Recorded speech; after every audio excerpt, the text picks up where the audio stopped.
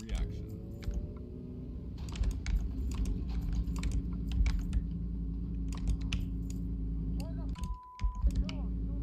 Dude, you can't stop here, dude. You're in the middle of the road.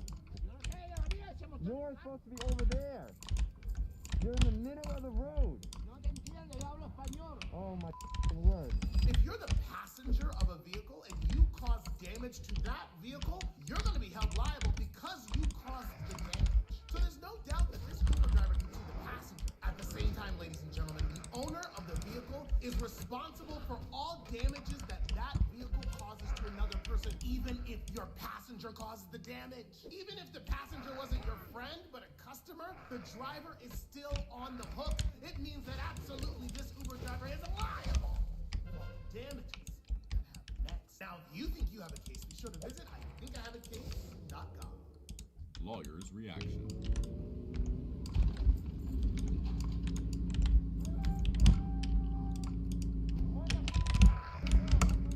Dude, you can't stop here, dude. You're in the middle of the road. You're supposed to be over.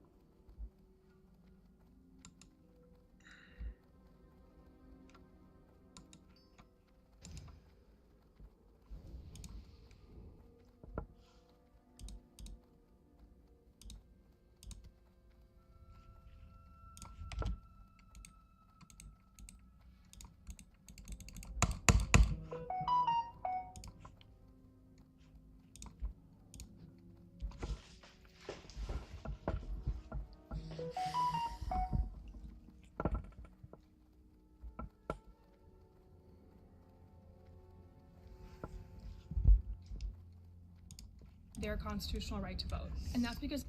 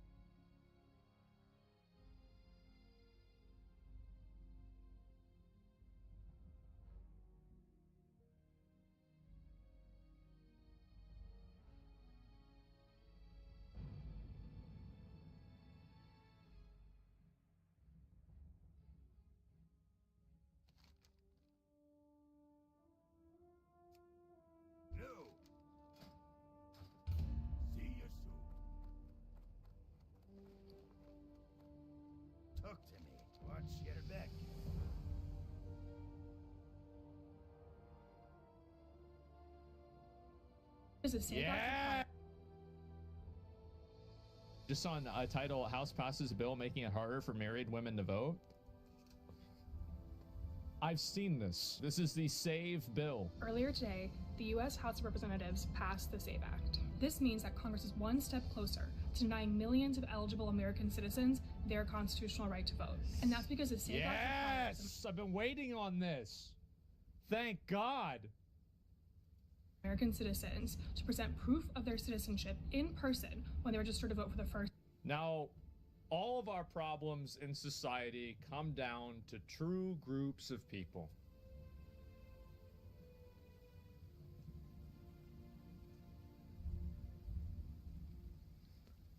Isn't it crazy how no matter what the problem is, it's always from the same place? What are the fucking odds? Time and every subsequent time they update their registration information Let me go back and listen to this again. in person when they register to vote for American citizens to present proof of their citizenship in person when they register to vote for the first time and every subsequent time they update their registration information. The problem is that 146 million American citizens, about half of U.S. adults, do not have a passport, and 69 million married women do not have a birth certificate that matches their current legal name. For months, voting rights advocates across the country. If you can't figure out how to update your name, you're a retard. And if you're a retard, I don't want you to vote.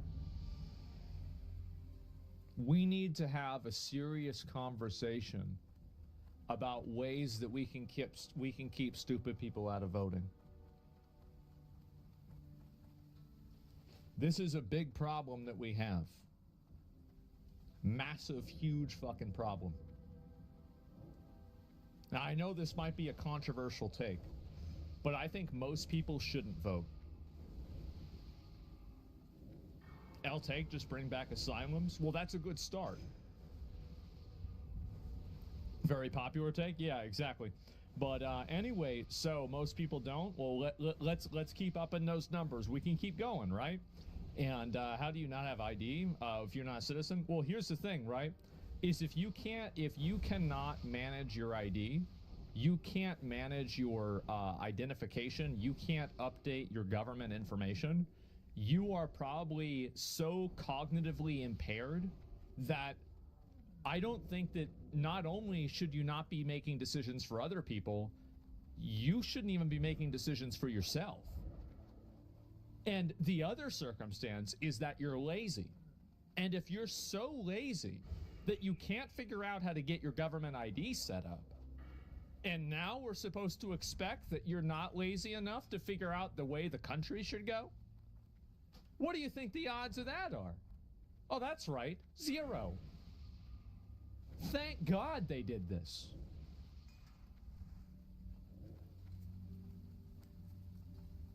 Why do they defend being stupid, like you shouldn't be voting? Why do they defend being stupid? Because they require stupid people to win. Duh.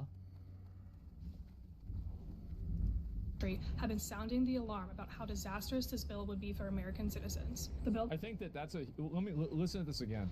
name. For months, voting rights advocates across the country have been sounding the alarm about how disastrous. I think that people are fucking fatigued from a bunch of screeching Karens complaining about sounding the alarm. When you sound the alarm every fucking month because something bad might happen, people stop listening to the alarm. It's exhausting. It's so exhausting. Oh my God. These caterpillars? No, this is not a caterpillar Karen. A caterpillar Karen is a young girl that complains about social issues for clout because she's still in high school or, what do you call it? Still in college, maybe. This is a fully mature butterfly. This is a fully grown Karen. This is leveled up, level 60 Karen here, okay? This is the moth. Yep, that's right. this bill would be for American citizens. The bill will now be taken up by the Senate, where it's going to need 60 votes to overcome the Senate filibuster. And while that is extremely unlikely, advocates are concerned that members of Congress could try and use special procedural rules, especially do it, whatever it takes. Around the budget, to force this bill through with a simple majority vote. Do it. And while that might seem a little bit far-fetched, last month, President Trump even signed an executive order trying to enact the SAVE Act on his own in an unconstitutional manner. Try it again. So that shows us just what a policy priority this is. If you'd like to learn more, check out my article. How the SAVE Act would disenfranchise millions of citizens. Gentlemen, today is a very beautiful day because it seems as though, let me see if I can find it. Yeah, here we go. The SAVE Act officially passes in the House to require proof of citizenship in order to vote. 200, and this is of no surprise, 208 Democrats have voted against using ID. Massive fucking W. Listen, you should hire me. He said, why? I said, because I'm black. Well, you can't have it both ways, and Jasmine and I just don't see the world the same way. I don't want to walk in a room and get a job because I'm black. I want to walk in a room and get a job because I'm qualified, because I am educated, because I have hard work, grit, determination, because I believe in this country. That's why I am a United States congressman in a white majority district that President Trump would have won by 20 points, and I just won by 27 points. And the reason is because of this. I am literally living Dr. Martin Luther King's dream. I'm being judged not by the color of my skin, but by the content of my character. The people in my district don't see color. The reason why people want to get judged for immutable characteristics is because they can't stand on their own merit. If you can stand on your own merit, why the fuck would you need to have an advantage for something that you can't even control? See somebody that's going to represent this district to the best of their ability, regardless of what they look like. I never want to be demeaned for what I have done and the sacrifices that I have made for this country just because of the way I look. I want to be... This is a really popular thing that a lot of guys are bringing up. And like, you see this a lot. It's kind of sad to see this happen. But there's been a growing amount of people that have been apprehensive and worried about like getting medical treatment from doctors that are parts of minority groups, because they're worried that these doctors and people that are part of these minority groups could have been beneficiaries of a system that effectively allowed them to graduate or advance to a role that they don't necessarily deserve. And I valid, well, I think it's very like, I think with any sort of a big treatment, you should always seek a second opinion, right? Especially with like life-altering treatment. And so I think like in a way that makes sense, but that's not for a racial basis. It's just common sense. Yeah, people are afraid of DEI doctors. That's basically what I'm saying, right? Like that's it. And so I think that there is like, you know, that's the term of the bigotry of low expectations. And when you see a person, and this is the issue, is that another great example of this is like that game South of Midnight. We've gotten to the point now with video games that even when somebody writes a story that's completely unique and it has nothing to do, it's not like you're gender swapping or race swapping a main character. You're making a completely new story and the character is a black female protagonist. Well, look at the way this game is doing. That's really bad. And I think they're probably going to have to shut the studio down after this unless they get an injection from Netflix, because maybe Netflix will want to keep them on for some form of like messaging reason. This is really bad. And I think that if this game had released in this same quality, like obviously proportionally in like 2008, I don't think that it would have seen even a fraction of the negative reception that it's getting now. And I think the reason why is because of these initiatives, and it's because of this messaging. And this is what's happened over the years again and again and again. No, bro, it's ass. I'm not saying that it's not ass, and I don't think it's ass. I just don't think it's like it's not Baldur's Gate 3, right? Sure. But my point is that it could have been an okay indie game. Yeah, exactly, right? But people have become so fatigued by it that there is a lingering animosity towards any game that fulfills these different criteria. Hired because of my acumen and my ability, and I'll end with this. I see myself as an American. I'm a proud husband. I am a father. I am a veteran. I am an educated man. I am a follower of Christ, and I'm also... What's crazy about that is people might not remember this, but after September 11th, there was a degree of like national unity that I think really accelerated people being post-racial. And it was like probably the first time I noticed that like nobody was thinking about like race at all. It was about like, you know, are you an American? Are you not an American? And that's the end of it, right? And so it's disappointing that like we had it. I mean, I feel like everything was great back then. And I'm sure that, by the way, I'm sure there were instances I just didn't know about. And I'm sure there were bad cases of what happened. But like culturally, I feel like the racial tensions were like a fraction of what they are now. A black man, I am very proud of it, but I am all those things before that, because the number one thing for me is being an American, and I love all my fellow Americans regardless of race, religion, color, or creed, and we all should be treated fairly. Nobody wants a job based on the way they look. They want a job based on their ability. The people do want a job based on the way they look. They're the people who can't get a job based on their abilities. They're the ones that are advocating for getting a job based on the way they look. And that's why his mentality and his ideology is the winning ideology. Because the group that rewards winners and doesn't, you know, placate losers is always going to be the group that comes out ahead. Yeah, and there it is. We need more politicians like this. Well, we're going to get them, too. You're going to get more and more people like this, because this ideology that he's talking about and bringing up, this ideology is the winning ideology. This is the mindset of people that win. This is the mindset of people that succeed. And, you know, again, if you reward losers, you know what you get? You get losers. That's what happens. It's almost supposed to be people are creating race warfare to cover for class warfare. Yeah, I think that's exactly what's happening, too. I've told it multiple times. Basically, indentured servitude, if someone opts to wipe their debt through labor, it's a solution to private debt crisis that we're in. Yeah. It's artificial stirred up racism, lefties playing on divide and conquer. Yeah, I agree with you on that too. Absolutely, 100%.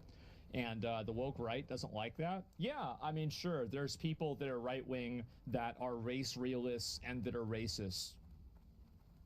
Okay. Like, oh my God. Wow, this is crazy. Like, I really, I mean, I don't think this is... I don't think this is that big of a deal. Yeah, there's some people that are racist and bad actors. Absolutely. Let me go back over here. I'll see if there's any more of this to look at. But yeah. I just found out Black Ops 2 predicted that China stopped importing rare earth materials. I did. I saw that too. Yeah, but it ended, the left did have no voters left. Well, I feel like a lot of people are caught up in that. And I actually think that this is a big conspiracy theory. But I think that the left wing would actually have an easier time winning if they focused on economic policy and like American-based workers' initiatives. But the reason why they don't focus on that is because it's just simply not something that their donors and the ruling class of that party are okay with. Oh, here we go. California. California. Thank you. Thank you, Ranking Member Morelli. I rise on strong... Now, I just want to say that if you look at the glasses, it's crazy.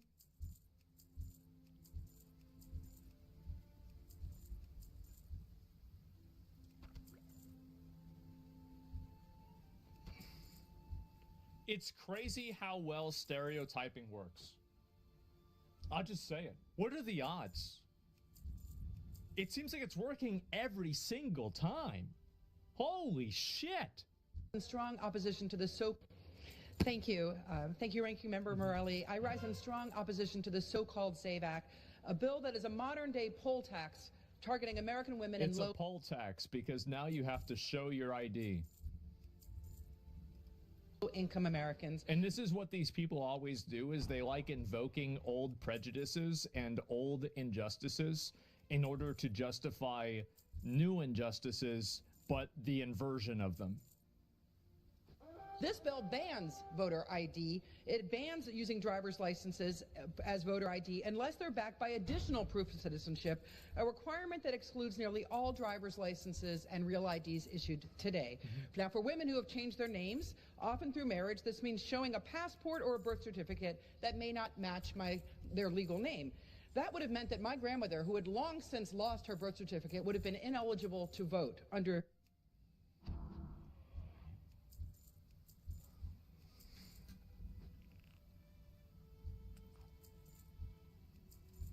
this bill. In California alone, that would include more than... So let me get this straight. This is the party that doesn't want old people to vote because old people are stupid, and now you're using the argument that you want your grandmother to vote whenever you yourself are probably 50 years old? How about this?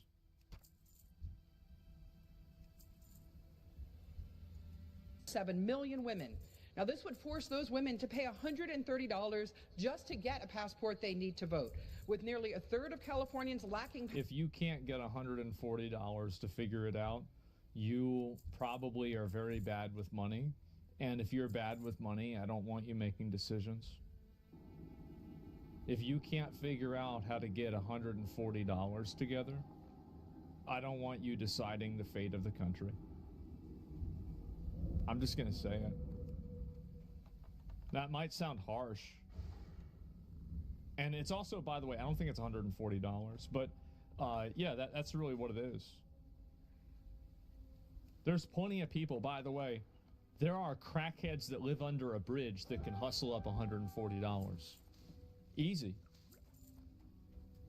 Passports. They probably get that in half a day. It wouldn't even take them a whole day to get $140. Like, the thing is that these people, if you put their drive and determination against the weakest crackhead under the worst bridge, they will get outperformed like a fucking, like a Walmart American next to an Olympian. Like, it's not even gonna be close. The crackheads be literally running circles around them. Well, they're trying to keep up on their mobility scooter. This bill would cost them more than $1.25 billion statewide. If you have to pay to vote, that's called a poll tax, plain and simple. If you have to pay to vote, well, don't you have to pay for gas to get over to the place to vote? I mean, like, this is a stupid argument. So basically because you need ID and you need to pay for ID, that means it's a poll tax? What a ridiculous thing to say.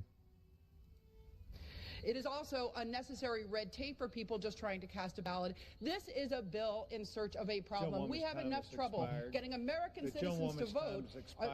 And of course she's getting mad. Gentleman reserves his time. Yep, obviously. And so anyway, this is what happens. Yep, absolutely.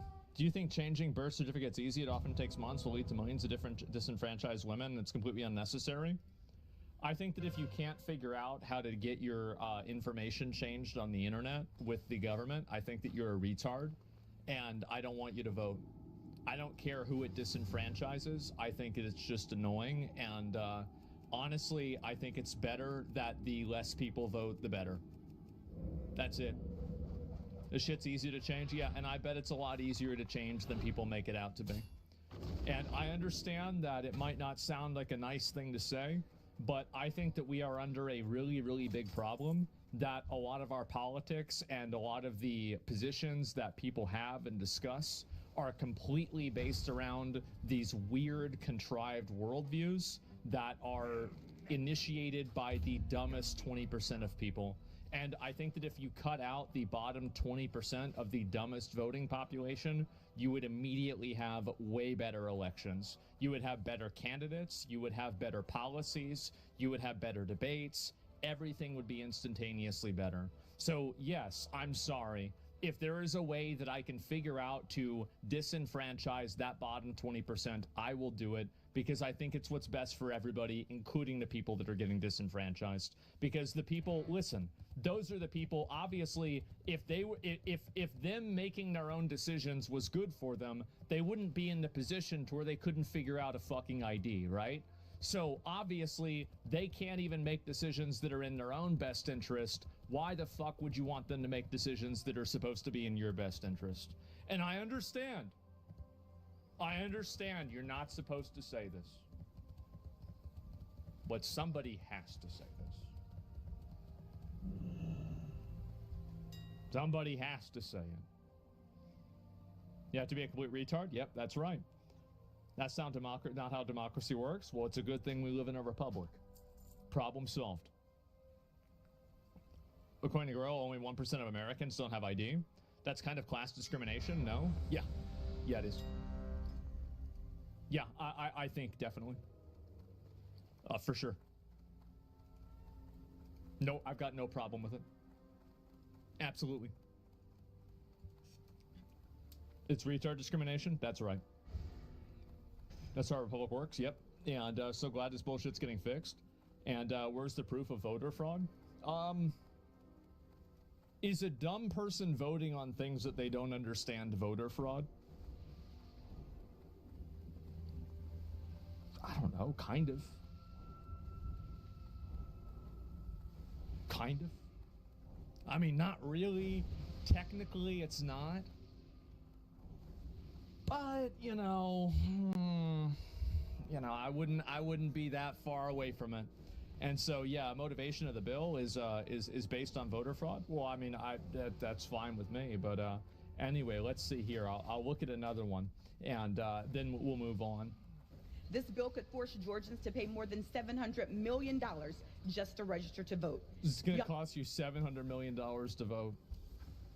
Oh, that's the poll tax, plain and simple. And it's blatant voter suppression.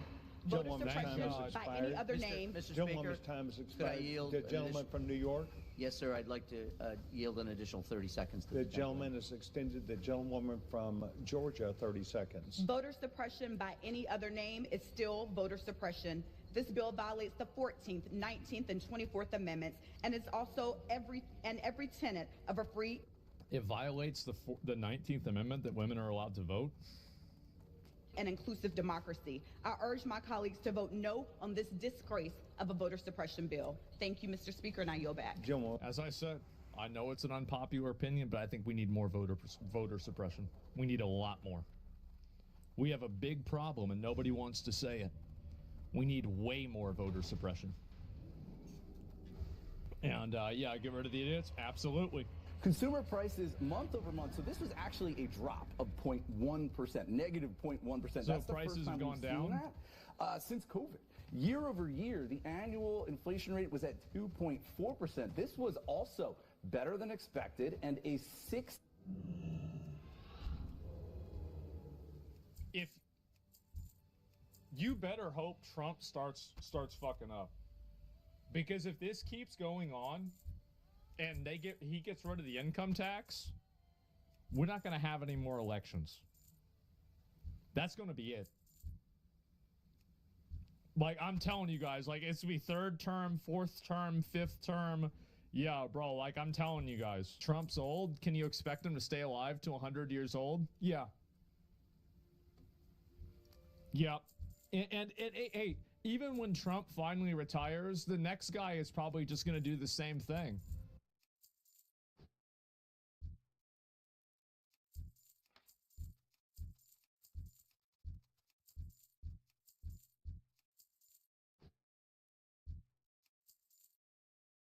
Imagine being denied a job in your own country because of your color of your skin, and then they call it a positive discrimination. The UK doesn't have to imagine. So the Council of Karens, this is another one of their greatest hits. Police force blocks white applicants to boost diversity. And let's see here, Yorkshire Police is currently preventing white British. Let's go ahead and find out. And West Yorkshire Police is currently preventing white British applicants from applying for jobs as recruits to its police constable entry programs. However, underrepresented groups can lodge their applications early. The process has raised concerns that white British candidates are being unfairly treated, amounting to a form of positive discrimination that could be potentially unlawful. YTP, the fourth largest force in the country, employs 19 diversity DEI staff, many of them serving police officers at a cost of just over $1 million a year. A report earlier this month suggested it spends more money on DEI than any other force. Man, why am I not surprised? Oh my God. So this was yesterday? Make up 23% of the population of that area, and actually within the police force it's only something like 9%, yeah. 9% of officers are from an ethnic minority. Because of that gap, they argue that it's justified to do lots of extra work to make it easier and to attract more people from non-white communities. And I would just go on to say that what they're actually doing here, and again, they don't deny this. Well, they're exercising racist quotas, right? I mean, that's clearly what's happening. That's obviously what's happening. How is it? It's so obvious. Is West Yorkshire Police are fast-tracking, hand-holding, and giving a whole raft of extra special help to candidates from non-white backgrounds. See, this is one of the things that a lot of people might not understand, is that in some circumstances, they don't actually practice any degree of racial preferencing while hiring, but they provide a runway, a landing strip, a concierge service, a first-class, meal ticket plan, and everything for the people that are coming in that are part of these other groups. So they effectively make it easier in a lot of other ways that make it to where getting that application in the door is a lot easier for them to do. And I think that's unfair. And I think it's wrong. And I think people expect the best candidates to get the job, not candidates who are color-coded. Exactly right. And I say this is arguably racist. It's not arguably racist. It's racist. If you're hiring people based off of their race, you're being racist. Like, it's really simple. If you're giving people preferences, benefits, advantages, or opportunities because of their skin color, you're practicing racism. There's not really any fine print here. It's obvious everybody knows this. The only people that don't know this are people that are trying not to know it. So the situation right now is essentially white people, young white people seeking a career in policing, if they happen to live in the West Yorkshire area, need not apply. You won't be considered. And this is another instance where, like, men get fucked over more than women. Because obviously, police officers, who generally wants to become a police officer? Yeah, there's women police officers, but this is primarily a male-dominated field. This is one of the reasons why I think Europe is going to elect a person that is going to be extremely far-right and extremely anti-immigration. Like, I don't want to say that it's going to be as bad as Hitler. I mean, it's hard to say whether that's going to happen because it kind of depends on, like, what happens between now and then. But I think that they're going to elect somebody like that pretty fucking soon. It'll be an overcorrection? Yes, it will be. And one of the most shocking aspects of this, as you suggested, or as you said, Isabel, is that Yorkshire Police are actually proud of this. They call it positive action. I'm going to read out the statement a spokesperson for West Yorkshire Police said. Here we go. The most recent census found that 23% of people in West Yorkshire identified as being from an ethnic minority background. Our current police officer representation from ethnic minority backgrounds is around 9%. To address this underrepresentation, we use positive action under the Equality Act 2010. Our use of this was recently reviewed by His Majesty's Inspectorate of Constabulary and Fire and Rescue Services in an activism and impartiality inspection, and no issues were identified. Well, I've got a lot of issues to identify here. As I say, they've obviously gone into the details of this Equality Act, and they've brought in a policy that is the very epitome of inequality. Of course it is. Whites need not apply. You're not going to get a job if you're British and white right now in West Yorkshire Police. Yeah, this is probably a Karen policy. I can almost guarantee it. But, yeah, of course, this is what happens. I mean, it's kind of insane to see something like this go down, but there it is. I mean, I'm really shocked that people over there put up with it, but I think the reason why a lot of people put up with it and the reason why it's so accepted is very simple. It's because I think that people are afraid of being labeled as like a racist or some kind of bad person, and so they're kind of like pressured into silence. They're afraid to speak out against it. and they're afraid to, like, I mean, to be honest, like even this guy in the video, right? It's like it might be racist. It's not. There's no might about it. It's a definitive reality. And so even then, people are talking around it and they're not addressing it directly. And I'm telling you guys, what's going to happen with this is that it's going to radicalize and alienate enough young people, and this is especially true with young men. It's going to radicalize and alienate enough young men, and they're going to eventually elect somebody that is going to be so draconian and overcorrect so much that it's not going to be a good thing. But to them, it will be. Like, I'll give you a really good example. So the idea of us sending a bunch of people to El Salvador to put them in like super jail for the rest of their lives, this isn't really a great thing to do. But the reason why Americans are okay with it in a general sense is because they've been pushed to a point where they feel like that's the only option that they have.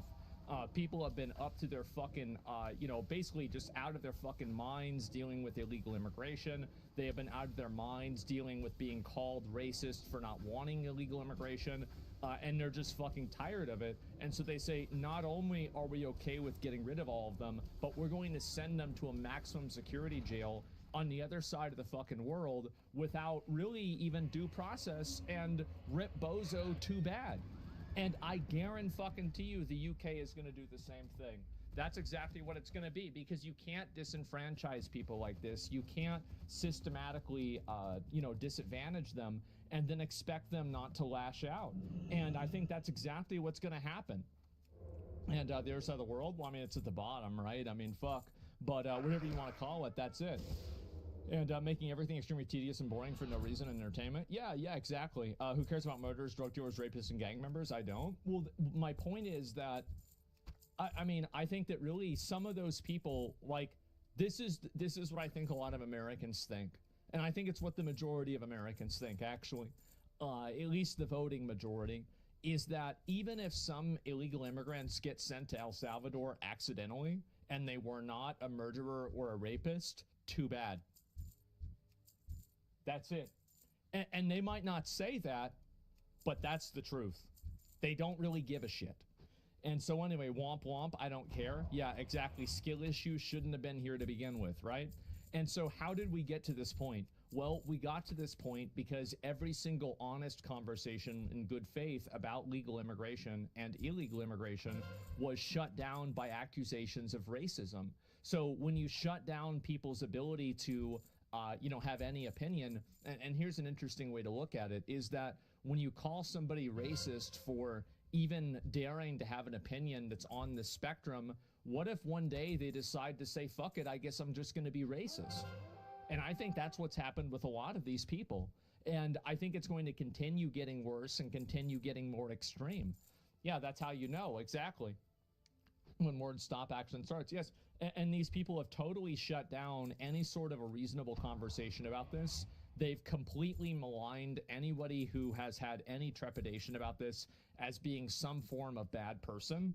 And they have engaged in character assassination towards those people in a way that average people are afraid of. To be honest with you, people are afraid of being labeled these things because they could get ostracized by their friends, they could be fired from their job, they could lose potential employment opportunities in the future. And there are all of these things that these labels and this type of stuff, like I'll give you an example. Think about all of the bad stuff that people say about me. People say I'm a genocide supporter. They say I'm a Holocaust denier, which is like, that's crazy, right? But they say it, they call me a Nazi. Do you think that this helps me or hurts me? It definitely hurts me. And it definitely is not, it would be better if people didn't say that. And in terms of like, you know, being able to deal with brands and stuff like that, it is absolutely detrimental to say that about people. And so the problem with what those people might not realize is that if you call somebody that for long enough, they're going to eventually not even be willing to come to the table with any reasonability with you, and they're just going to say and do whatever the fuck they want, right? And so when you shut down reasonable conversation, the only conversation that remains is unreasonable conversation. And so that's really what happens. That's why I say it. Yeah, you're fine. I like you. Well, no, of course I'm going to be fine. Of course I'm going to be fine. But think about what would happen to somebody that's not in my position. You see what I'm saying? Like, I'm in a very unique position. I'm very lucky to be in this position. It's because of you guys. Thank you, by the way. But the fact is that many other people don't have that privilege that I have. They can't push back against this. So when they say something and they go, you know, slightly off of the, you know, the path that they're supposed to be on, they immediately get, you know, slapped down, and they lose opportunities, and they get afraid, and they have to apologize and capitulate. And the problem is that the people that are attacking them are malicious, vicious, malignant losers. And that's really all they are. And I think that to the extent that people are afraid of them is the extent that they exist. And that's why anytime that somebody gets canceled by any of this stuff, and this is why I'm pretty mean to those people and I'm pretty rough with them, is that that's what they do to other people. And I will continue doing this as long as I can. And I will do my best to eradicate this type of thinking and this type of behavior as much as possible. And I find them to be awful. And I'll do that as much as I can. High five. Yes, exactly. And, yeah, that's why I watch you. Yeah, and I think that the best way to eradicate these people, by the way, is to approach them in their own spaces and shut them down, be as aggressive and hostile as possible, and show them that they're not the majority. And these people work on the operation of consensus. They and a lot of people that support them work on the operation of consensus. And so as soon as you can show that there's not a consensus, then you can break their entire worldview.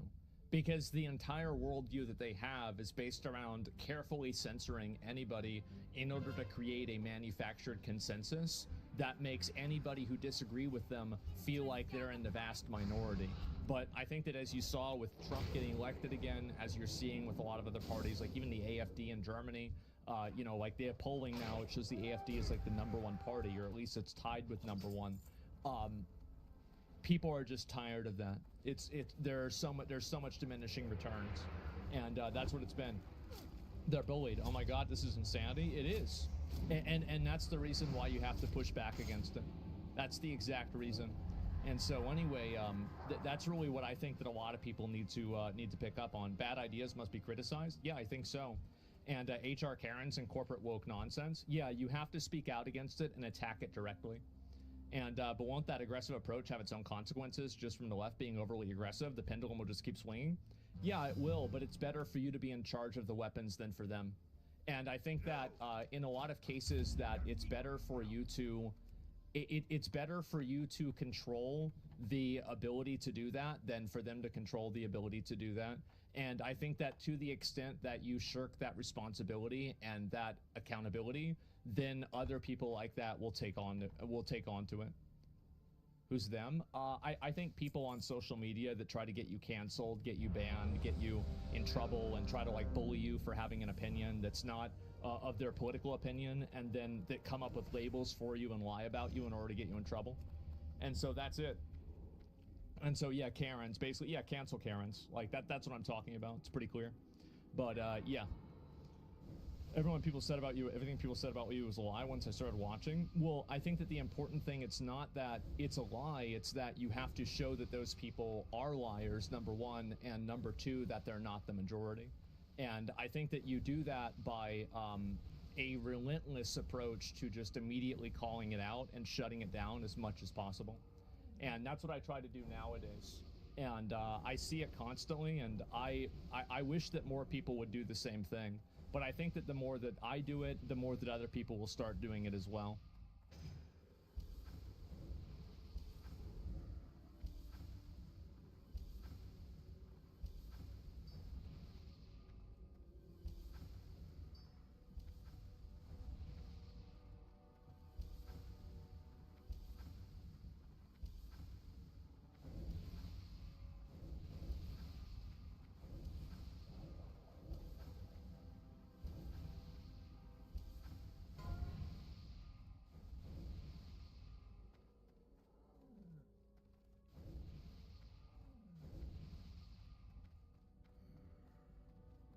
So we were at 400% yesterday. Now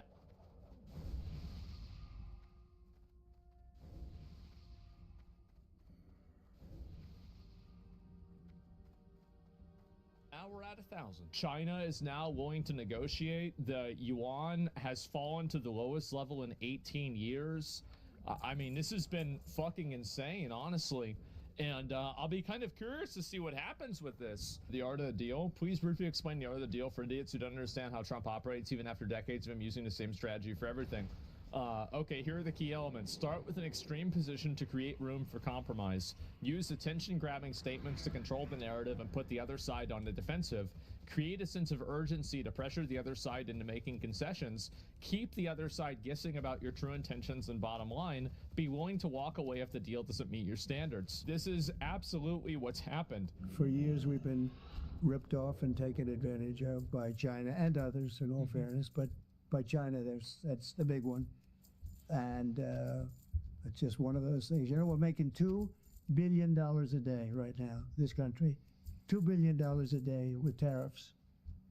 And they were making $2 billion a day. We'll be making more. Now, when you see what happened today, I don't know if it's still there. You know, this is, I looked an hour ago, but we're up like close to 3,000 points. Nobody's ever seen a day like that. I think that's a record, isn't it, fellas? Yeah, probably. Is that a record?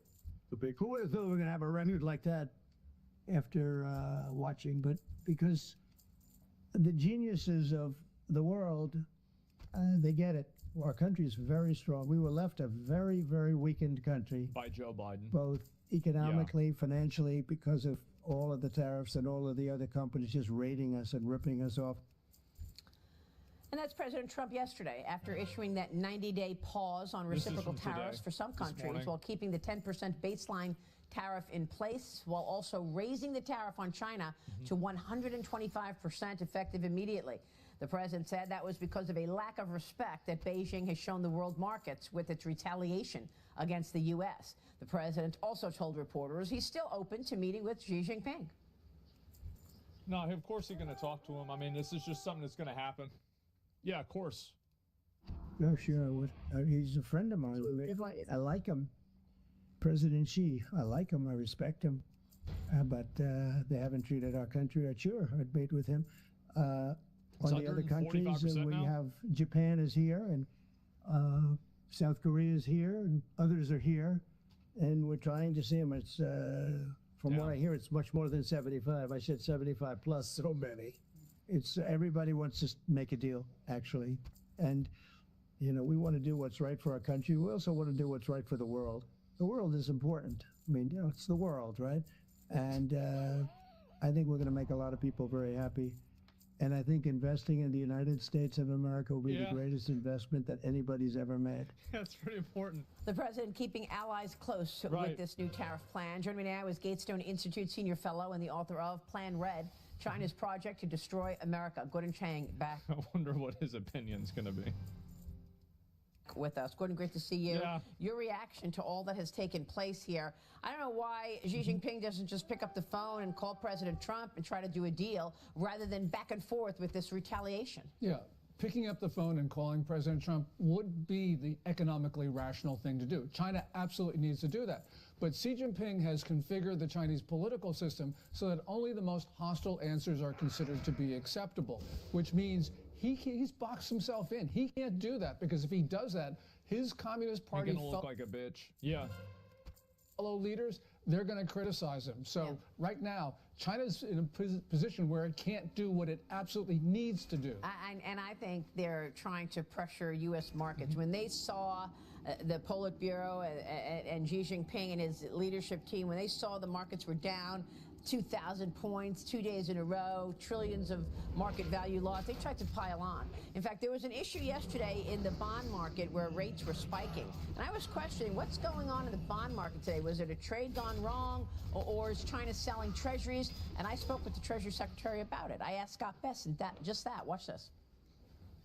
There's one of these deleveraging convulsions that's going on right now in the markets, and I think it's in the fixed income market. There's some very large leverage players who are experiencing losses. They're having to deleverage. I believe that there is nothing systemic about this. I think that it is an uncomfortable but normal deleveraging that's going on in the bond market.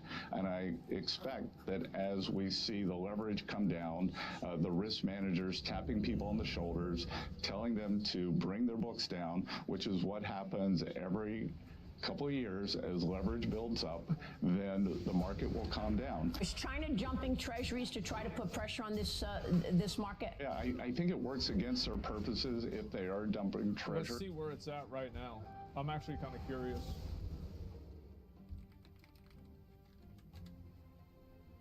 It's at 39%, so it's pretty much about the same as it was. It's a little bit less than yesterday. Because if they're dumping treasuries, then they have to buy something else.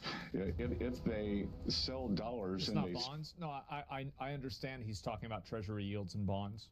I was just looking at this number and I was thinking, I wonder if it's more or less than that now.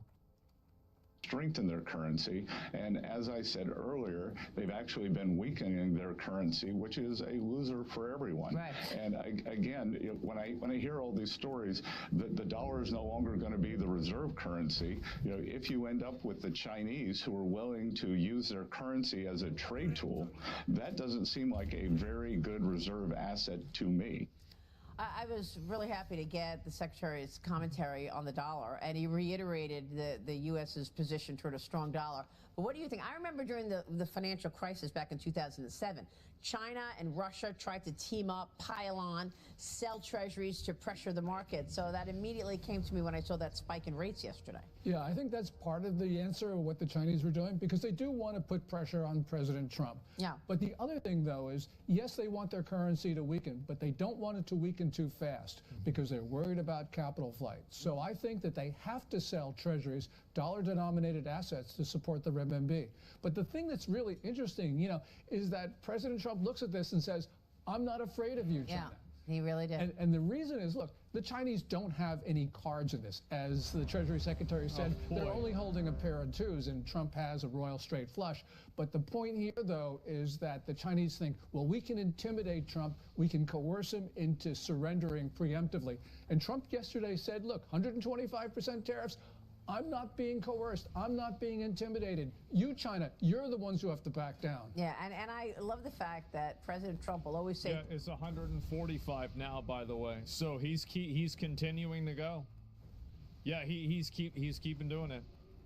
With no cards, yeah. Things like, yeah, I want to meet him. He's my friend. We get along great. While at the same time is, putting 125% tariff on the country. He knows his customer in communist China. And the U.S. signed a new security and defense pact to reinforce control over the Panama Canal. Pete Hegseth down at the canal, the defense secretary, announced the pact during a joint press conference in Panama City yesterday. Watch this.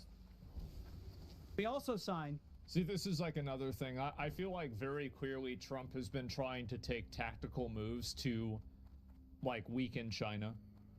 And he thinks China controls the Panama Canal. And so they're trying to weaken them there, too. With the Minister of Canal Affairs... Wait, it's 154% now?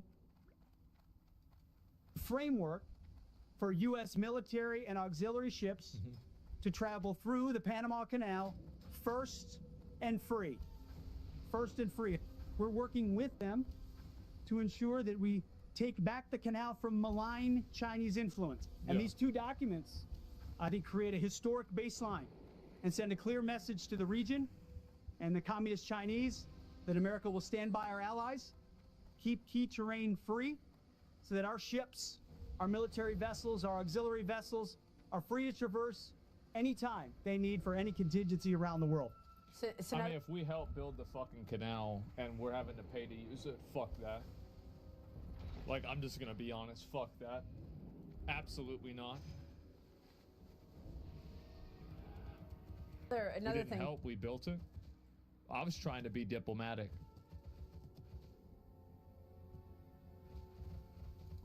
That China is upset about, that the U.S. is taking back the Panama Canal. And, you know, it seems to me that China's on its back heels right now. I mean, with all of these moves from President Trump, what do you think about the Chinese economy? What's the impact here? Well, the Chinese economy is probably around zero. And we see from the price signals, it's in a deflationary spiral down, which is really inconsistent with 5.0% growth that they reported for last year. So this is coming at a time where China's having its 2008. In 2008, they didn't want to have a recession, so they overstimulated their economy. They've accumulated all this debt.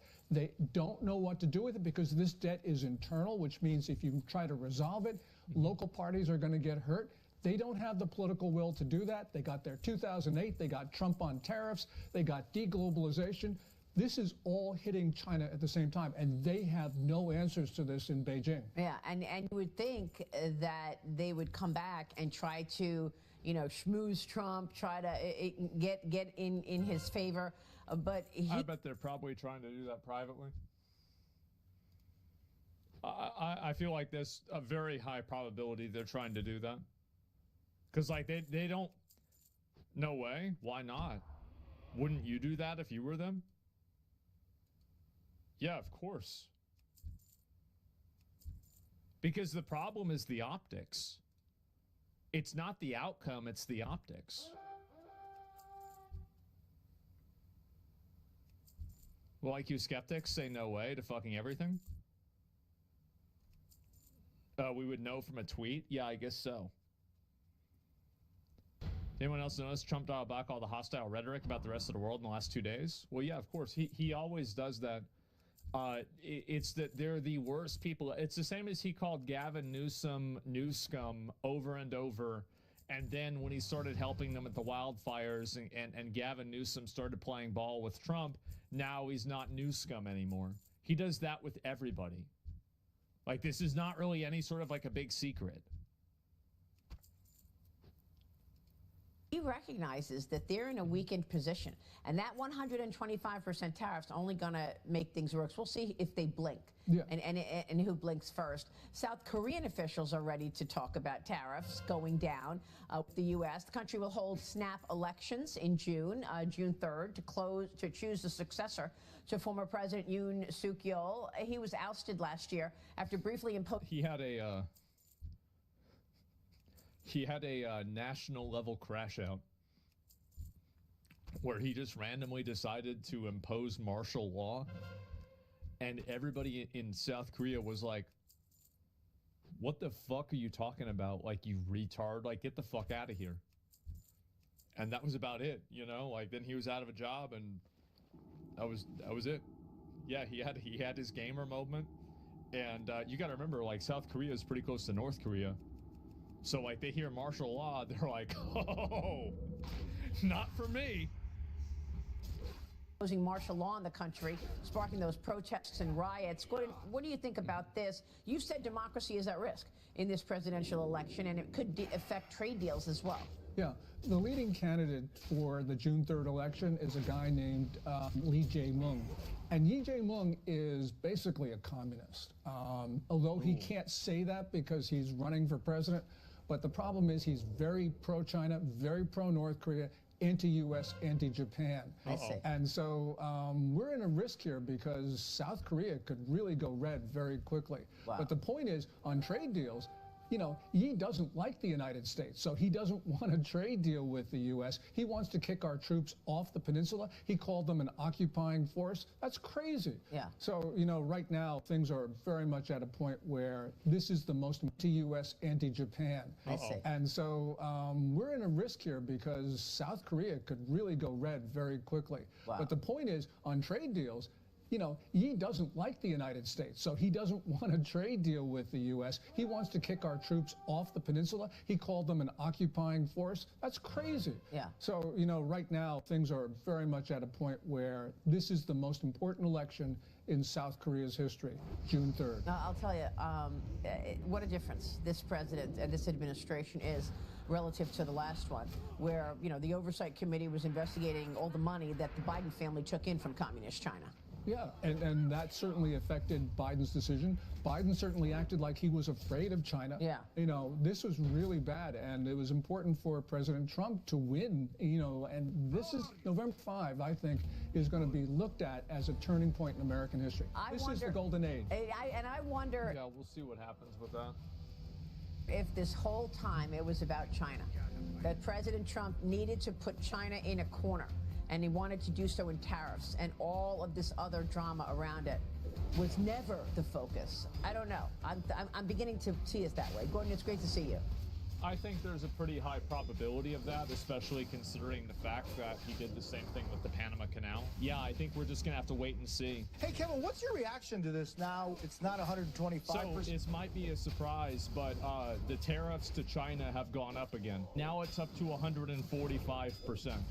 Then it's 145%, the U.S. tariffs on Chinese goods. Wow.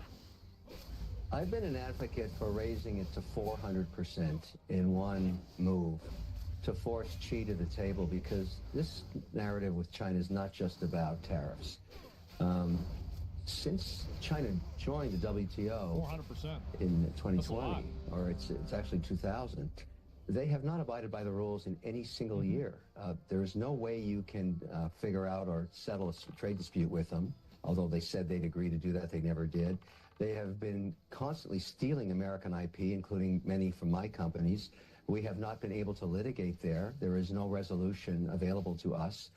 They are using our financial markets. I have to compete with Chinese companies that don't abide by GAAP, listing on NASDAQ and the New York Stock Exchange for investors. GAAP, generally accepted accounting principles. So they're cooking the books, basically. Dollars, and I am forced to comply, and they're not. They're allowed to use our legal system to sue me here in the United States. I can't do the same in China. So you can see how that's obviously fucking unfair. They don't have to use the same accounting. They get to steal your shit, and you can't sue them, but they can sue you. I mean, really, like, what the fuck is going on here? Does that sound fair? I think it doesn't. It's obviously not fucking fair. Just one hand. I put up my hand. I was testifying yesterday at the China hearings in Washington, and I said I've had enough. And I expect you, lawmakers, and the administration to finally go to task and settle this once and for all, because I don't care if it's 1,000% tariffs.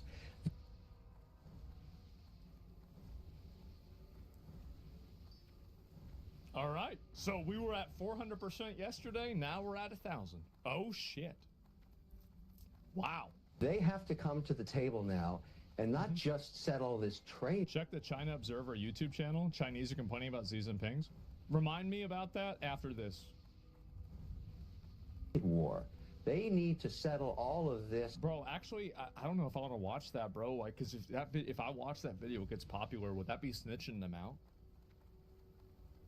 Bro, I would be like, would I be an accomplice at that point? Like, if I watched that? Ooh. Unbalanced situation. We need, all of us, look, I have nothing against the Chinese people. I love the Chinese people, all of their contributions to culture. Nobody hates Chinese people generally, except for a few racist assholes, okay? Everybody's complaint is with their government. We know that most of the people in China are nice, good people. It's the same as in America or any other fucking country. Over the millennia is well documented. It's the government. They cheat, they steal, they don't play by the rules, and I've had enough. And so I would like this thing worked out. I don't care about the volatility. I don't care if Trump ratchets it up 25% a day. What do you mean? But Wait, why wait, bother? Kevin. What do you mean you don't care about volatility if volatility has a direct impact on us as consumers? You fucking retard. It already is having an effect on you. It's already negatively affecting you, but because it's happening in an abstract and you don't have it quantified in a number that's directly in front of you, you think that it's not happening. It's been happening for years. It's been going on for years. And this is the thing. It's like, oh, well, what about right now? Yes, wow, what a great argument. Let's slowly let this negative thing get worse rather than trying to solve it now. What a ridiculous thing to say. This is why, by the way, as long as the stock markets are going up, any argumentation and like basically people will support the China tariffs to the extent that the stock market doesn't go down massively. Have to fix this problem once and for all. It's killing us. It's killing small business in America. It's killing large businesses. Yeah. All the IP these guys steal. You go back and look at all of their technological advancements, and this is a personal estimation, you're going to find source code from American companies back 4 decades ago. The Genshin Impact and Breath of the Wild look pretty similar. The games looked they looked really close together. One game looked a lot like the other game. These guys don't play by the rules, and administration after administration, whether it be European or American, have not dealt with this. It's enough. We've got to solve this problem. Okay. Now, if we have to squeeze Chinese heads to the wall, as I said yesterday when I was testifying, so be it. I'm willing to live with the volatility to get the long situation settled. I want to compete in China. I want to open up those markets. If what you're saying is carried out to its ultimate solution, yes. You're talking about the fact that China, the regime, has a system in place that is able to manipulate the world, its currency, and everything else because of its totalitarian nature. Now, we can talk about what happened in 48. We can talk about what happened with Taiwan. We can talk about everything else. But Kevin, it's a reality. The Cultural Revolution in China killed millions of people so that people would remember that they had to remain silent. What you're saying is, I've had enough with China, with this? but You're good with it? No, you're okay with it? Yeah. See, the way that you break that is you destroy the economy that enables it. Because the only reason why that happens is because the people there are living in relatively good status. That's the reason why people put up with it. Oh, no. On the contrary, but what I'm asking you is, what is the solution to dealing with China, a system that systematically violates human rights, Here's how and that it works. is able to use... Well, you asked me, I'm going to tell you. You got Xi. Okay. He's the supreme leader for life. What keeps him in power? Yes. Keeping people employed and fed. Now, That's when right. you shut down a factory, I think Janice Mackey-Frere just on before me, he's talked about this. When you shut down a factory, you put thousands, if not tens of thousands of people unemployed in China. That's right. They take burning torches, just like in a Frankenstein movie, up to the castle, and that's a bad outcome for the supreme leader. He knows that. Now, what's the largest consumer market on earth? The United States. That's right. That's right. He can't keep it up for too long. Exactly. They do what? Absolutely they do. It's almost 40% of all goods consumed worldwide. What's the largest GDP? 25 or 26% GDP of the world? The United States of America. China needs the United States of America. We have the upper hand right now. We have the cards. Now's the time to settle this because we may not be the largest economy forever, but right now we can squeeze Chinese, and I'm talking about the government, not the people, to comply with the laws and get a level playing field between China and the United States of America. If it takes a little volatility, a little indigestion, a little acid reflux, I don't care. I want this thing worked out now because I can show you countless occurrences of where I have backed, as an investor, a company that gets to $5 million in sales with a consumer good or service on Amazon. Stolen by China, then they just start reselling it under the same name or a similar name. On Alibaba, and then as soon as it hits volatility, a little indigestion, a little acid reflux, I don't care. I want this thing worked out now because I can show you countless occurrences of where I have backed, as an investor, a company that gets to $5 million in sales with a consumer good or service on Amazon. It's stolen by China, then they just start reselling it under the same name or a similar name. On Alibaba, and then as soon as it hits $5 million, it's knocked off. They steal the IP, they manufacture it there, they sell it back into this market. I'm not okay with it. I'm not okay with that anymore. That's the nature of the... That's right. Yep, there it is. And countless examples throughout history. It's happened before. Yeah. Imagine how swift and profound a world flourish if China and the America open to each other. Well, I feel like, again, it would be better for us if they just weren't stealing our shit. I mean, I think that's really where the problem is. I mean, I feel like that's obviously what the issue is. So, yeah. We spent billions on hip research and they stole it? Yeah, of course. So like if you have people that systematically This morning. steal Kevin, your shit, if they keep stealing your shit and then they keep trying to resell it back at a much lower rate, is this really free trade? Is this what's in the best interest of the people that are here? I personally don't fucking think so.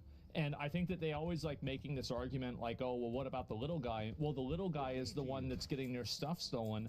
A $5 million company is actually very small. You might think that it's big because it sounds like $5 million, but whenever you take in operating capital and the amount of money and revenue, and then it's not like a $5 million company is not making $5 million a year in profit. That's not the way that it works. So yeah, espionage, yeah, but it brings competition. It doesn't really, there's no competition when it's asymmetrical. So basically, whenever you have to compete with ankle weights and then the other person doesn't, the other person is going to, like, that's not a competition. Like, there's no competition at all. What the fuck do you think Walmart and Target do to the little guy? Well, they have to follow the United States law with copyright. What do you mean? So Walmart and Target, what they do to the little guy is they come into a space and they beat these smaller companies and these smaller, like, let's say grocery stores or like, you know, like small stores. They beat them by simply having a product at a lower price. That's a totally different dynamic than taking the products that they're making and then making cheap versions of them, violating the intellectual copyright, and then selling them as if they're the original product. That's a totally different thing. Like, yeah, they beat them on volume, exactly. And so, yeah, that's capitalism versus theft. I know, it's crazy that people are even saying this. Patent, not copyright? Good point, you're right about that. It's patent, but not copyright, at least in most cases. The company I work for did a cooperation with a Chinese company during the Olympics. Fast forward to today, and they're our biggest competition, selling copies for less money. How convenient for them. And so, yeah, I can easily see that. Let me see if the China Observer. Holy shit. Uh-oh. Wow. 你担心诚信，我们比你更担心。 I woke up and all our orders were gone. Because of these new tariffs from the U.S., every American client is telling us to pause production and delay our plans. Wow. This is a mess. There's a video showing how bad things have gotten. It's like the sky has fallen. Orders were canceled because of the U.S. tariffs. Warehouses are packed with unsold products, and the factory floor is basically just being cleaned now, with no real work happening. Ever since Trump raised tariffs, businesses in mainland China have been feeling the chill. Even though CCP General Secretary Xi Jinping talks tough about retaliating against Trump's tariffs, the truth is the Chinese government doesn't care about how much regular people are losing. And that's exactly true.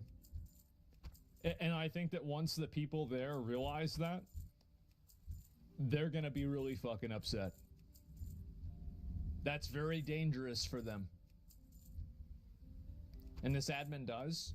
They do, but our quality of life will not be as negatively impacted as theirs.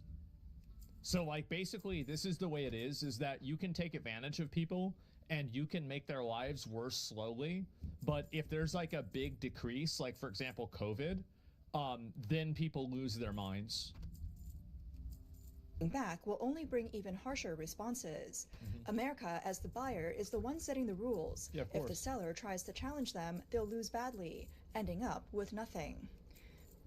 On April 8th, U.S. There he is. President Trump officially signed an executive order to raise tariffs on Chinese goods to 104%. Guys, do you remember back whenever it was only 104%? Those were the days. They will be going into effect at 12:01 a.m. Good tonight, times, so huh? effectively tomorrow. Yes. That 104% rate is now in effect. China cracked down on influencers who were flaunting wealth during economic downturn because they feared regular people getting upset about the wealth inequality in China. Yeah, I think that any sort of a totalitarian state and any sort of an oppressive government is generally a house of cards. And if enough wind blows, the whole thing falls down. And like, that's how you have, and a lot of these governments, I've seen this happen a lot, is that it seems like nothing is happening, and then it's seemingly overnight, everything changes. And I think that's what could theoretically happen. That's guys when I was talking about something I has no idea about. If you want to argue, that's totally fine. But saying that like I'm wrong, I don't know what I'm talking about, everything's fake. You ban our crap all the time. What are you saying? Biggest companies operate in China. Well, they operate in China because they have to, and they also operate in China at a weakness. They're not stealing anything. So if they're not, so let me ask you something. If they're not stealing anything, then why do you have all these American business owners saying that they're stealing things? Do you think that they're all just collectively lying? And how do you explain why there are video games made in China that seemingly copy video games made in other countries?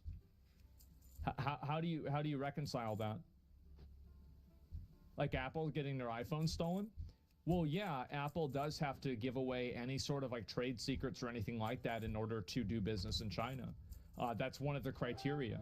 And on top of that, they have to be partnered with a company that's in China, and every company that's in China needs to have connections to the government. Like which one? Which one? Okay. All right, I'll give you an example. Blizzard went over to China, and they had to have a partner, and that partner was NetEase. The partnership with NetEase went away, and Blizzard could no longer offer their services in China. There's an example. Is that enough, or now do you want another one? So WoW was stolen? Yeah, absolutely. What I'm saying, what are they copying? Oh my God. I just gave you an example. No, it wasn't. There was no Chinese WoW running, bro. What the fuck?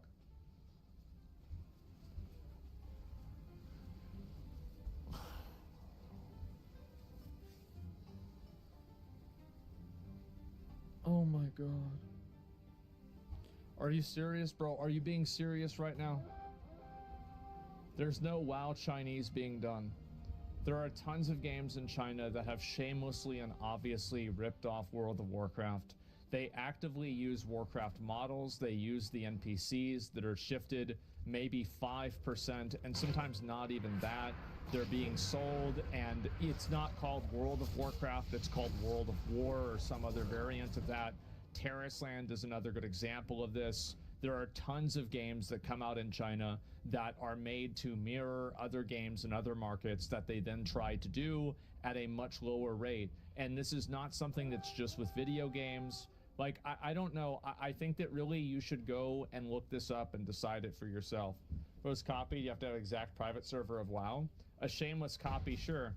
They're not. Okay, so it's a shameless copy, right? Okay, so okay, so now we've arrived at the same conclusion. Yes, okay, well, they do copy it. All right, well, there we go. Multiple high-profile cases. And so this is another good example. I don't know really a lot about this. 2018 indictment of state-owned company Fujian Jua for stealing trade secrets from the U.S. semiconductor firm.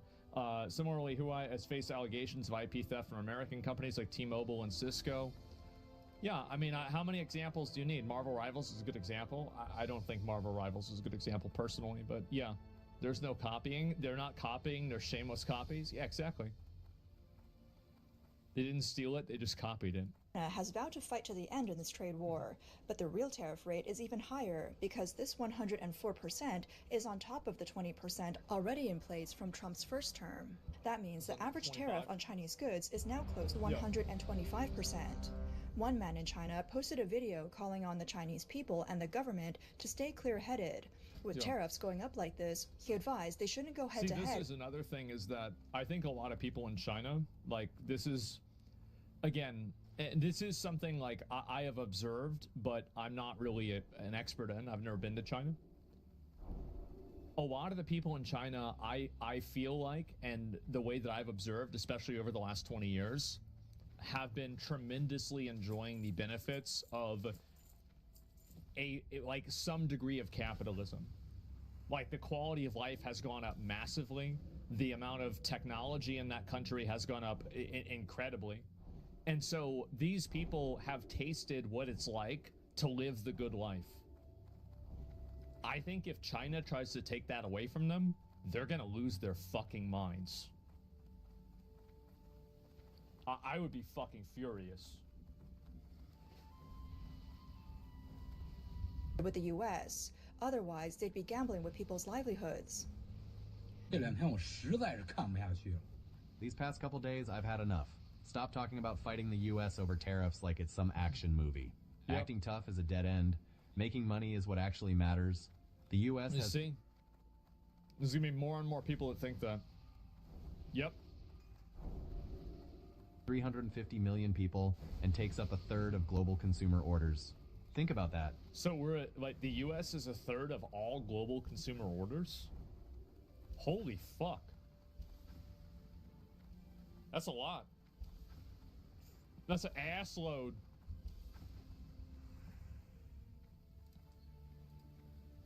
Out of every $3 spent around the world, one comes from the U.S. The EU has 450 million people, but their purchasing power is nowhere close to America. The reason why is because America's the best. Europe's okay. But we all know. Everybody knows this. Because we've got one... By the way, I always find this to be very funny because almost everybody, a lot of people from America are from Europe, but, you know. So I just ignore that. 1.4 billion people in China working ourselves to the bone, but our spending power is only about 1/5 of America. This is another component too that I think is also like, and this is again like I don't know this firsthand. I'm just looking at this secondhand. Is that the Chinese work culture is like fucking brutal. It's absolutely fucking brutal, and because of that, I think you're seeing. I'm gonna move this up so you guys can read the subtitles. Because the numbers don't lie. Cursing the U.S. for being a bully doesn't put food on the table. The U.S. dollar is still the passport to the global market. That's right. Everyone's shouting about how we don't need the American market. Wake up. The American market is valuable. Numbers speak louder than slogans. Instead of shouting about resistance, we should be thinking about how to make money within the existing rules. When your wallet is full of U.S. dollars, then you can talk about upgrading industries or ditching the dollar. Until then, it's all just talk. Lower your head, make money, it's not shameful. Betting ordinary people's lives on pride, that's the real stupidity. A business owner. I think there's a lot of people that are going to feel that way. And I think that the longer the tariffs keep up, the more people are going to feel that way. I think also the internet gives... I feel like the internet is a massive ability. Like, obviously... My understanding is like China, like it's against the law to use a VPN, but it's against the law to use VPN in the same way that it's like against the law to smoke weed here, where it's like, it's against the law, but everybody does it anyway. A lot of these people are on the internet. They're on Western internet. They're seeing what everybody else is seeing. In Tangshan, Hebei, tried to fight back using what you'd call mental victory tactics. He put up a big sign on the screen in his shop. It said, "Starting today, we will charge American customers an extra 104% service fee. If you don't understand, please contact the U.S. Embassy." A netizen hit him with the perfect response. "Dude, do you even have any American customers?" And the boss said, "Nope." So they're just trying to put on. They trying to put on, and I get it, right? You trying to put on, you're not trying to look like a bitch? Absolutely. I totally understand. So how is that retaliation? On the evening of April 8th, U.S. time, after announcing a 104% tariff on Chinese imports, Trump attended the National Republican Congressional Committee's President's Dinner and accused the Chinese Communist Party of manipulating currency to offset the impact of tariffs. As they've been talking about this forever.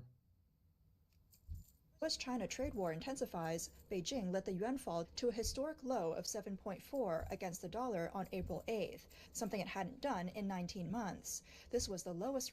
Again, I want to remind you guys that constantly sitting in my chat and just saying you're wrong, you're wrong, you're wrong.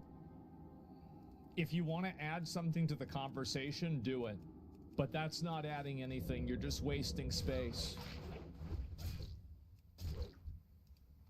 rate since September 2023.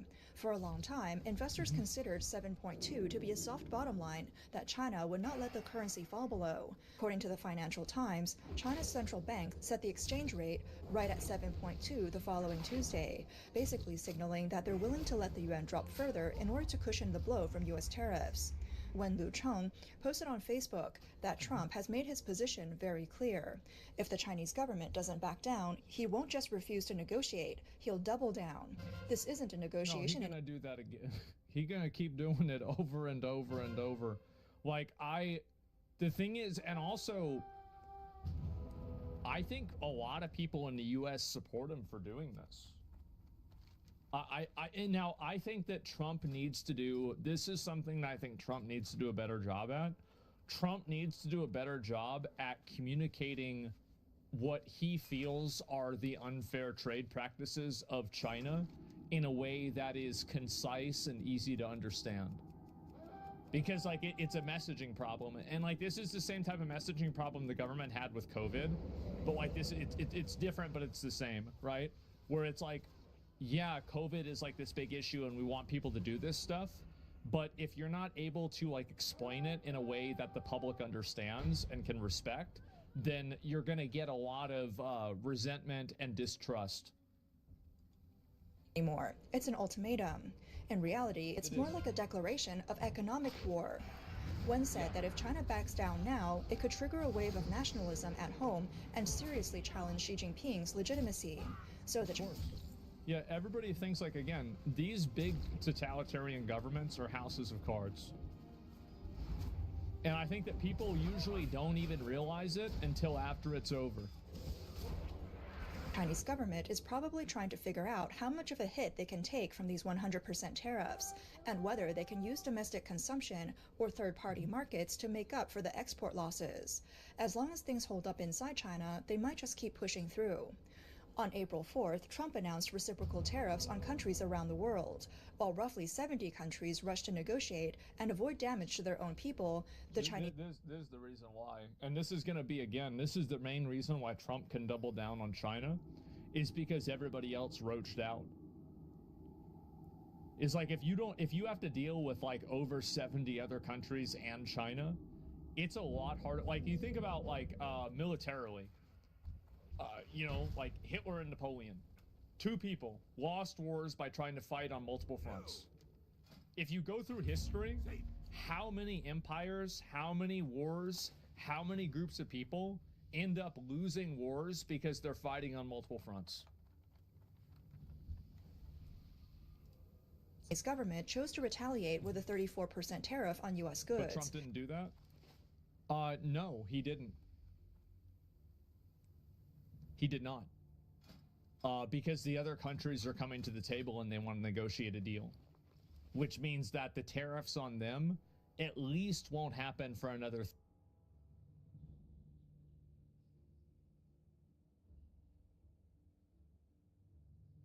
3 months. So he has a 3-month runway to be as aggressive as possible with the tariffs towards China, to hopefully push them to come to the table. And that's assuming that the trade deals and everything with those other 70 countries don't turn out in a good way.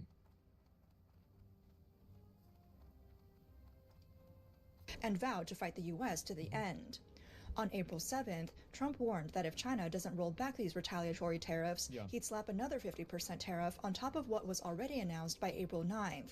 That would be a record high. And China didn't back down. On April 7th, the Chinese state media People's Daily published an article titled "The Sky Won't Fall," saying that U.S. tariffs won't crush China's economy and that China has the confidence and ability to handle external shocks. The article kept repeating, "The sky won't fall."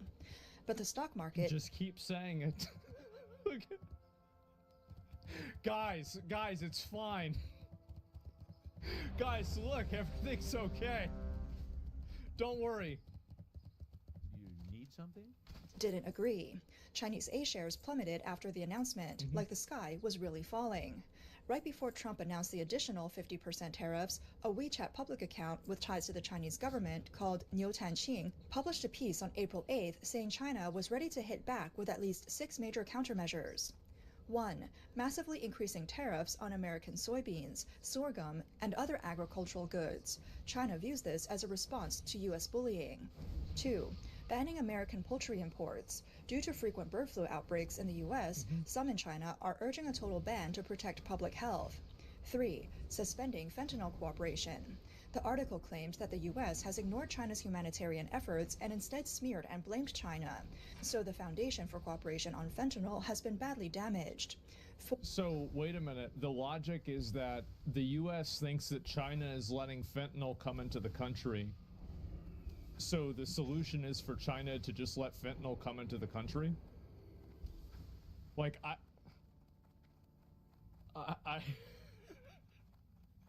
don't know, guys. 4. Countermeasures in service trade. This includes restricting American companies from participating in government procurement and legal consulting in China. Since the U.S. has a big surplus in service exports to China, this would directly hurt U.S. interests.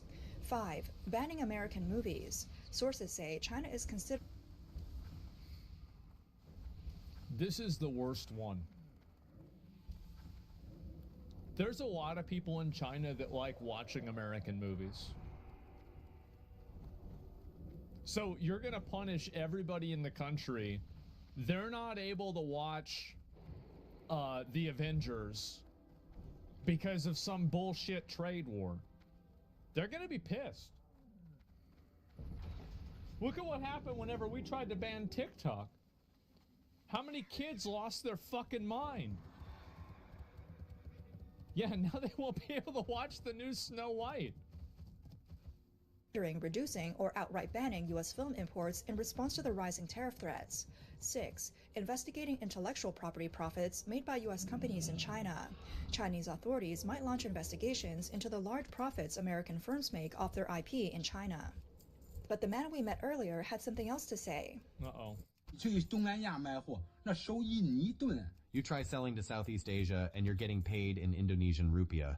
You sell in South America, you're getting pesos. In a blink, currency exchange rates eat up your profits. But when you sell to the U.S., you're getting U.S. dollars, money you can spend anywhere in the world. That's right.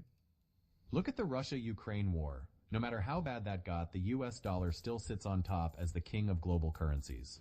That's just the reality. If you walk away from the dollar system, you're basically giving up your ticket to participate in global trade. Oh, man. Yeah, is this guy in prison? Yeah, I feel bad watching this video, bro. This guy's good. Yeah, we're roaching him out. People talk about shifting to Africa or Latin America, but come on. Our brothers in Africa don't... That's the thing, is that they can't ship to these other... The reason why is, like, America is, like, comparatively small in terms of population, but you can't just go ship... Our brothers in Africa don't even have steady electricity. How are they supposed to buy your appliances?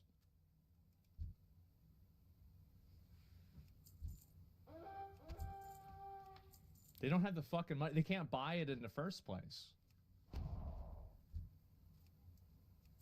Discord EU's taking a share. And now mass outages? Yeah, I know. I've seen that before. Even have steady electricity. How are they supposed to buy your appliances? Yeah. Only the U.S. has 300 million middle-class consumers ready to pay cash. No games, no credit delays.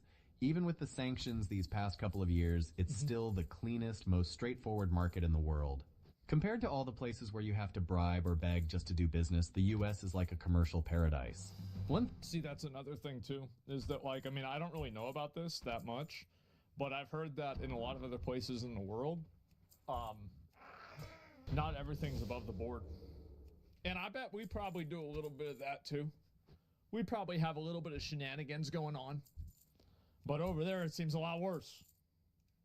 Thing you have to remember, capital is 10,000 times smarter than you. The reality is, if you're cut off from the U.S., the world's main consumption engine, your products won't even have the chance to lose money just for exposure.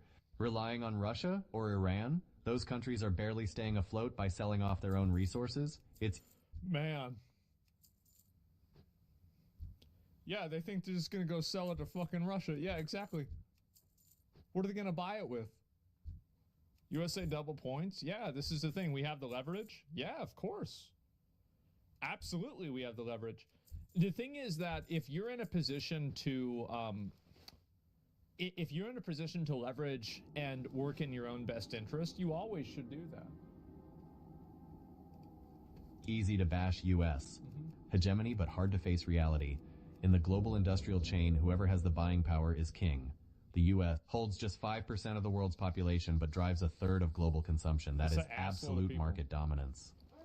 And also, like, another component there that's like this is like a second order effect of that discrepancy, is that if you only have to market to 5% of the population, but you hit a third of the market, think about how much cheaper marketing and advertising costs are at that rate.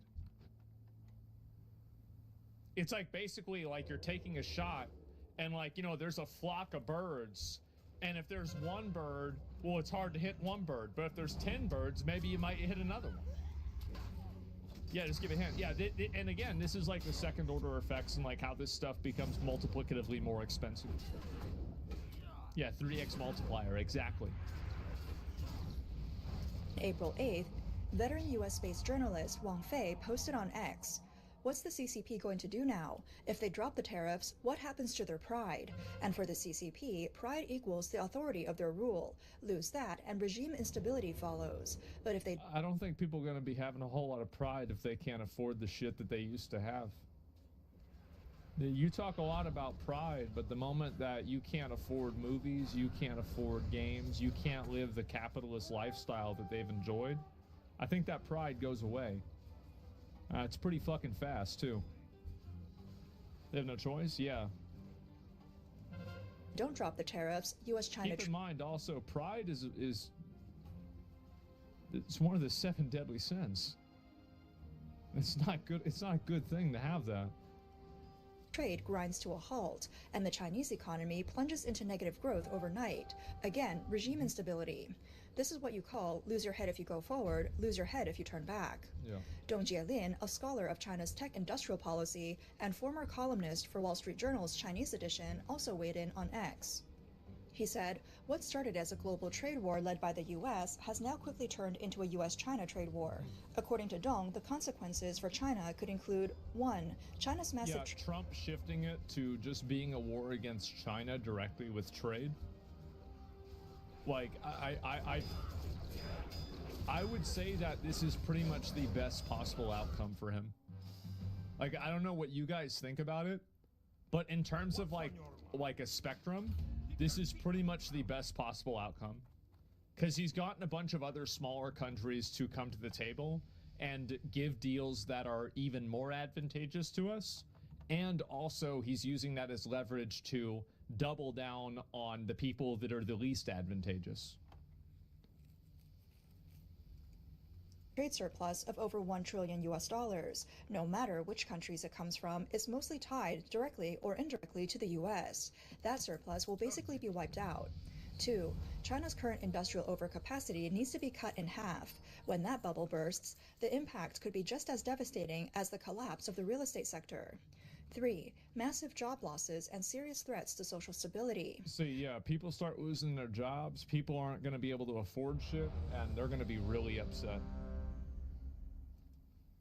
All the international frameworks China has invested in, like the Belt and Road Initiative, BRICS, and the Shanghai Cooperation Organization, are filled with partners mostly looking to profit off China. Once the benefits disappear, so will those partners.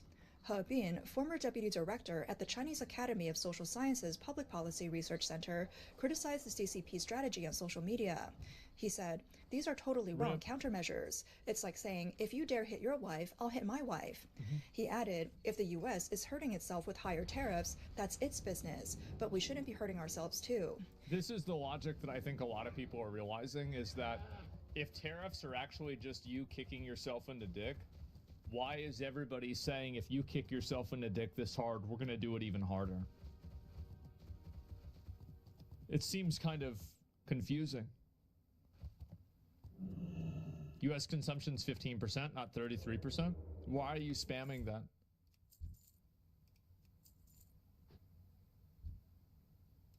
You spammed too many times, you're perma. Yep. This is perma. again, like we have a very, very easy policy here. Like, I feel like it's very, very, very easy to have these conversations, not have issues. But there's some people that don't get it, and if you don't get it, you just get perma. Don't give a fuck. Financial scholar Fu Peng put it another way. Trump's reciprocal tariffs are like a buyer gathering supplies for negotiations. If a supplier flips the table and walks out, they're just giving up the opportunity to bid, and they'll be kicked out of the supply chain. Yep. But Fu's comments appear to have been deleted. Even the European... Somebody got to check up on our boy. Man. Union is stepping in with a warning. EU Commission President Ursula von der Leyen told Beijing on April 8th that the dispute must be resolved through negotiation and warned against any further escalation. In her call with Chinese Premier Li Qiang, they discussed setting up a mechanism to monitor potential trade diversion and ensuring appropriate responses. The EU is particularly concerned that China might start dumping cheap goods originally meant for the US into the European market instead. Li Qiang defended China's retaliatory measures and called the U.S. And that's going to cause more problems with them in Europe. And that's going to create like a whole separate issue. They're going to be selling it for way less money. They're going to lose tons of money, profit. Yeah, that's going to fuck up EU. That's going to turn, and again, think about again the second order effect of that. Then that's going to make Europe upset at China. Now China is antagonizing and fighting a war on two fronts, where it's not just against America, now it's also against Europe. You see how this happens? Tariffs a form of economic bullying. So, are U.S. tariffs a form of bullying? Yep. Yep. Absolutely. Now, I would say also, I mean, again, I think that they've had like unfair trade practices in a lot of cases. So it's like we're bullying them with the tariffs, but I think that they were bullying us with the way that they like, you know, oh, you have to be connected to, you know, a Chinese company, and Chinese companies have to be connected with the Chinese government, and you have to give away your source code for things that you sell here, like all this kind of stuff. Yeah, stealing the IP, exactly. So like it's really one wrong turn deserves another. The White House's official X account emphasized that the U.S. is open to negotiate with countries willing to engage fairly, but will not back down from those who have exploited the country in the past and now seek revenge. Business professor Xie Tian at the University of South Carolina explained that Trump isn't against international trade. Tariffs are just a tool to stop the U.S. from being taken advantage of. He said many countries understand that they've benefited disproportionately from trading with America, so now the smart move is to negotiate and lower tariffs. That way, they might profit less, but they'll still keep access to the U.S. market. This trade war, Xie said, is aimed squarely at the Chinese Communist Party to wipe out its massive annual trade surplus with the U.S. Currently, China runs a global trade surplus of about $1 trillion, while the U.S. carries a global trade surplus up to $1.2 trillion U.S. dollars.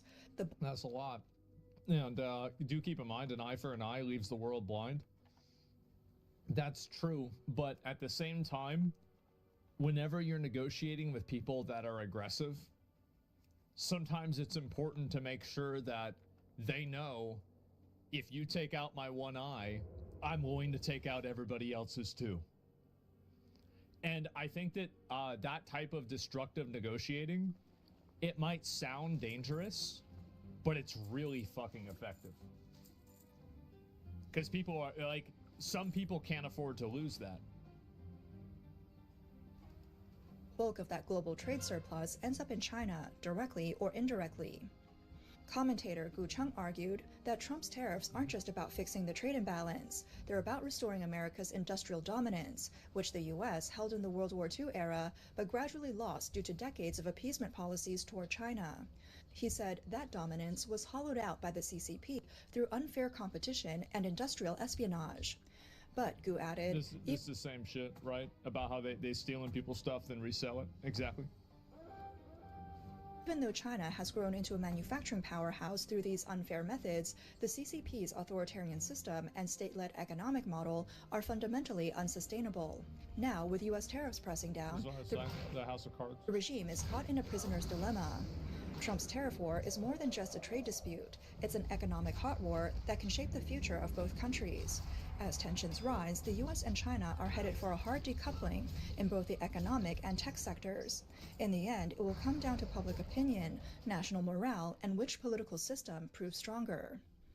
It was, in fact, American business tycoons and tech elites who, over the past few decades, poured massive investments into China, helping the Chinese Communist Party grow stronger, only now to turn around and see it bite the very hand that fed them. Yep. Commentator Gu Cheng remarked, "The pain we're now seeing isn't caused by Trump's tariffs. It's the inevitable cost of recovery for an American economy that's been deeply infiltrated by the CCP. Stripping that influence..." People think that the CCP has a lot of control in the U.S. government in general. Why do so many people think it's on the U.S. to lay down and take it at the backside on behalf of EU or China? The reason why, it's actually really simple. It's because the people that are saying that hate the United States.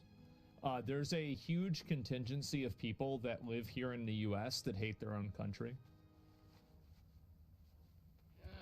That's it. And like, you know, from my mindset, this is what I think. I mean, I really, you know, there's a few of these countries that, like, I really am envious of them, right? Like China, you know, another one is Brazil, Spain. Like, these people love their fucking country. Like El Salvador now. Like, they love their fucking country. They're so fucking supportive, right? And, man, I wish we had that. I do. But, again, if you want to tell if a protest is in America or not, if there's a bunch of different random flags, it's probably in America. If it's in another country, then it's probably a bunch of flags from that country. You're wrong about Spain? Really? Okay, well, then maybe I got the wrong impression. But I sure feel like that, seeing the way that they support their creators online. Out is painful, but necessary. China's nearly $1 trillion trade surplus in 2024 is almost entirely linked to the U.S., either directly or indirectly. Now, Trump's tariff hammer has blocked that channel. For an economy so reliant on exports, this spells economic collapse for the CCP. Gu asked, with the economy in this shape, taking on Trump's tariffs head-on, where exactly is Xi Jinping getting his courage from?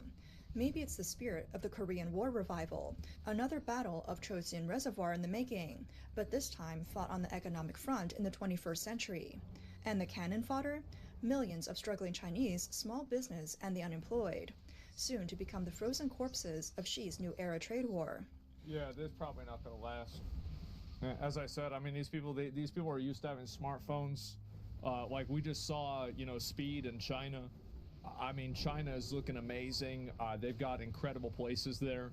Do you think these people want to go back to how it was? Fuck no, they don't want to go back to how it was. Absolutely fucking not. So, how is the CCP actually trying to communicate with the U.S.?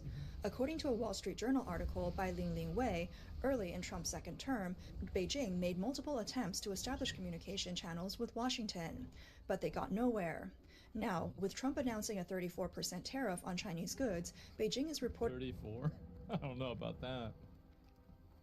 In shock. Yeah. The door to dialogue has slammed shut, replaced by anger and helplessness.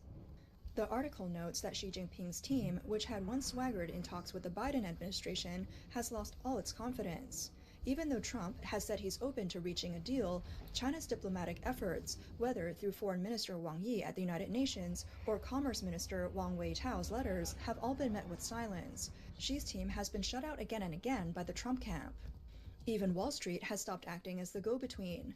Chinese ambassador to the U.S., Xie Feng, tried to reach out to Trump advisor Elon Musk, but got nowhere. The back channels that used to work should have played PoE. Have almost entirely dried up. Wei reports that one reason for this breakdown was a preliminary... Just imagining Elon streaming PoE and like one of these guys DMing him, "Hey, it's me from the Chinese embassy. Can you please fucking respond? We're trying to call and contact you, but there's no way to talk to you. Please respond. We're trying to fix the trade deficit." Phone call in late January between Wang Yi and U.S. Secretary of State Marco Rubio. Yeah. Rubio, a longtime China hawk and one of the officials sanctioned by Beijing, was reportedly told by Wang to watch herself. A source familiar with the situation said, Wang brought that on himself. That's one reason he's now shut out from any meetings. At this point, the window for any form of dialogue between the two countries is rapidly closing. There's not, no, they're gonna figure it out. Like, I think this is really what's gonna happen, is that you're probably gonna have a few more days of brinkmanship, and then maybe a bit of a, like, kind of stalemate, then they'll probably resolve it. That's what I think is probably going to happen. I think China will fold too. And I think that they will, I think Trump will be willing to take a couple of concessions so China can feel like they're not losing face. But ultimately, we will be in a more advantageous position. I feel like that's probably what's going to happen. Because again, like if I was Trump, that's what I would do. And I feel like that's a smart thing to do. China's pride is a big factor, though. I know. And he's going to have to let China get a couple of wins. And it would be better for everybody if they do. It would create a lot of lingering animosity if he doesn't. I think that it would not be surprising if Trump let them have a couple of wins. It's okay. That way you can, you know, lose with a degree of dignity. You can move back. We can resolve things, and things are better for us. They're better for you, and everything's fine. I doubt that.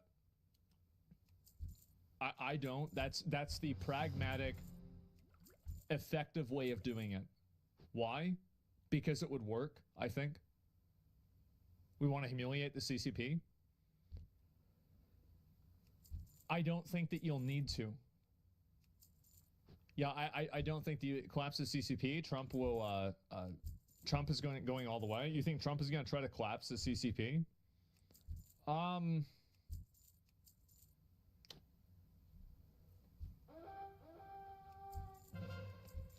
don't think he's going to try to do that. Yeah, I don't think so. It's too risky, and I don't think he's going to do that. And I think also it depends on like calibration. Like if Trump can calibrate the current government to work in his best interest, then why would he want to change the current government? You see what I'm saying? Like it's not really, and also again, like if he was a first-term president, and it looked like he was going to for sure already win his second term, then I think maybe that would happen. But Trump knows that he's on a timeline, and obviously, you know, after 4 years, realistically, he's probably going to be out of office. And so that probably, like, that would be another Cold War. And I don't think that he's going to collapse the CCP overnight. This is something that would probably take 10 years, if not longer. Trump can't collapse the CCP. I think I think the U.S. could. I think the U.S. could if we treated them the same way that we did with Russia, and if we were able to consolidate trading partners with Europe. Yeah, absolutely, they could negatively affect China. Absolutely. Like Iran? Well, maybe. Yeah, we'll see what happens. You're coolest, bro? Okay. I mean, I just want to say that, by the way, people say that I'm wrong about this. Everything I've said about this so far, I've been right about. So we'll see. We'll see. I don't like trying to prove it to people. I'm just going to say wait and see. Let's just wait and see. And then I get another one of the clips where, you know. As for how this tariff war ends, we'll have to wait and see. But judging from how the CCP now appears like a headless chicken, flailing and unable to respond to Trump's aggressive tactics, and how Trump has warned that he'll terminate all discussions that take place, and Trump's warnings, the writing seems to be on the wall. The CCP is headed toward total defeat. Yeah, I think that, again, there are people who are going to be fucking furious about this. And so, yeah, I didn't realize this is the way that the people over there felt. I mean, obviously, you know, this is going to be like one viewpoint, but yeah, seems a bit much. Well, I don't know. Surely total defeat? I mean, I don't think that you need to have like a complete binary win. It's a propaganda channel. I mean, we'll have to see what happens, right? Yeah, I don't know. And China Observer, News and Analysis, and China often with a critical perspective towards CCP. I think that really, I mean, if you're taking a critical perspective against a totalitarian government, that doesn't mean that you're biased. That means that you're not biased. Like, that's what I think.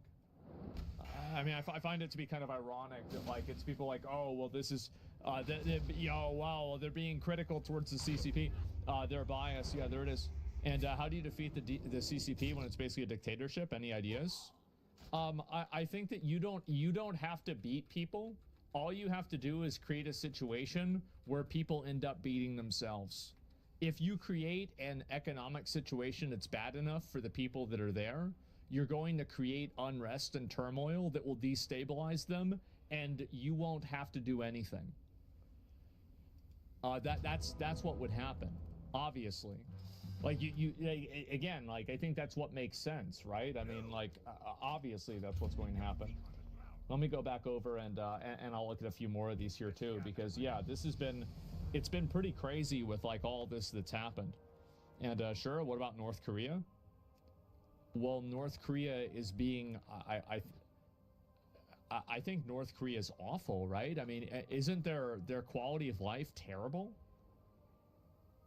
Yeah, I mean, I wouldn't be surprised if, like, I would not be surprised if you had like a massive North Korean revolution that happened at any time. Like, I wouldn't be shocked if in like a week or a month from now, they just finally revolted. They can't. They can't until it happens. You'd be surprised. It's not realistic? Okay. All right. And they'll revolt copium. So a lot of you guys are thinking about it from the dichotomy of North Korean, like the poor people revolting. I don't think that's what would happen.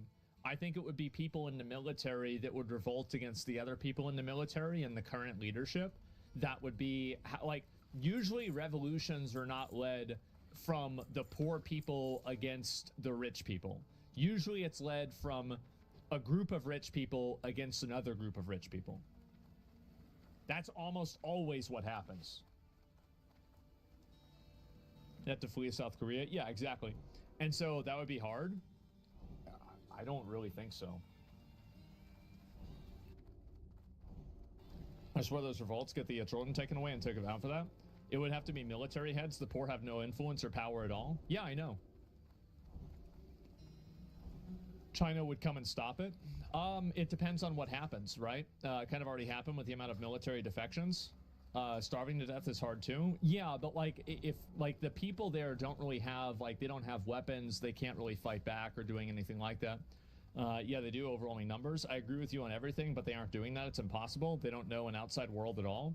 Yeah, but the people that are in the leadership of the military do. And if there's enough talk of fighting back and doing something like that, they could easily, I think that it's very easy to just simply bomb an area, right? I mean, if they just go and they shoot somebody or a couple of people, then that basically is it.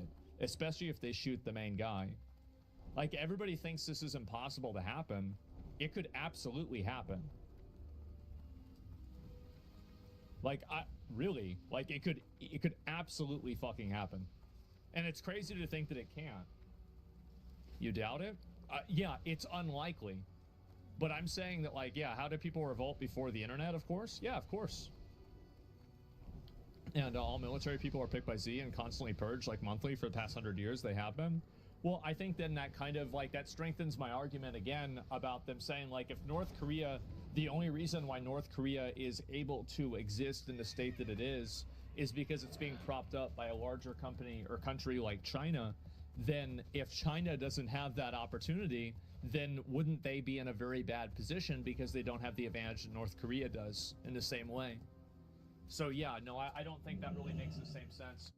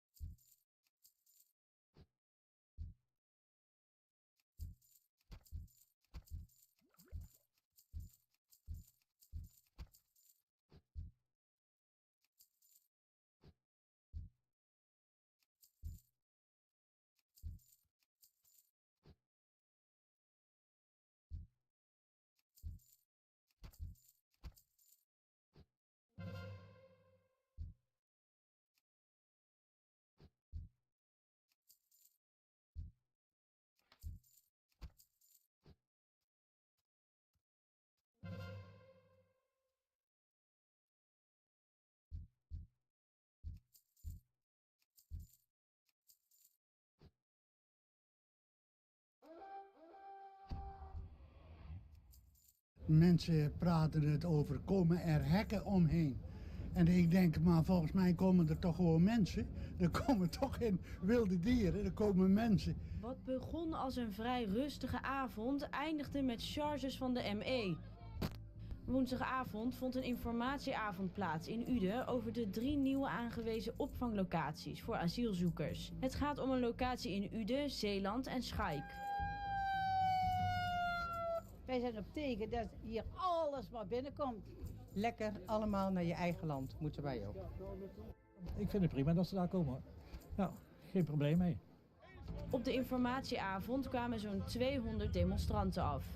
Iets waar de burgemeester na eerdere protesten in Best en Sint-Michiels-Gestel rekening mee had gehouden. En dan zie je ook dat we geprobeerd hebben om de mensen die aan het demonstreren waren buiten te houden, weg van de deur, ver genoeg weg, zodat wij binnen gewoon het gesprek konden hebben met onze eigen inwoners. Onder bewoners van de gemeente Maashorst waren de reacties verdeeld na afloop.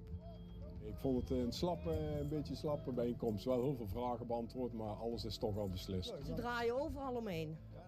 Dus we zijn helemaal niks wijzer en het besluit is al lang genomen. Ja, ik schaam me aan één stuk dood voor de soort vragen en de opmerkingen die worden gesteld. Nou ja, ik vond het, dat er heel veel negativiteit was en dat verbaast me enigszins. We hebben hier al een paar jaar mensen van de Valk en daar hoor je nooit heel veel slechte berichten over.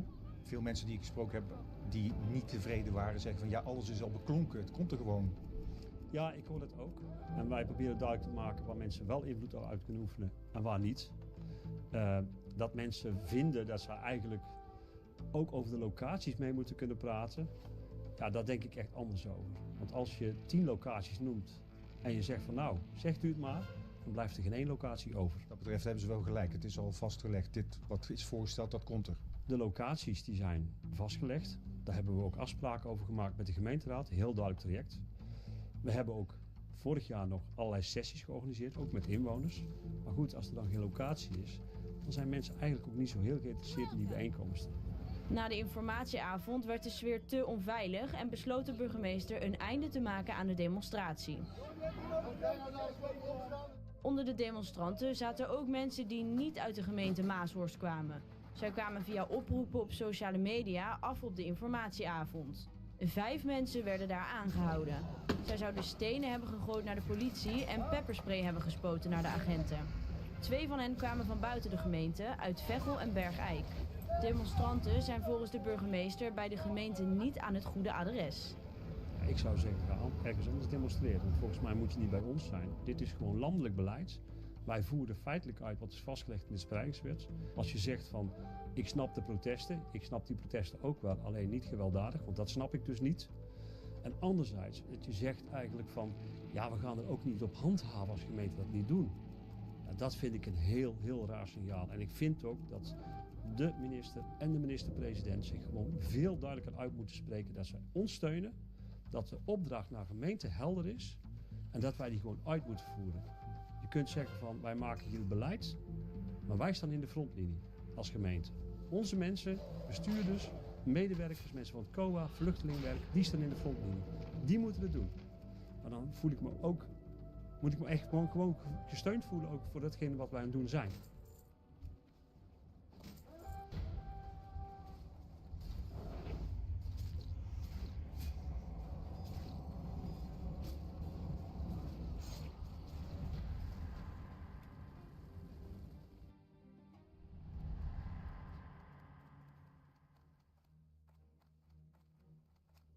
Great to meet you. See you soon.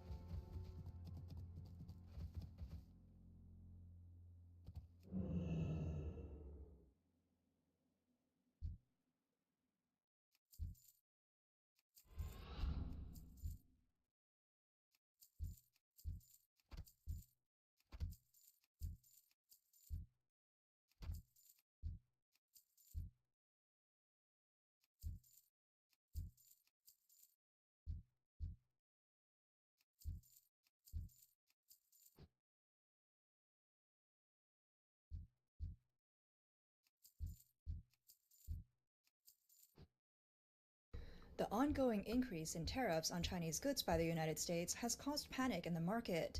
Investors are selling off Chinese assets, which is leading to an outflow of capital and a sharp depreciation of the currency. On the night of April 8th, the offshore Chinese yuan hit a new low, dropping from 7.3 to 7.4 against the US dollar, breaking the previous 2022 low and hitting its lowest point since 2007. This is a historic moment. Some Chinese financial analysts believe the depreciation of the yuan benefits export-oriented companies, as it reduces the damage from the trade war and supports domestic consumption. Over the past 2 years, the yuan has mostly stayed between 6.6 and 7.4. The recent drop below 7.4 seems to be part of a strategy by the People's Bank of China. It's a tactical devaluation to protect exports while cautiously testing the US's limits. It's worth mentioning that this is the first time in recent years that the yuan's central parity has broken the 7.2 mark. Even with significant pressure to devalue, the central parity had stayed above 7.2 over the past year. Investors had considered 7.2 a soft red line that Beijing was determined to defend. Industry insiders believe the breaking of this level is mainly due to the 50% tariff increase that President Trump announced on April 8th. That evening, Trump attended a National Republican Party event where he said, "They got every trick in the book. I'll tell you, they are great. You got to hand it to them. You got to hand it to them. They're manipulating their currency today as an offset against the tariffs. You're not supposed to do that. The game isn't supposed to be played that way." In a speech lasting over an hour, Trump highlighted China's trade aggression, including record tariffs, non-tariff barriers, illegal subsidies to businesses, and large-scale currency manipulation, all of which he had aimed to address during his first term. In fact, after Trump's first round of tariffs, the Chinese government took similar measures in 2018 and 2019. Beijing devalued the yuan against the dollar by more than 10% to counteract the tariffs.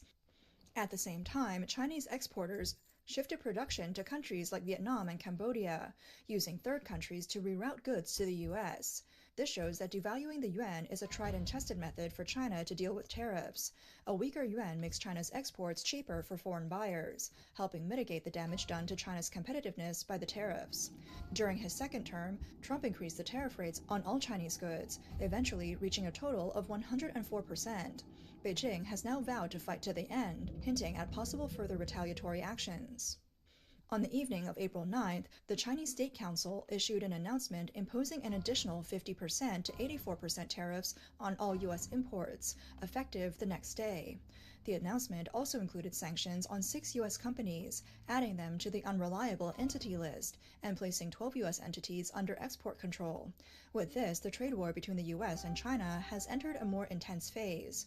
China's retaliatory tariffs may seem strong, but due to the country's reliance on exports and the limited impact of the tariffs, they appear more symbolic than effective. Shortly after Beijing's announcement of the 84% retaliatory tariff, U.S. Treasury Secretary Scott Bessent was interviewed by Fox Business. He called China's decision a failed proposition for the Chinese government.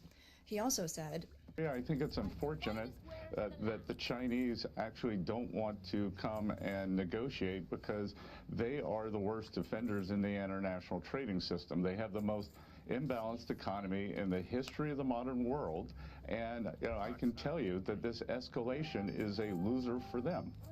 Later, the Treasury Secretary warned Beijing not to try and evade conflict by devaluing the yuan. He further pointed out that if Beijing starts devaluing its currency, it will prompt other countries around the world to constantly raise tariffs on China to offset the effects of devaluation. If the tariff war continues to escalate, Sino-U.S. trade relations will undoubtedly reach a historic low, potentially even leading to a complete decoupling. Unless China makes significant and fundamental concessions, such as appreciating the yuan and bringing manufacturing back to the U.S. will not back down in this war with China. Nomura Securities chief China economist Lu Ting analyzed that the U.S. and China are locked in an unprecedented and costly game, with both sides seemingly unwilling to back down. Lu Ting believes the yuan will certainly face pressure. However, unlike in 2018 and 2019, considering the crisis in the real estate market, Nomura believes that the People's Bank of China will avoid large-scale depreciation of the yuan to maintain stability in domestic finance and the real estate market. Moreover, as early as February 6 of this year, U.S. Treasury Secretary Scott Bessent hinted that China might be on the list of countries particularly concerned about currency manipulation. In an interview with Bloomberg, Besant said that China is the most unbalanced economy in world history, and now they're in a severe recession. They're experiencing deflation and trying to use exports to get out of the predicament. Besant also discussed the strong dollar policy, saying that the administration wants the dollar to strengthen, but they also don't want to see other countries manipulating trade by devaluing their own currencies. The drastic fluctuations in exchange rates makes one wonder, what does the future hold for the yuan? More and more analysts are predicting that the yuan will continue to weaken in the near term, though opinions vary on the extent of the devaluation.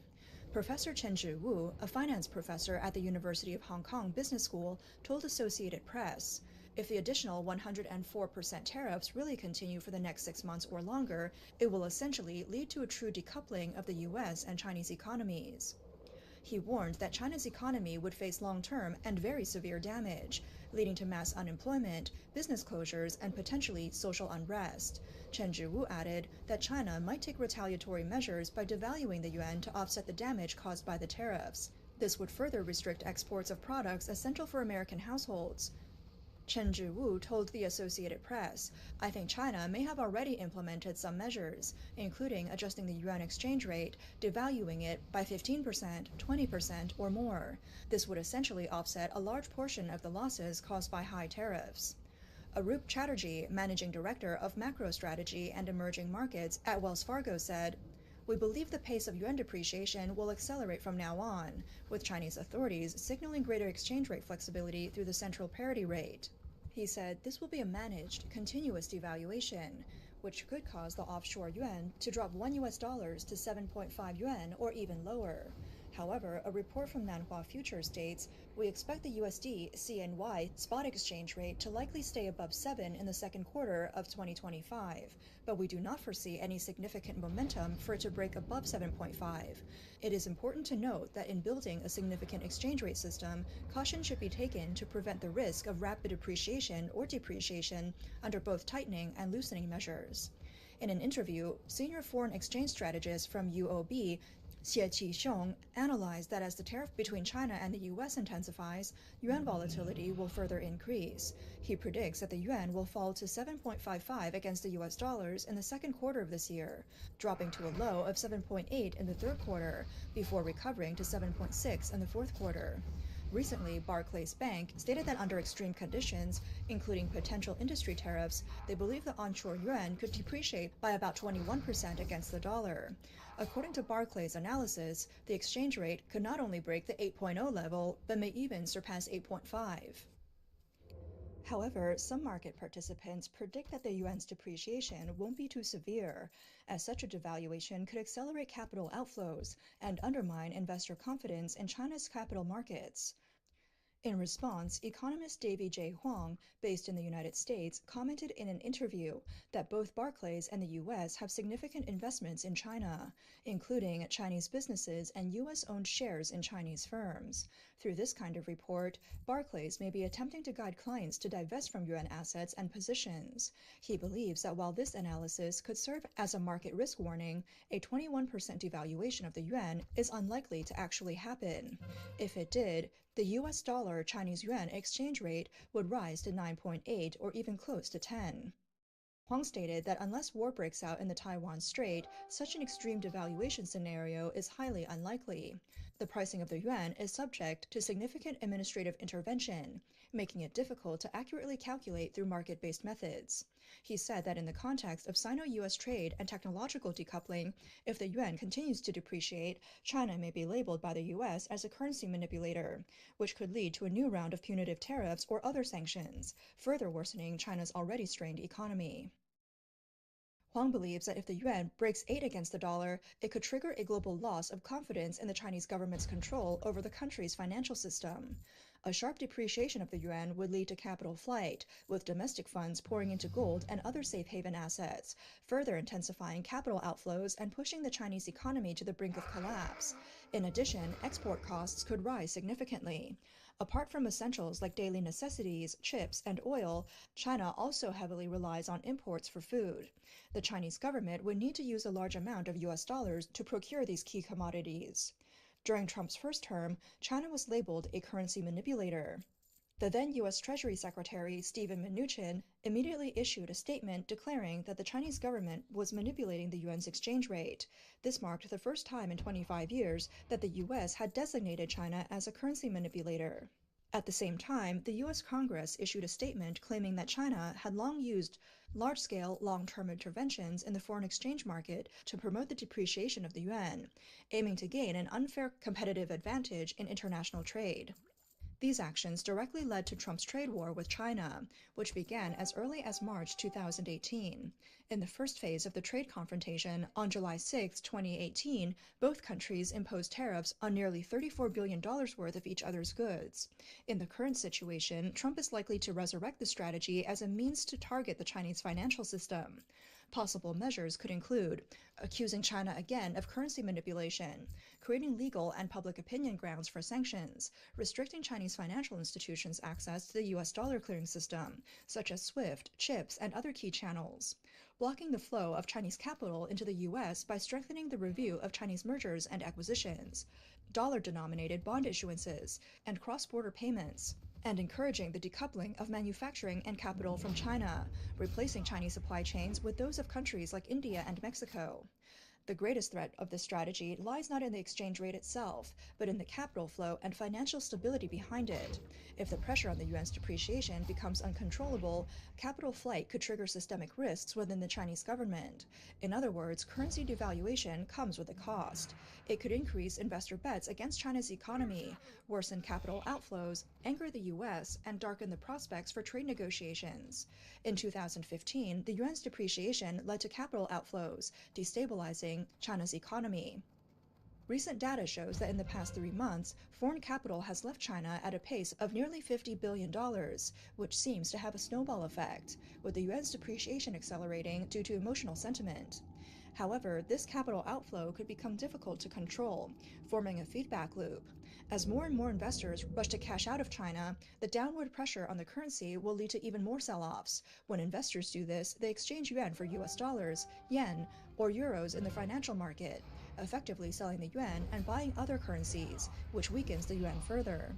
Especially with a sharp depreciation, this would signal a serious escalation in global trade tensions, as it would put pressure on other countries' currencies and trigger competitive devaluations. Once the devaluation pressure is released, it could also lead to increased volatility in financial markets. The weakening of the yuan against the dollar could also harm public confidence in China, negatively affecting consumer spending and causing stock prices to fall. This could also contradict the efforts recently made by policymakers to support the economy, as the collapse of the real estate market has already severely impacted China's economy, wiping out a significant portion of the wealth of the Chinese middle class. In today's closely interconnected global financial markets, exchange rate fluctuations remain a key concern for economists. From an international perspective, the US dollar's every move has a butterfly effect, deeply impacting the yuan's exchange rate. Global trade shifts also play a key role in determining the yuan's value. For instance, trade disputes or geopolitical conflicts can cause the market to lose confidence in yuan assets. If the trade environment worsens, investors looking to avoid risk often sell off emerging market currencies like the yuan and flock to the US dollar. As a result, the yuan's exchange rate could experience a significant drop. The movement of the offshore yuan against the dollar stirs concerns for countless individuals, both businesses and private citizens alike. Li, a business owner in Ningbo exporting electronic components, received an email from a German client on April 8th asking for an 8% price reduction. He shook his head with a bitter smile. He did the math. The price of plastic pellets imported from Malaysia had risen $1,200 per ton earlier this year to $1,320, and the yuan's depreciation has increased its procurement costs by 10%. Even worse, for export orders settled in euros, the 6% net profit was largely wiped out by a 4.2% depreciation in the euro to yuan exchange rate. Now his profit per order is less than 3%. Far away in Beijing, Ms. Zhao is experiencing the financial impact of exchange rate fluctuations. Her daughter's tuition at New York University for 2024 skyrocketed to $83,000 per year. When the exchange rate was 6.8 last July, she needed 564,000 yuan for the tuition. But now, with the exchange rate at 7.4, she needs 614,000 yuan. If the exchange rate reaches 8, she'll need 664,000 yuan, and an additional 100,000 yuan in expenses over the course of a year. Rent and living expenses have also gone up. Wang plans to travel to Japan with a budget of 10,000 yuan to exchange for yen. At an exchange rate of 6.8, he could get about 200,000 yen.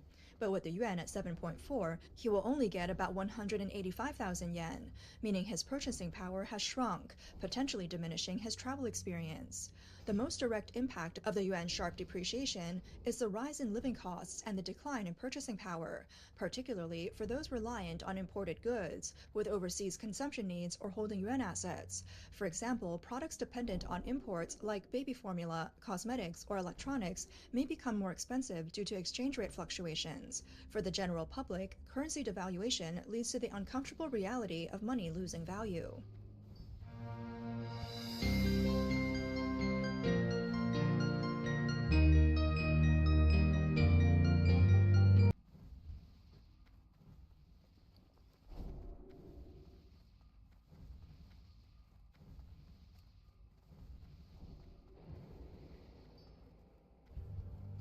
A document from Washington has proven to be more destructive than any sanctions.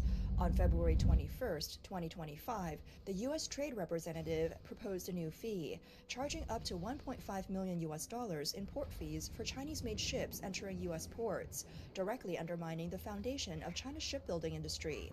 The market reaction in March was alarming, as Japanese shipyards swept up global bulk carrier orders, while Chinese shipyards received none. The Chinese Communist Party's boast of being a shipbuilding superpower was swiftly shattered by this move from the U.S. In line with the March 17 review of major shipping lanes by U.S. Federal Maritime Commission and rumors about Chinese billionaire Li Ka-shing selling 43 ports, the U.S. seems to be building a firewall in global shipping, aiming to exclude China from the international shipping system. This isn't just a trade dispute, it's a deadly strike against the CCP's economic lifeline. The U.S. policy targets China's bulk carriers, the main vessels for transporting exports to the U.S., which are also the backbone of shipbuilding industry orders. A bulk carrier costs over $100 million to build, and a single voyage costs several $million. Now, the additional $1.5 million toll raises costs by 15 to 20%. According to Clarkson Research Services, the toll could theoretically rise to $3.5 million, and with multiple trips per year, the extra costs could accumulate to tens of millions of dollars. Foreign buyers are now too scared to place orders with Chinese shipbuilders. Coal exports are being ignored, while the costs for oil and natural gas are surging. This is just the beginning. Data from Howe Robinson Partners Dry Bulk Research Director Bilal Muftoglu highlights the impact. In the first quarter of 2025, only 13 bulk carrier orders were placed by China, with 12 in January and just 1 in February, and then none in March. This unprecedented plunge stands in stark contrast to Japan, which secured 21 new ship orders in the same period, successfully taking market share from China. The impact isn't limited to new ship orders. Even second-hand Chinese ships are suffering. Bloomberg's latest data is shocking.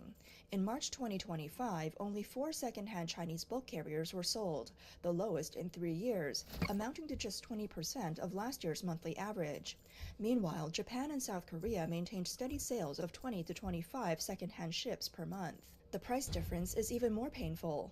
Before the USTR proposal, Japanese bulk carriers were $4.8 million more expensive than Chinese ones. Now the difference has increased to $5.8 million. Though Japanese ships are pricier, buyers are willing to pay the extra $1 million. Data from SSY Brokers shows that the discount on Chinese new bulk carriers has reached the highest level since early 2023. But still, no one is buying. The market is using real money to vote, and it's pushing Chinese shipyards into the mud. The global shipbuilding order data from March 2025 clearly shows the market shift. South Korean shipyards secured orders for 820,000 compensated gross tons, capturing 55% of the global market, while China only received 520,000 tons, reducing its market share to 35%, the worst performance since 2022. The situation is even worse in the high-end ship market. South Korean shipyards monopolized all LNG and specialty ship orders, while Chinese shipyards barely managed to secure a few low-end bulk carrier and small container ship orders, essentially relegating them to the margins of the market. The world's top 10 shipping companies are clearly feeling the panic, with many reassessing their relationships with Chinese shipyards. Mediterranean Shipping Company and CMA CGM have begun reconsidering their orders in China, while Maersk has directly frozen a $2.4 billion plan to build 12 methanol-powered ships. ExxonMobil canceled orders for 2 LNG bunkering ships, and large companies are starting to shift their shipping orders from China to the U.S. According to a Dutch international law firm, the U.S. step-by-step fees are causing global buyers to cancel their orders, while charter companies are busy renegotiating contracts. Chinese shipyards, once filled with a queue of orders, are now finding themselves with no one interested. From 1999, when China's market share was less than 5%, to 2023, when it surpassed 50%, the rise of China's shipbuilding industry has made the U.S. uneasy. The U.S. Jones Act of 1920 protected its own shipbuilding industry, and now the $1.5 million port fee is a modern version of that act, aimed at weakening China. Chinese reports state that the shipbuilding industry directly provides around 600,000 jobs, impacting the livelihoods of 600,000 families. That to the millions of indirect workers, steel plant workers, valve manufacturers, propeller makers, and dashboard assemblers all depend on this industry. Orders have sharply declined, and the demand for shipbuilding steel plates has dropped by 30%. Ansteel and Bausteel's production capacity utilization rate has fallen below 60%, while China Shipbuilding Industry Corporation has laid off 2,000 employees, and funding for LNG dual fuel and smart ship research has shrunk by 15 billion yuan. Economists warn that this round of attacks is even worse than the 2018 trade war, which already cost China 3.5 million manufacturing jobs. This time, the scale is larger, and the consequences are more severe. The port fees have added to the burden on China's exports. Each container now costs an additional $600 to $800, and inspection fees have skyrocketed from $1,000 to $5,000. The profit margins in the electronics industry, usually between 8% and 12%, now face a 15% cost increase due to the added port and various fees, forcing manufacturers to raise prices. In the machinery and equipment industry, where profit margins are 10 to 15%, a 12% cost increase has led U.S. buyers to turn to Japanese and South Korean products. China's leading company, SANY Heavy Industry, has already felt the impact. The garment and textile industry, which already operates on thin margins of 3 to 5%, is being hit even harder, with some clothing factories in Ningbo being forced to close production lines due to a 25% increase in costs. The agricultural product industry, with even lower profit margins of 1 to 3%, has completely lost its competitive edge, with a 50% increase in costs making their products unsellable. Polyethylene export costs have surged from 8,000 yuan per ton to 12,000 yuan, turning profits into losses. Professor Shi Heling from Monash University in Australia points out that quite a few companies have already decided to shut down. Factory closures are like a domino effect. The CCP's economy, which has relied on exports for decades, has had its lifeblood cut off by a single move from Washington. The overall situation for China is becoming more dire. On March 17, 2025, the U.S. Federal Maritime Commission launched a special review of 7 major maritime routes. These are the Singapore Strait, the Malacca Strait, the Suez Canal, the Strait of Gibraltar, the English Channel, the Panama Canal, and the Arctic route, which control 90% of global bulk commodity transportation. The U.S. also plans to impose a 30% transit fee on Chinese ships passing through the Panama Canal, and may even block the canal, cutting off China's resource trade with Brazil and Argentina. This would sever the lifeline of China's Belt and Road Initiative because the U.S. deems China's shipbuilding industry unreasonable. If further restrictions are imposed, Chinese ships won't even be able to pass through these key routes. Ship owners are in a dilemma. If they don't replace their ships, they'll pay more money. But if they replace them, they must have ship built in other countries. This means no more orders for Chinese shipyards, and China will no longer use Chinese-built ships on U.S. routes. The global supply chain is accelerating its decoupling from China. Data from Motive indicates that in April 2025, freight volume bookings from China dropped by 41% compared to the previous month and 35% from the same time last year. shipping routes from Asia to the US have started to bypass Singapore and Busan in South Korea, leading to a 15% drop in cargo handling at major Chinese ports like Shanghai.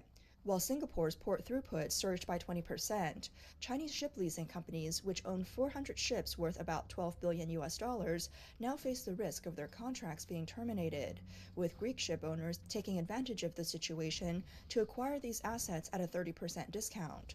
Goods transshipped through Prince Rupert Port in Canada now have a transportation cycle extended from 35 days to 50 days, with shipping costs rising by 40%. If U.S. financial giant BlackRock successfully acquires 43 global strategic ports from Chinese billionaire Li Ka-shing, it could track the flow of Chinese goods in real time. This would allow the U.S. to more precisely target the global supply chains of Chinese companies like Huawei and BYD. This is why China has stopped the deal for now. However, the deal hasn't been completely cancelled yet. If the U.S. successfully acquires ports globally and controls major terminals, Chinese ships will have nowhere to dock, essentially becoming isolated on the seas. The rise of China's manufacturing has fundamentally changed the previous model, where developed countries monopolized high-end technology and earned 80% of the profits. During Trump's first term, tariffs reduced Chinese employment by 2.7%, and now the new tariffs are even harsher. For the shipbuilding industry, it's the combined effect of port fees and tariffs, pushing China's manufacturing exports to the brink of collapse. U.S. Federal Maritime Commission Chairman Luis Sola openly stated that the U.S. intends to retaliate, offsetting China's subsidies to its shipbuilding industry and investing the fees collected from Chinese ships into the development of U.S. domestic shipbuilding. On March 14th, the G7 foreign ministers issued a joint statement that openly hyped the China threat, even removing the reference to the One China policy, thereby legitimizing the U.S. port review actions. The global shipping industry is heavily reliant on Chinese ships, and the U.S. fears that the CCP could use this as a weapon, prompting the U.S. to take a preemptive strategy. On March 15th, the U.S. military began airstrikes against the Houthi rebels to secure the Red Sea. The U.S. has also demanded that, within 7 years, the proportion of U.S.-flagged ships among those going to the U.S. be increased to 15%, and the proportion of U.S.-built ships be raised to 5%. The U.S.'s precise strike on China's shipbuilding industry also shows that the current international trade order is one set by the U.S.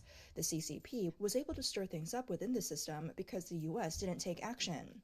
But once the U.S. decided to act, it took just a month for China's shipbuilding industry to be brought to its knees. The port fee dispute is, in essence, an attempt to completely exclude China, and ordinary Chinese people have heard Washington's message. If you look at Germany, the average hourly rate is $30, while in the US it's $22. Thailand has an hourly wage of $4, while China is at a pitiful 80 cents, ranking among the lowest in the world. However, China's average working hours is the highest in the world, reaching 2,200 hours. The US is at 1,610 hours and Germany at 1,400 hours. There's one more surprising thing. The US administrative spending only accounts for 3.4% of GDP. Japan's is at 2.8%, while China's administrative expenses take up 25% of GDP.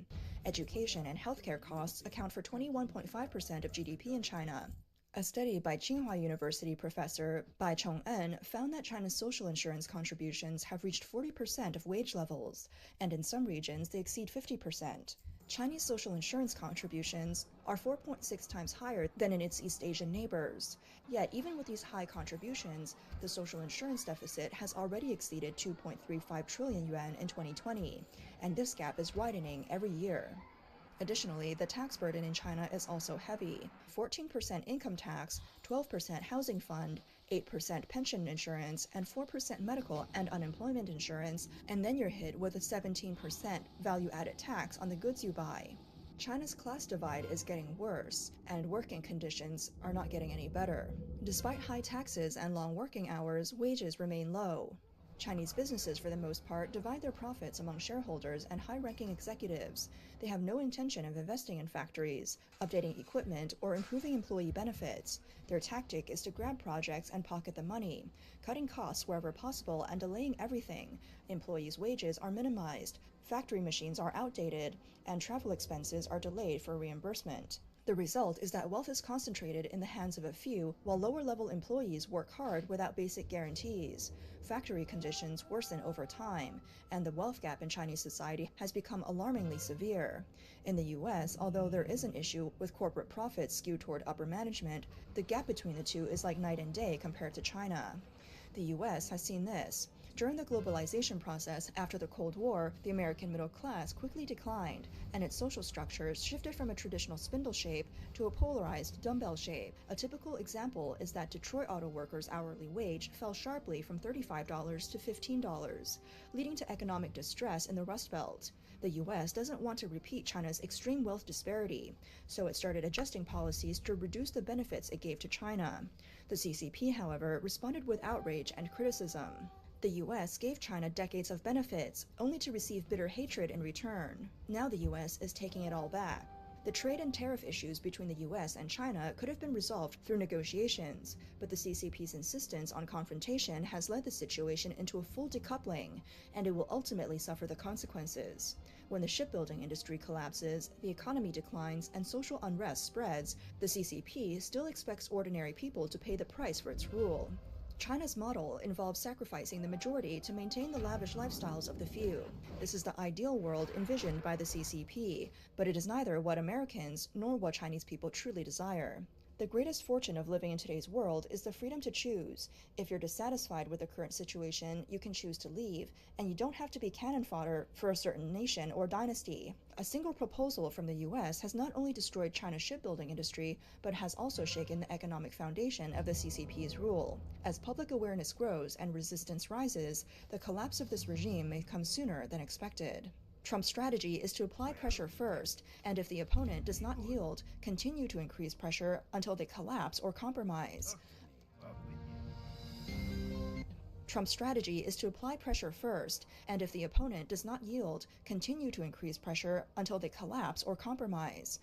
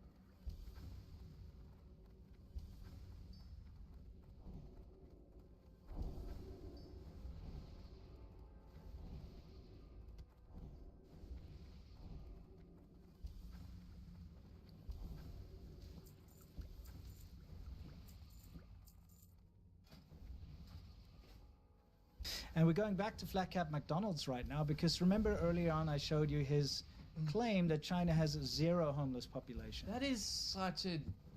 And then uses some Getty Images stock photo. It's a as lowly proof. regarded claim. Yeah. It's a lowly regarded claim. It's stupid. China has a lot of homeless people. We've seen them with our own eyes. Well, it's...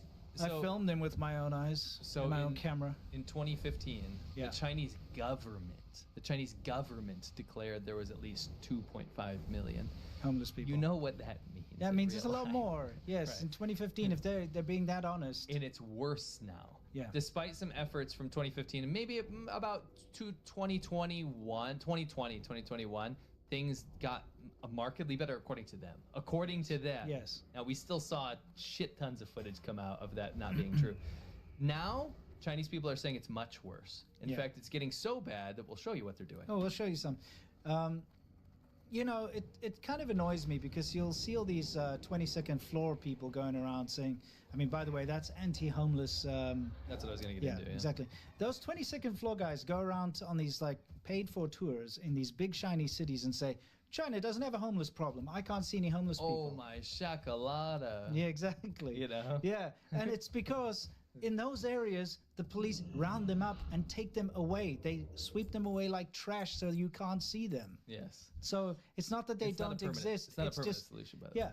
it's just They come you. back. Yeah, of course they come back, but it's like it's not permanent. I mean, it's not that there aren't homeless people. It's just you can't see them in those Potemkin villages you're going to. You know what's silly though is you can still see them there. Yeah, you too. still can, That's what's nuts. We've shown this before. Like the best, richest area of one of China's richest cities, they had this Western guy go out and live stream about how there's no homeless people because even the Chinese government drank their own broth. Yeah, exactly. And we call shill broth. It's Yeah. kind of like drinking the Kool-Aid. So China drank their own broth, and the homeless people kept creeping up in the videos, and he'd be He's like, "Oh, look look at that over We there!" got to show that again sometime. It's too Anyway, funny. you know Yeah. how China knee-jerk reacts to stuff Yep. when there's an issue, right? So Yeah. what they did is back in the day in Guangzhou, they built this kind of hostile architecture. They just put up a new one under the bridge because there's homeless situations out of control right now. Yeah. It's actually really been cropping up, and specifically, what's interesting This is in Shenzhen, by the way, over Yes. here. I recognize this. I've been to this area. Yeah.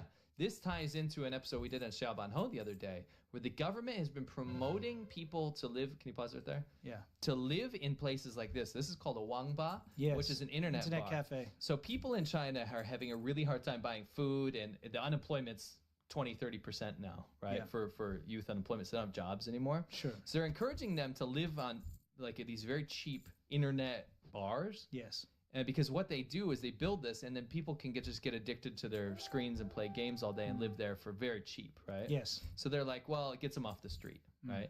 And so they've been promoting these videos across Chinese social media. We did a whole video on that. It's called China Promoting Sloth Behavior. Yes. And it used to be something they were hiding, and now they're promoting it as a way to satiate the public. Yeah, to placate the That's the people, word. the unsatisfied people who they've been given this idea that there's this amazing dream and that Yeah. China is getting more and more prosperous, but in reality, that's not the case. So what they have to do is keep those people on digital opium. Yeah. And they keep them silent, right? If you should see some of these videos. These people have a phone and a computer and two screens up here, and they have a game, and they're watching a movie, they're chatting, and they're also farming gold to Yes. earn an income on a game.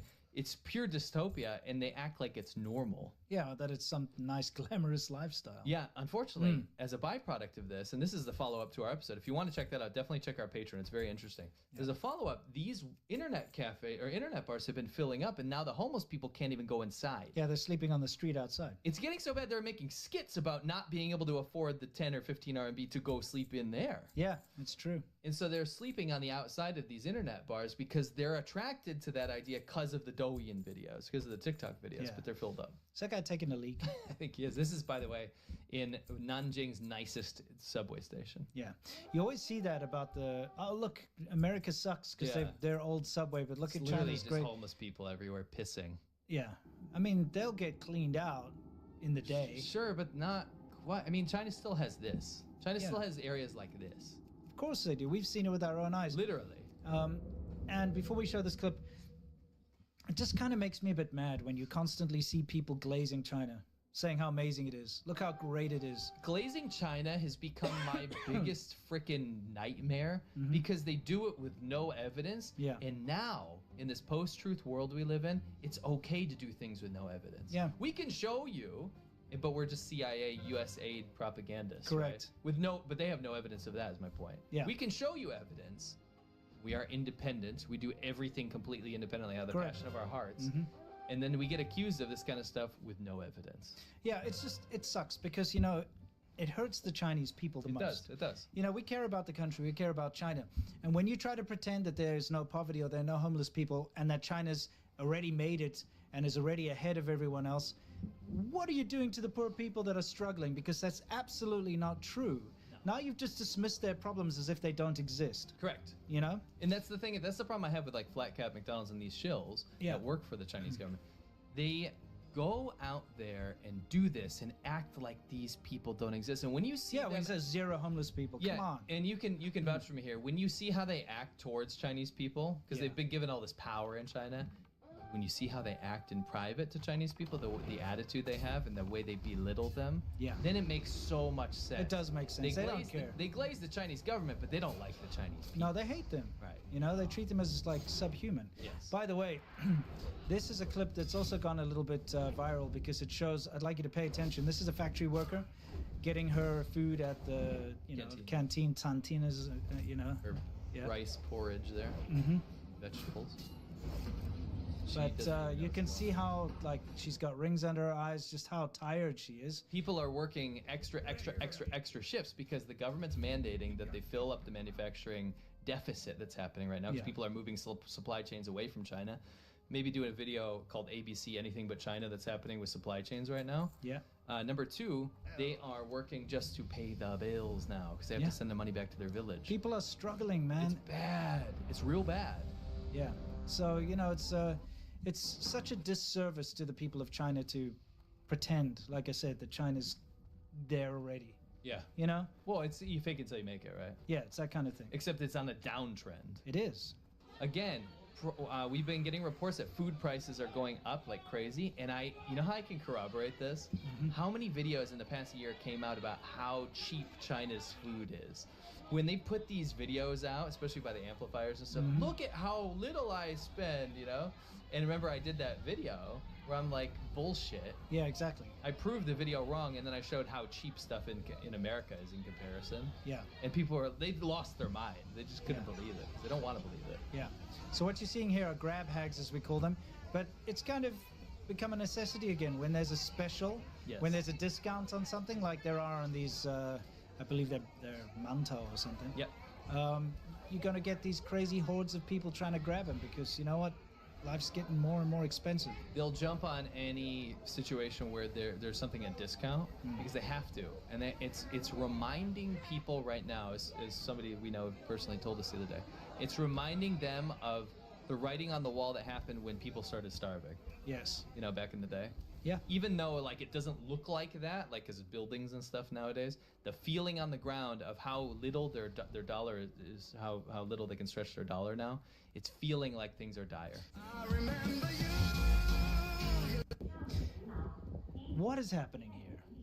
There is a woman in a polluted ass field, and she is... Interesting wording you used there. It's an ass field. It's a gross, polluted field, and she's dancing on live stream, on Douyin. I think we've all seen something along these lines in real life. It's kind of annoying. But she's kind of being like ironic about it by like dancing poorly. Well, she went out to the middle of nowhere, literally, to do it. But there just happens to be a train station there, so everyone's watching her. Correct. So you can see that pollution, by the way. Isn't that horrible? I'm going to pause it quickly. What do you think's going to happen? I think that she is going to... I don't want to give it away. I just want to show it. You just want to show it? Yeah. And just I want to give it away. Maybe our audience I already can know guess. what happened. Okay, yeah. Maybe our audience can guess. Yeah. I mean, you're there. You've gone into the middle of nowhere. You're in a field. You're doing a stupid TikTok dance. In a country where everyone does that shit, right? This is not like a rare endeavor. Yes. Right. This isn't like nobody's heard of this before. Well, let's see what happens. All right. Maybe we can get a look at her live stream. Yeah, let's see it from her stream's perspective. What do you think? Yeah. Look at that sky. Sky don't lie, dude. We should have Sky don't lied that. Should have. Guess that's her car over there. Yeah, she probably drove out there. Yeah. Ford This Focus. dancing stuff is kind of cringe. It's not kind. It's just cringe. Just stop. What dance is that, by the way? Like a chicken dance? I don't know. You know what I mean? Like it's just insane. Come on, just stop. I didn't know that went on that long. Me neither. Otherwise, I wouldn't have paused it. Oh, there we go. Here's the stream. So the cops show up. 我不知道你的啥米，是俺不懂，俺老百姓不懂什么叫做什么保密。 She said this area. They told her this area is like a sensitive, protected top area. secret. Baomi means protect Yeah, secrets. Yeah. So you're exposing sensitive secrets here. Yeah, like you're live streaming at like Area Like a- 51, yeah, dude. basically. Do you not just think it's an excuse for them to say stop this nonsense? Yes. I feel like they needed a reason to shut her down, right? China's a free country, right? Yeah, but oh no, this is I like what she says though. She's like, what is this farm a state secret? Yeah. It doesn't make sense. Yeah. Like, I don't support her spaz dancing. It's so stupid. In the dirt. Yeah. But I do support the fact that she at least... See, here's the deal. If you walk around doing this in the middle of a city in China, you're fine, right? Everyone else is doing it. It's ridiculous. It's dystopia. Yeah. But then she actually has the decency to go drive her car out into the middle of nowhere. Yes. Where no one's around, barely. I mean, maybe distantly from the train station, you get a little show. Yeah. And then she still gets in trouble. Yeah, the police actually come out there, tell her that she's exposing state secrets. Pretty wild. This is North Korea. Yes. It's like techno-fascist North Korea. Yeah.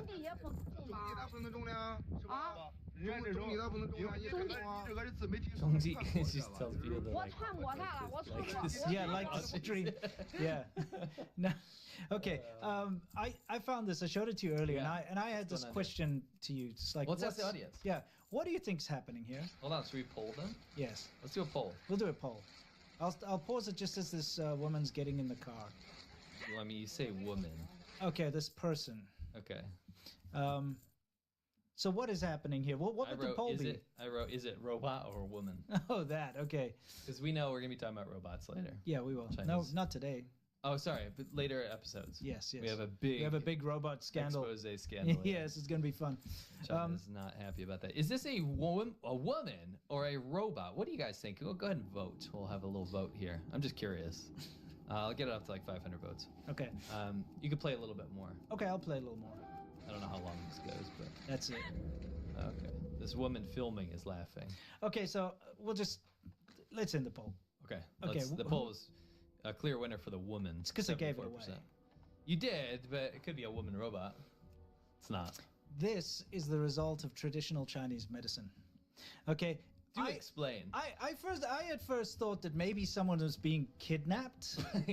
Okay. Plastic. Yeah, I mean, like you just you just throw a bag over their head and or something nefarious like that. Yeah. No, this is actually outside the hospital. Okay. And here you have an elderly woman, okay? And she is afraid of the wind. She's afraid. She's pa feng. Yes, she's afraid of the wind. True. You literally translated it. She is afraid of the wind. And this is true in traditional Chinese medicine. I've heard a lot that people are like, the wind will go into your body. Yes, through your belly button. Yeah, and it will make you sick.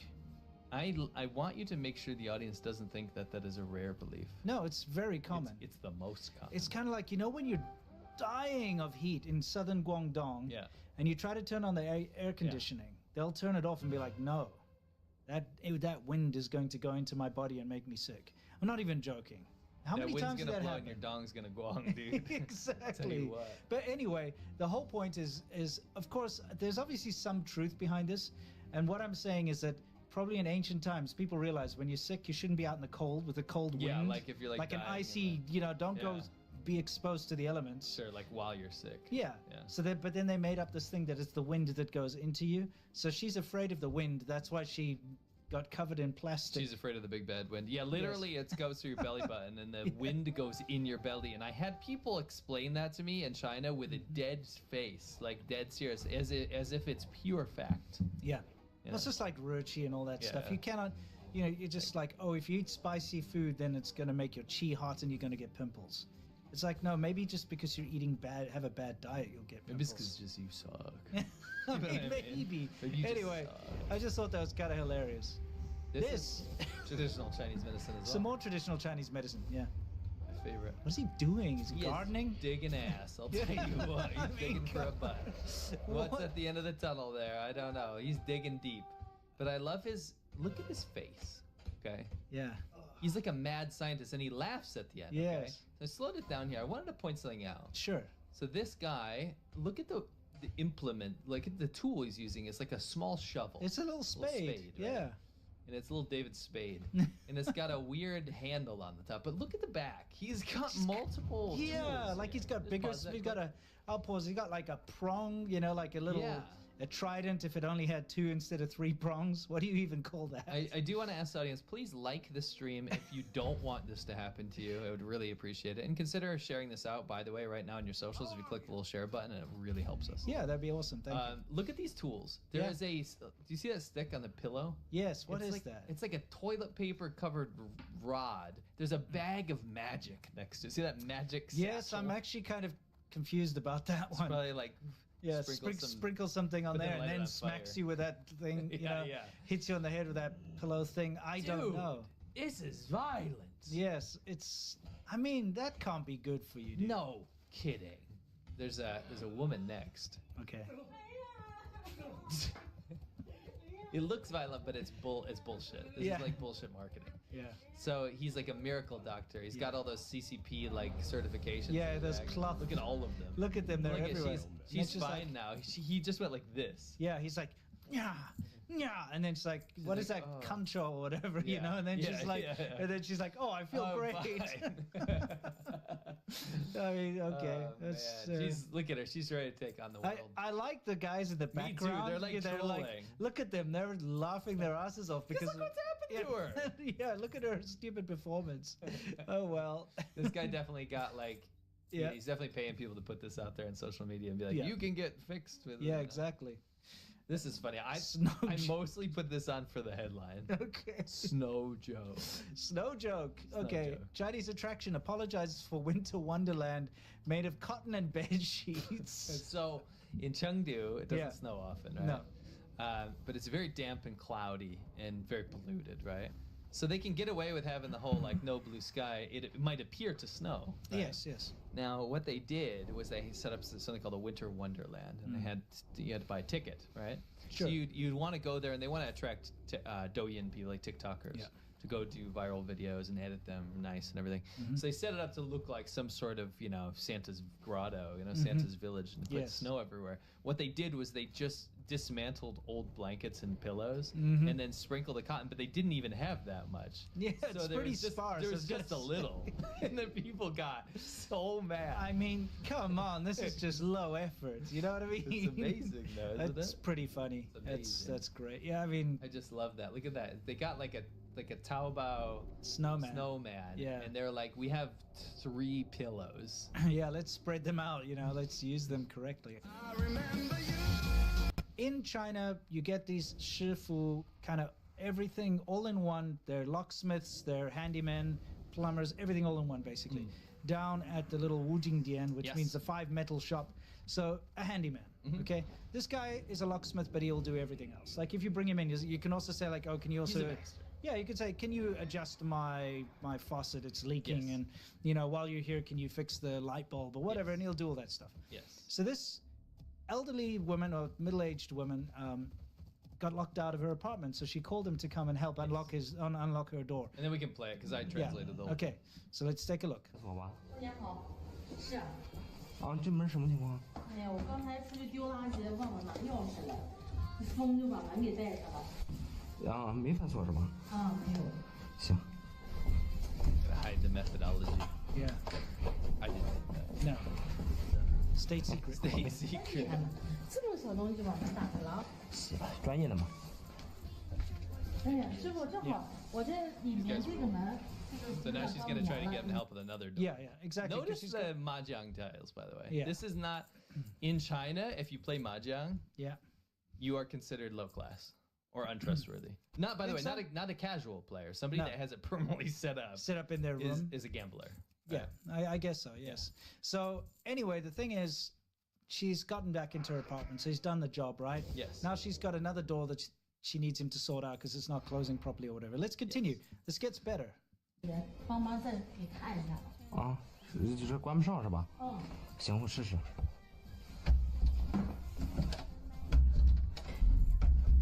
That one won't show. Typical Chinese quality construction. This gets real good. 不行姐，咱开锁都是50的。 She's trying to get him to take $1 instead of like $6. So I mean, the thing is, he said he will do all of this for 50 RMB. Right, which is so cheap. It's like $6. Yeah, 50 RMB in China will get you a meal. Yeah. It's it's getting tough now. Yeah, but like just a rubbish meal, like a shit meal. A shit meal. Yeah. You can go to McDonald's. Yeah. Have a McDonald's meal. Yeah. Yeah, maybe not a full one, no. No, but you just get whatever. Yeah. It's not a lot of money is what we're trying to say. No. And to think that he's gone all the way there and all that. And now she's trying to bargain him down. To $1. Yeah. She's trying to say, no, like it's holiday time or whatever. Let's go for less. Let's see what happens. Let's see what happens.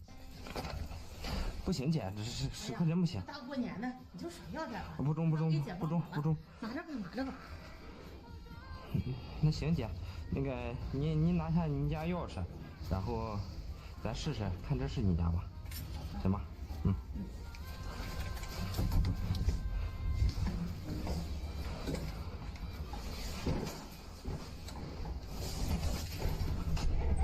我不给你开了，你再换个人开吧。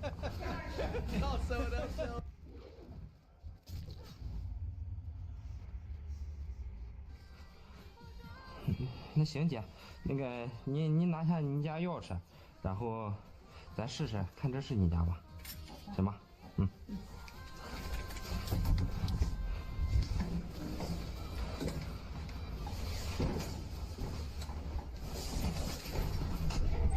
我不给你开了，你再换个人开。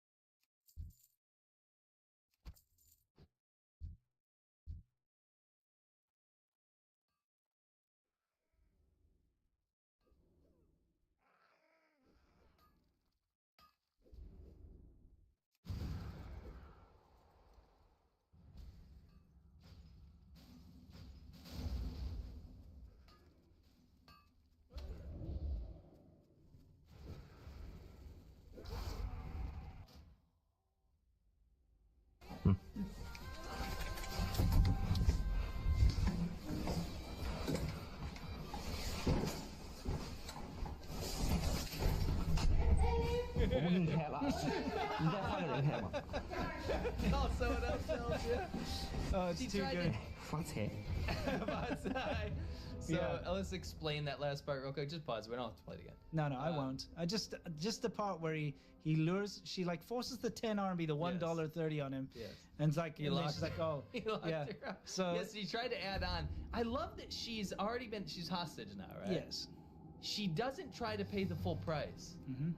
You'd think you'd be like, all right, I'll give you the 50. Yeah. No, she only tries to add on 20.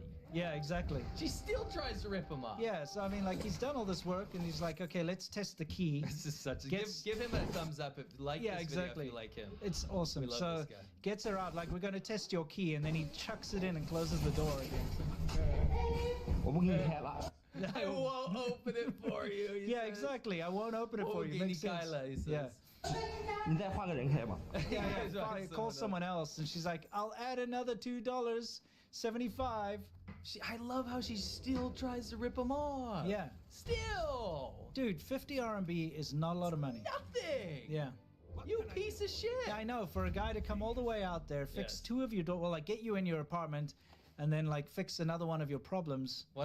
That's a wanker of an old lady. Oh yeah, totally. That's lost generation that attitude, lost generation stuff. Yeah, you do come across them quite a lot, but that's pretty funny. But he also stole one of her mahjong tiles. Yes, which that mahjong tile says spot side. Yes, which means wealth. Yes, wealth. So he's like, I'm rich. Yes.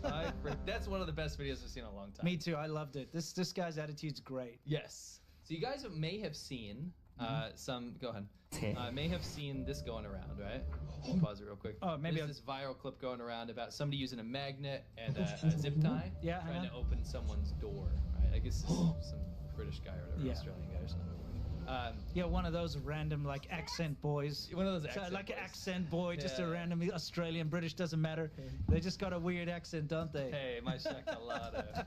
I don't know. I have a tech deck. I don't know what's going on here. Yeah, exactly. So you may have seen that going around. It had like hundreds of millions of views. Or whatever. Yeah. The point is, people were talking about how crazy this is, and what you have to understand is that's actually not crazy at all in China.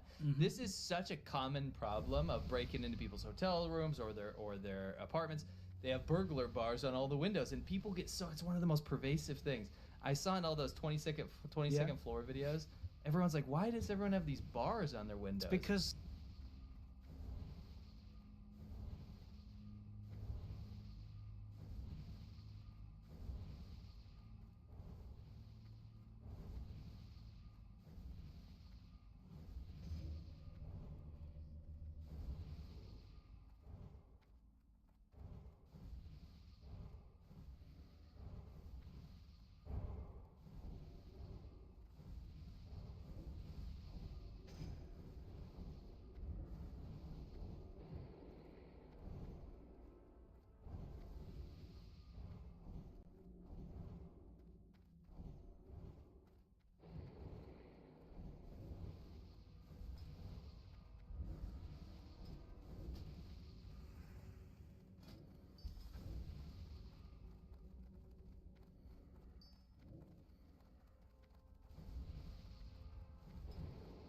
of theft. Theft is crazy in China, right? They'll Try to explain that away. You know, the spoiled first worlders that go to China would always be like, oh, what's going on? China's so safe. And they're like, but why are there bars in the window? I said, do you have bars in your window back home? Yeah. I know I do because I'm from South Africa. You got bars in your house. Yes. Not just outside. They're inside too. I have a bar that makes old fashioned. Yeah, not those kind of bars. We got like burglar bars inside, It's a joke, outside, I don't you know. know. Yeah. Why don't you? You should. I mean, I have kind of a makeshift one. Okay, yeah. It's not very nice. Anyway, the point is, theft this is huge. It's huge. It's such a, they'll gas people's rooms. They drug people. It's absolutely crazy, right? Yeah. So they actually put out these PSAs very often. You just play it super quick. Okay. But basically, what to do when this happens in your hotel room. And so she's spazzing out, obviously, right? Yeah. She's freaking out. So she has like a protocol here of what she does, and this is something I saw mirrored like dozens of times. You grab coat hangers, and then you make like some sort of makeshift like contraption, which actually keeps it so that they can't open it, no matter what tools they have to do it. Oh, I see. It's a very like rudimentary thing, but there's like a standard protocol for it that they teach people about. They actually have step-by-step instructions on websites and on videos. Yes. And then what they do is, it's funny, there's actually a sign there that's, you know, stop drug use and crime, so call this number or whatever. Yeah. And she calls the downstairs and she goes, I'm in blah, blah, blah room. Yeah. And they go, sorry, the security guard's busy right now. We'll get back to you later. So she's getting broken into right now. Yeah.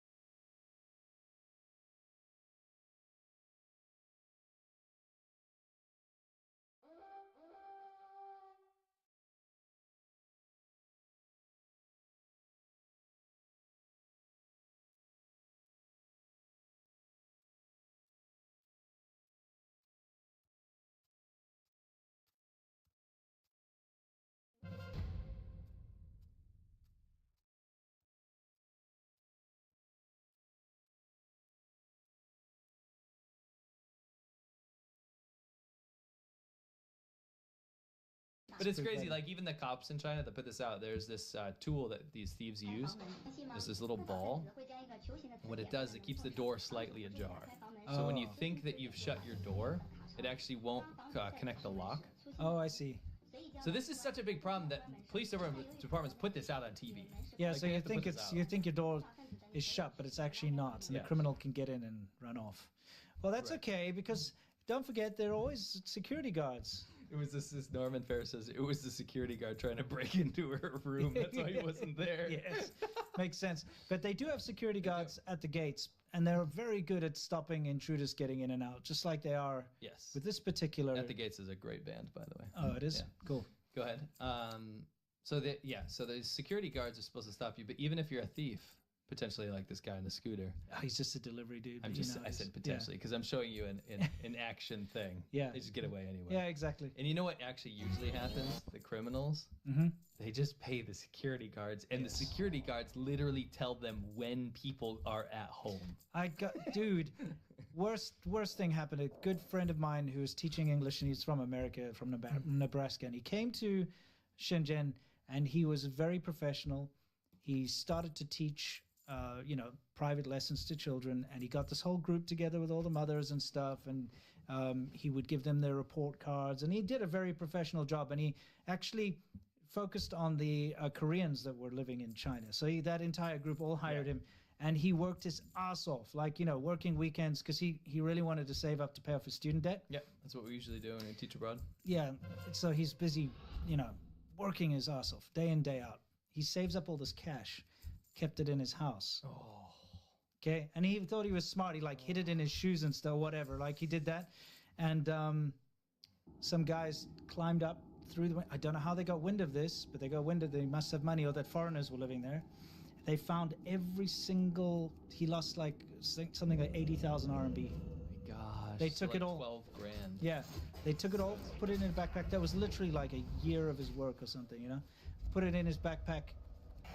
They went down the elevators. It's all on camera. You see them out in a backpack down, get out of there, nothing. All gone. All done. Shakalada. It was devastating. That sucks. Yeah. A sandworm drink. I'm sorry, but that's just disgusting. Do you remember we covered this a long time ago? And this is a great.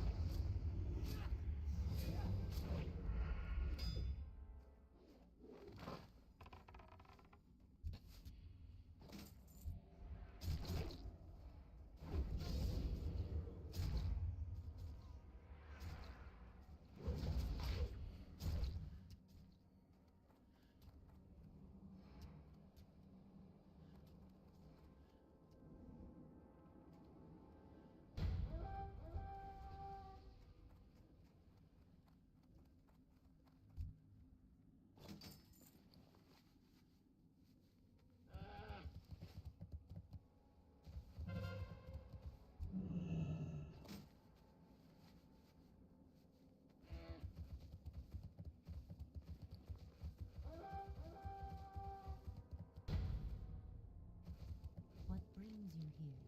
May the stars guide you. Go in peace. Goddess bless you. Elune light your path. Goddess watch over you. Asha Kala.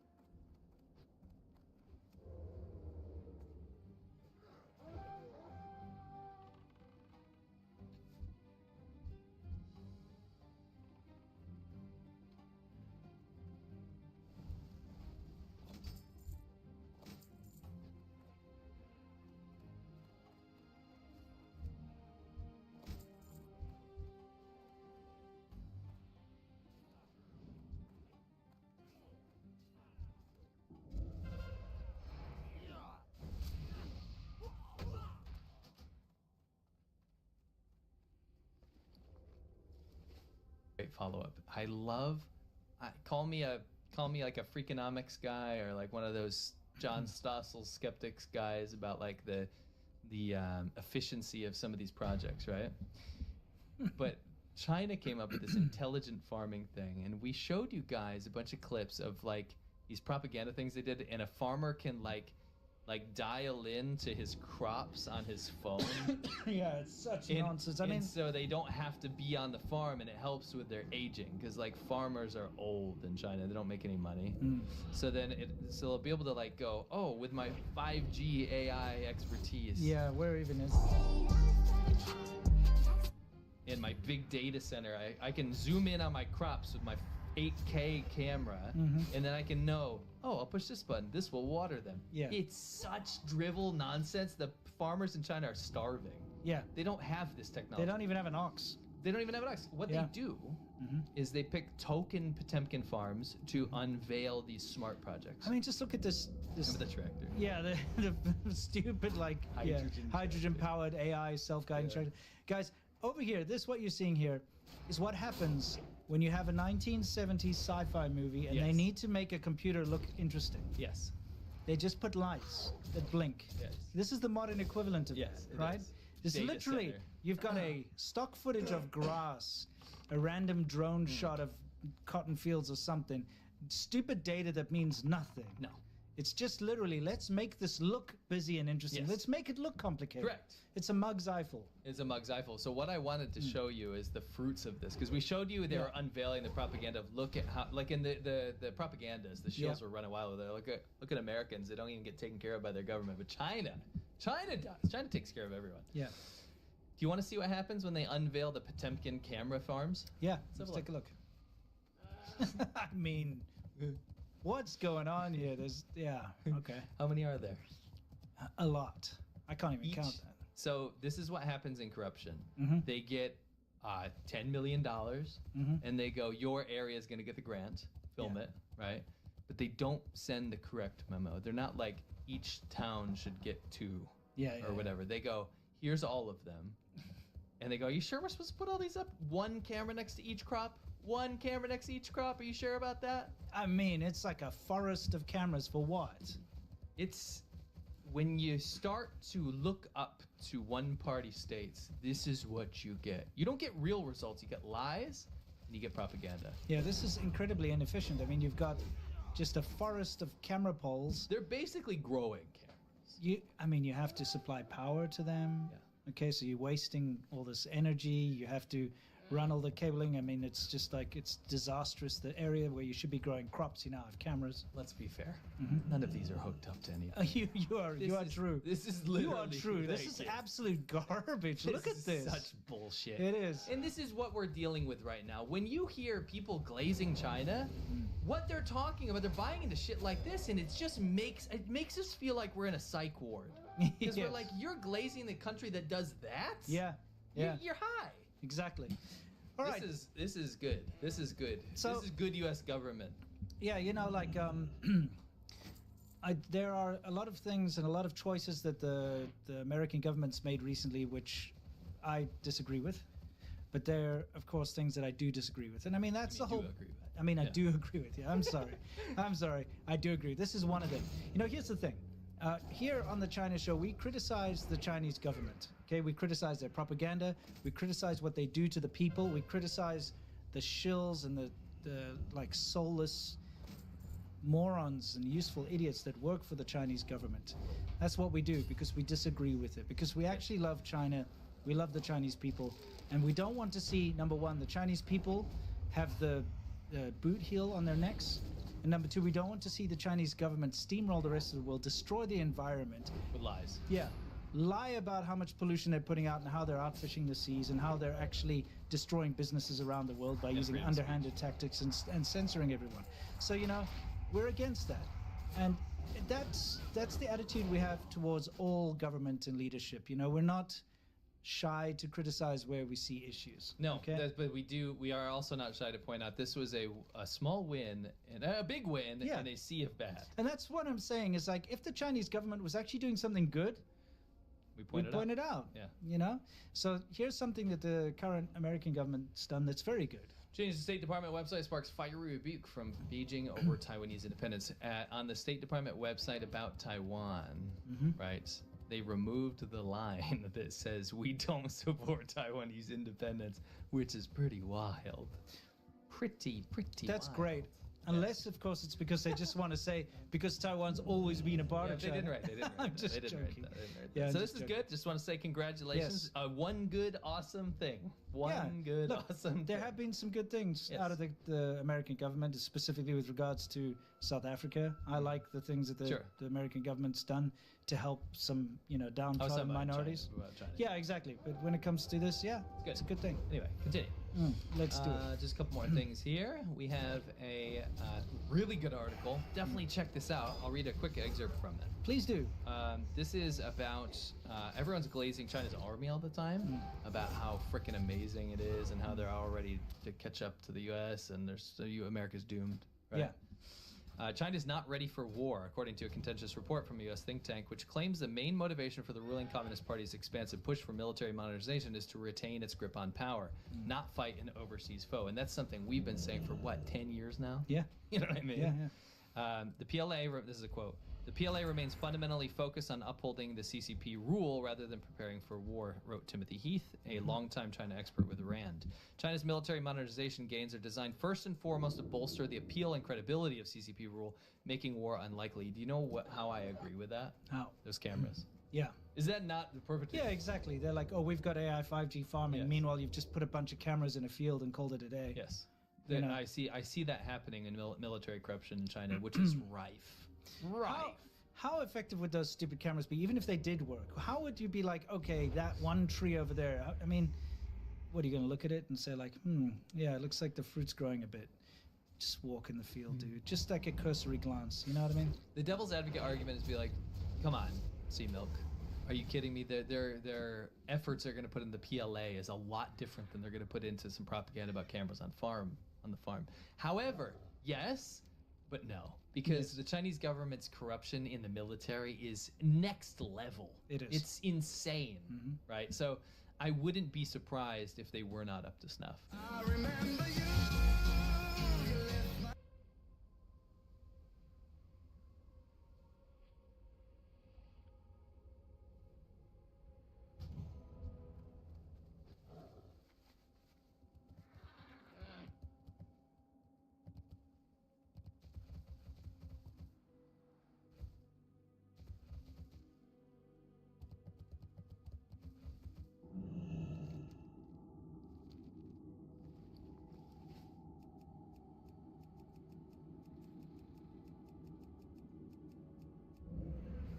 This over here is just next level.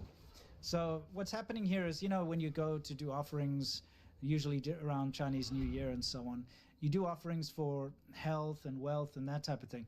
They're trying to bring the wealth into the QR codes of their digital payment systems. Yes, they're literally trying to get the gods, the Chinese gods and their ancestors to pay them through QR code. Yeah, to give wealth and prosperity to their cure. This is Can dumb. you pause that? That's so dumb. That's literally dystopia. That's not how things work, by the way. We know this. I'm pretty sure God's not going to be like, this magic smoke's going to make a deposit. No shit, but don't you think things have to get pretty desperate to want to do something like Yes. this? You know Yes. what I mean? Like, things are pretty bad. That, 30% youth unemployment rate, potentially they've cut off the facts now, we don't know. Yeah. You're gonna go and ask for wisps of smoke to give you some RMB. You're gonna. It's just like, when I see stuff like this, I just have to face palm. I'm sorry. It's the dumbest shit I've ever It's seen. so stupid. I'm so sorry because, I like Chinese tradition, the traditional stuff. It's fascinating. There's a long history behind it. It's been corrupted to the point where it's no longer about religion and tradition. It's just about money.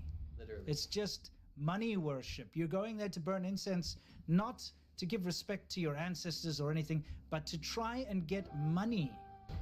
You know what the irony The is? magic smoke. You know what the irony is? What? They go and burn fake iPhones and burn fake money to Yeah, get yeah. their ancestor stuff. Now they're trying to get that smoke back. Yeah. You know what I mean? You're right, it is. That You're giving- supposed to let yeah. the incense go up, dude. Yeah, exactly. It's supposed to go. Can you explain incense? Yeah, It's supposed to go up. Exactly. For the That's the thing. You get And it's quite interesting because people burn offerings to their ancestors. You see them on the side of the road. I've made videos about it. You have. You can go to shops in China and buy a paper representation of a house, of a sexy woman, of a car, of a cell phone, of an iPad, of a pager, of anything. And then you burn it, and then your ancestor in heaven...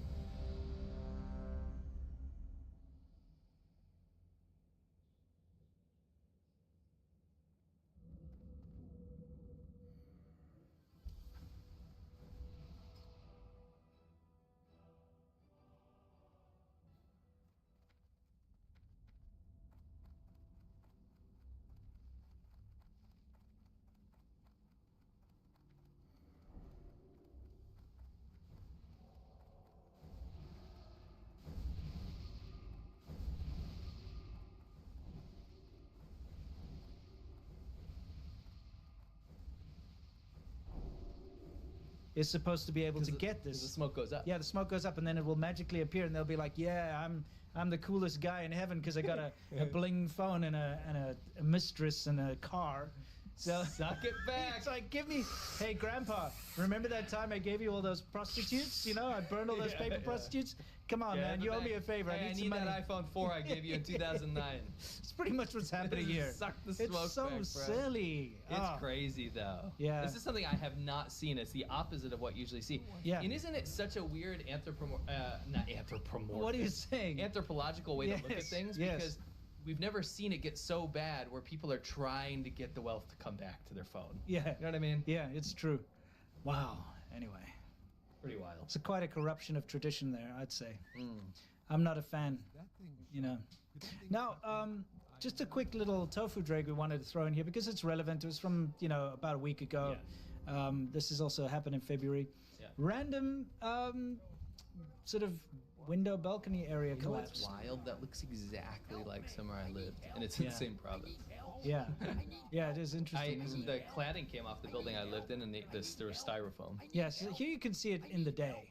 So 6-floor walk up in the industrial area, bro. Yeah, exactly. That's what's going on. That's not what who would you know want. about that? Yeah, you know, good old Mario.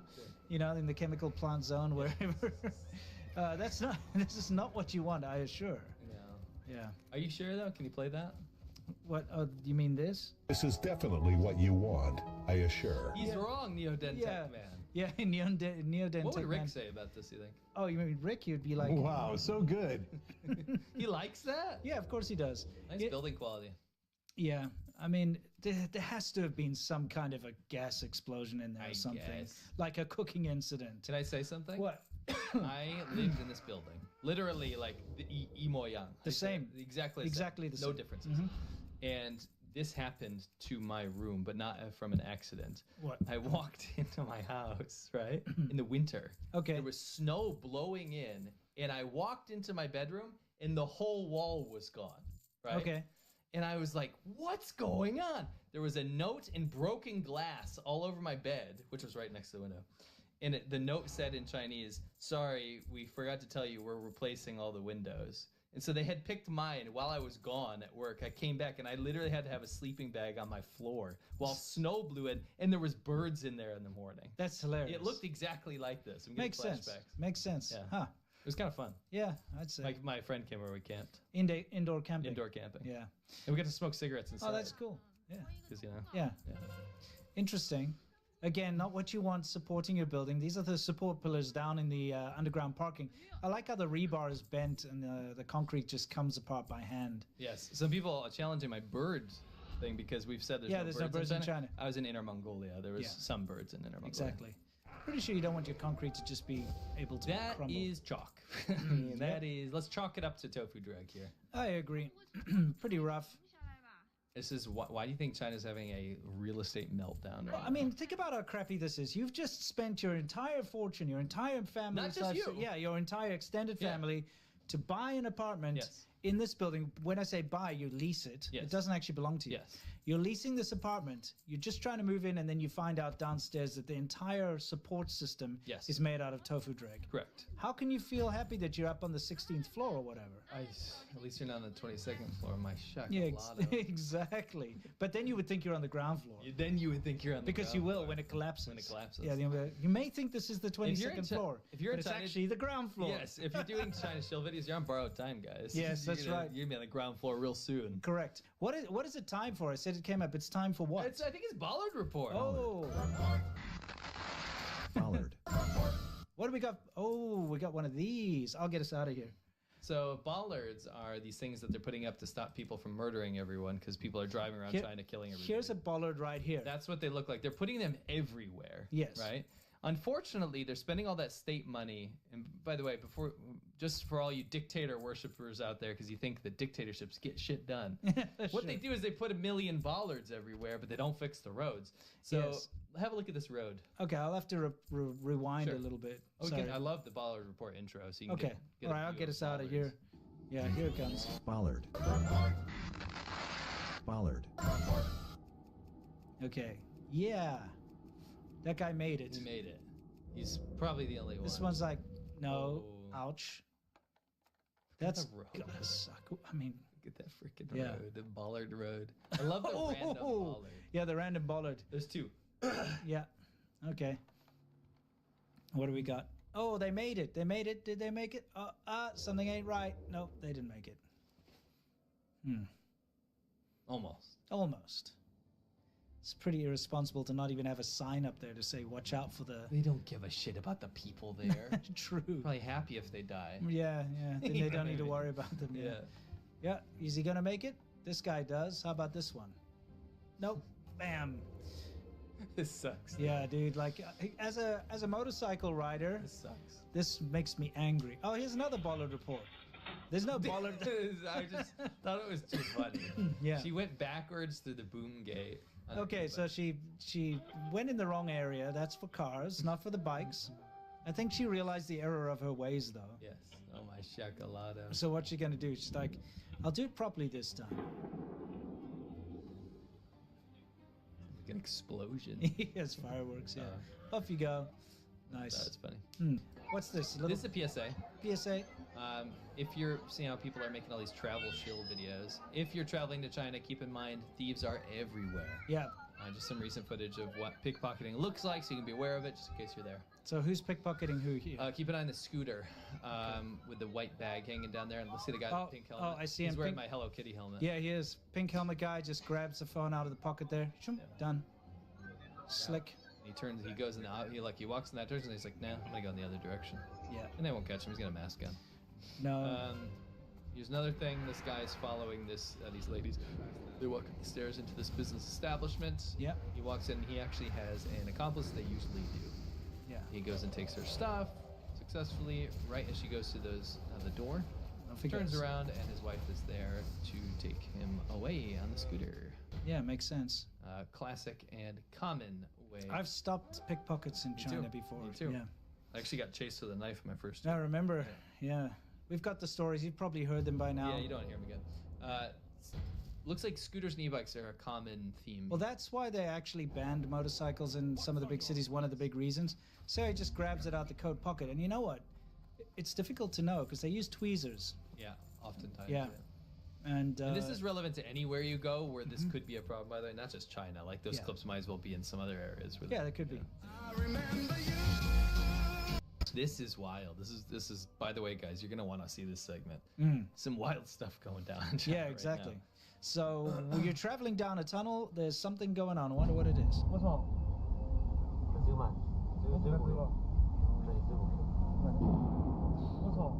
Maybe pull over?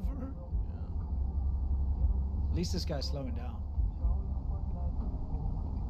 Battery goes pop. Battery goes pop. Dude, there's a guy. There's a guy walking. I know. A maintenance guy on the side there. He must have really gotten a fright. He's just like, okay. Yeah. So check this out. Yeah. This was actually going to be our main topic. We're going back and forth. Yes. There are so many horrible quality Chinese products on the market right now that you can buy in Temu or Shein or any of these places, right? Yes. And they could be shipped to your door, and you could be a victim of this because there's no quality control. And what makes this worse is that prior to this, like bad quality meant maybe it had some lead in the paint or something. Now everything comes with lithium-ion batteries. Yes. Which make everything so much more dangerous because of the lack of regulation in China. Yes. So look at this door lock. Yeah, I just wanted to point that out. You know, if you... When I came to America, I thought, hey, at least if I buy something here, there's some kind of regulatory body that's looking over it, you know, to make sure it's not poison or something not going to explode. But when Temu and Shein and this kind of thing came along, that's not the case anymore because of de minimis. They put it in a package; it doesn't even get checked by customs, so they could actually. There's a potential it doesn't. Yeah, most of the time it won't because there's millions of these packages coming in a day. They can't do it, right? Yeah, correct. So they could put drugs in there. They could put counterfeit stuff that could kill me. They can put explosives. It doesn't matter because it just comes through here and it comes to my door. It does. It's pretty worrying. Anyway, this is one of those electronic locks, and this is the kind of thing that's quite popular in China. It's got a lithium-ion battery in it. Becoming more popular here too. Yeah. You've got an app so you can like unlock your door remotely, or you can let someone in or something like that. You know, that type of thing. There's definitely no way to exploit that. Yeah, sure. Well, I mean, you get the dumber ones that don't connect and they just have a password or whatever, or a fingerprint scanner or something. But in this case, the battery in this door lock, which was obviously like a cheap one that you would, something similar to what you'd buy on Temu. And we want you to pay attention to the stuff we covered today to see if you have any of these items in your house. Yes. Do you have a cheap electronic lock that you bought from China that has a lithium-ion battery? Because I know, look, some of these they take like AA batteries. Yeah. That's fine. You don't need to worry about that. But if it's like some unknown Xiaolong Jing brand or something, X92, you might want to reconsider using it. Yeah. See, this thing exploded, as you can see there. 着火，煤上密码煤这个锂电池着火啊，把整个房子都烧成这个样子了。Burn the whole apartment. Yeah. Torched it. Do you guys have this stuff in your house? Yeah. Check it out. Make sure you don't have. What about this? Do you guys have lithium-ion earbuds? Well, they all are. Yes. All of these, like anything I'm not that's talking about Apple ones. Yeah. Though. You know, like those free 99, like Temu. We can't sell these. No one wants to buy them. Knock the boxes down type. Get those your ads, like free 99 earbuds. You guys have these? Yeah, you better be very careful. Imagine that happen when it's in your ear. Because it can. Yeah. Why not? Yeah, true. This is definitely what you don't want. I assure. Sorry. This is definitely what you want, I assure. Let's get back to it. Okay, so. By the way, yes, it's not always lithium-ion batteries that set fires in China. In fact, oftentimes it's just some kids. Yeah, just some kids. Burning propaganda. Yeah, I mean, you always had that. You always have those kids who like to play with matches. Did you have that growing up? Oh yeah, I mean kids did that. But the thing is, in China, there's so much stuff they can catch on fire, like these lifts that they never finished building. Yeah, they always leave them like this. Yeah, because during the construction of the apartment buildings, they use the elevators obviously to take building materials up and down. So in order to protect them, they put up these boards. Yes. But like you say, they never take them down. Yes. They just stay up there. I should probably get us out of here so people can see. He's like setting the advertised thing on the wall. There will be no consequences, right? It'll go out. Oh, yeah, sure. I like how he makes it better, you know, bigger. Yeah, he well, likes he more. wants to finish the job. Yeah, he's like, oh, that's so fascinating. Can we count this as Ruin Nation? I think we can count this as Can we, Ruin okay? Nation. Yeah. He's like, cool, right, cheers, I'm done. Nice. There she goes. Yeah. There she goes. Yeah. There it goes. That's correct. And that's there's the aftermath. That's the elevator afterwards. Oh, dang. Somebody says, bro, why does the little kid have a lighter? Oh, welcome to China where little kids have scalpels. You know box cutters? Yeah. They carry those around. They carry lighters. Yeah, for sure. Yeah. Don't forget, pretty much, well, a huge portion of the population smoke. So their dad has probably got like 10 lighters lying around the house anyway. And they can just go buy one for like cents down at the shop. So this was quite a fascinating fire that happened about 3 weeks ago. Yeah. And what happened was there was an old dude who was storing his cardboard boxes and stuff that he collected for recycling. And he was storing them all at the, in the stairwell. And, who knows what caught fire or how it caught fire, but they did catch fire. You know how?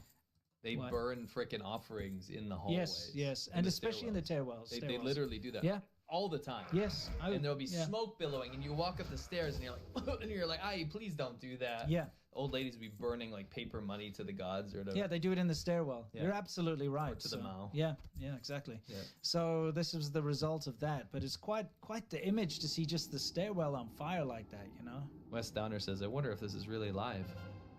Yes. I think you just got your answer, my friend. Yeah, exactly. Of course it's live. We only do live shows. But yeah, that's quite the epic fire. Yeah, that's wild. There was a lot of Ruin Nation as well. Yes. This can be counted as Ruin Nation. I need a little AI 5G expertise. Oh yeah, I'll give you that. The reason we're saying that this is a cell phone tower. Yeah. You know what I quite like is when they disguise them as trees. I do like that. That is great. Because it doesn't look gross like this one. Not at all. This actually just looks like a smokestack. Well, it became a smokestack. It became this a is smokestack. a 5G tower. You know how everyone was like, 5G towers are going to make us like freaking melt our brains or whatever? Yeah, exactly. This one is. Because it's actually on fire. I think the 5G towers are supposed to activate nano machines in vaccines or something. That's right. That's right. Yeah. I totally forgot. Yeah, exactly. Dang. Yeah. I'm glad we're on the same page.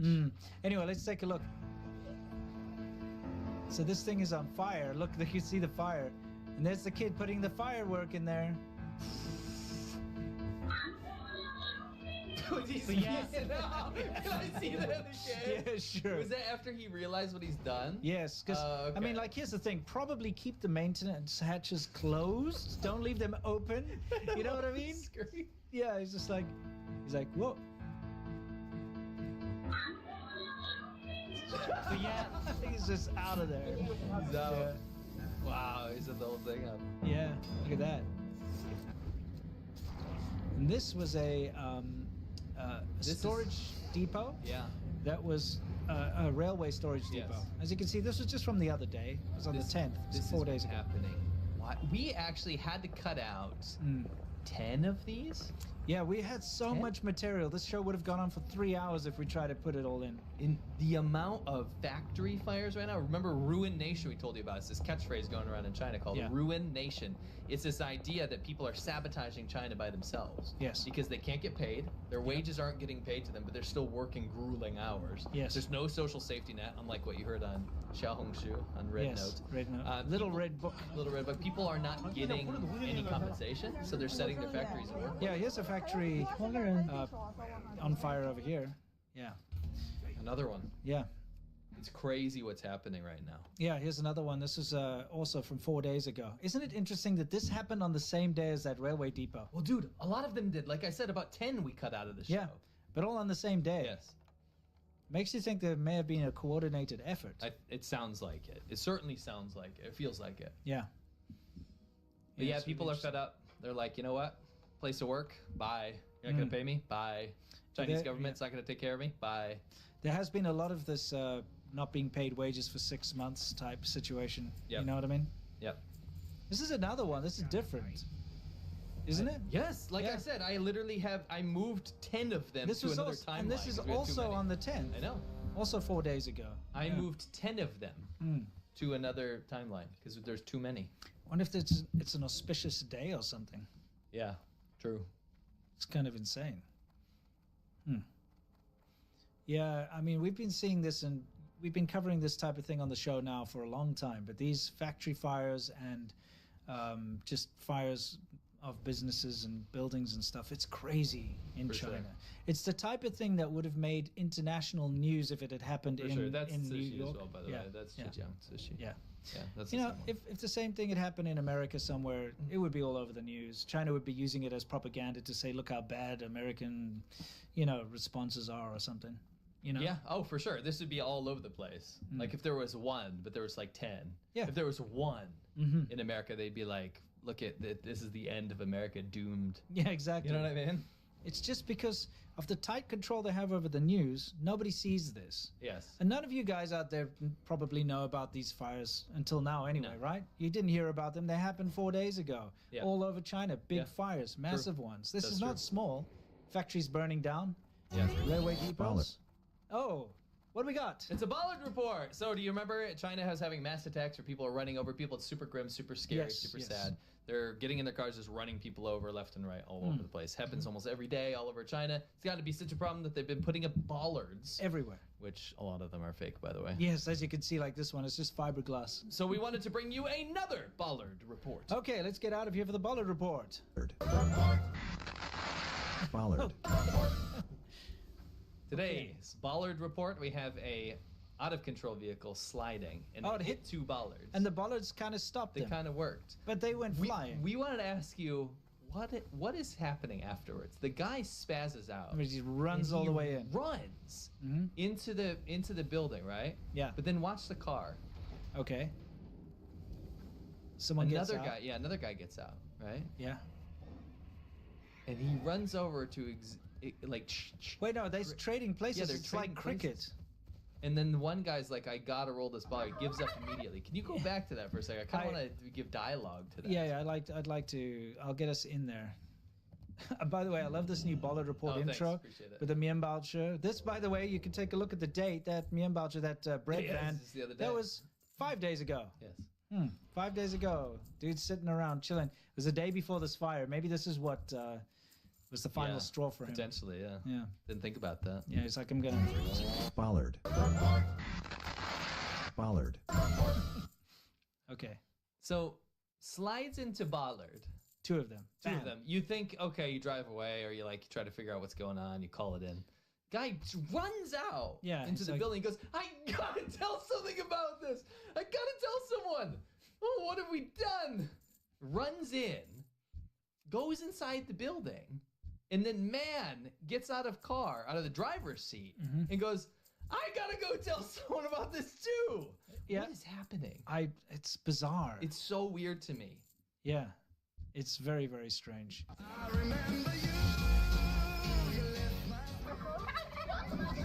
This is an interesting thing that's going on. Now, of course, one thing we all know is that China is expanding into Africa. Yes. You want to talk about colonialism? This is neo-imperialism, neo-colonialism, all those bad words, all those things that people accuse, the West of doing.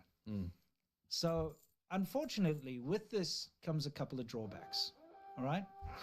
In many African countries, the education when it comes to understanding other cultures is not very great.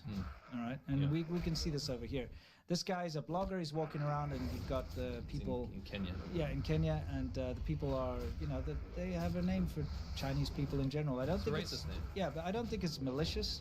I don't think they're maliciously saying that. It's definitely like poking fun for sure. Anyway, let's just take a look at his video. It's subtitled. What's Qingqiu? What's me? What's me? Jungle. Okay. Why you say Qingqiu? What's Qingqiu? It's not respect, okay? It's not respect. You know why I say Qingqiu?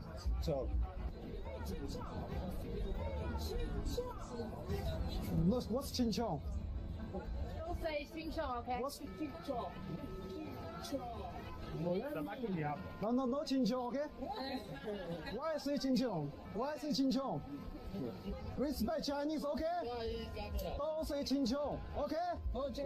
Now, okay, I can empathize with this guy because, walking around China, you would hear people always say, "Lao Wai, Lao Wai," but that's okay. That just means like a foreigner. But sometimes they'd be like Gui Lao, which is literally foreign ghost, which is devil, foreign devil, and that is a derogatory term. It's not nice when people are pointing at you and saying, "Hey, it sucks. I get it. Hey, Gui Lao, hey, Gui Lao." But I never turned around to anyone in China and said, "Hey, you better respect me. No. You better respect us." South Africans or us British people. I didn't do that. No. You know what I mean? No. This is where I lose sympathy for the guys when he starts to do this kind of thing. Yeah, this is Kenya. 是的，这里是肯尼亚，这里是我旅行20多个国家，遇到辱华最严重的国家。这是秦江丘，这是秦江丘。这里是中国援建机场铁路后拖欠300多亿不愿还钱的肯。This is where it gets bad. So you have some empathy in the beginning. I get it, right? No one likes to be called names, especially racist No, it's names. horrible. But then you go in and start talking about how Kenya owes China billions of and you start chasing children. You're chasing children, and you're saying, "Hey, we're building railroads here. You respect owe us. Respect us." It's very bad, especially at the end. What he says, you didn't finish it. Oh no, I haven't. So he says Kenya, which owes China over 30 billion yuan. 这期视频我会带你走。It's like in this video, we'll take you into the real Kenya. 真实的肯尼亚，让你见识到什么叫做威武的狗。A dog that cannot be fed enough, a wolf cannot be raised. That cannot be raised. That's not very nice. So yeah, I've lost all respect for this guy or any. That's so bad. Any empathy I had for him, nah. This has become a massive problem, by the way. This is one tiny little slice of the imperialist videos we're seeing come out of Africa. Yeah, we've been planning to cover this because we've uncovered a whole swath of really horrible things. Horrible stuff. Yeah. Horrible stuff. We don't want to get into it. Yeah, so at some point in the future, because obviously we need to pick and choose what we can show you guys. We don't want to of course. cause issues. But we'll cover it in the future. But we just this is kind of a lead up because we wanted to show you that how this guy really doesn't like any kind of discrimination, which is of course his right. Nobody should be discriminated against. 100% agree. But unfortunately in China it's quite normal to discriminate. Yeah, and well accepted. Yes, very accepted. Okay. No.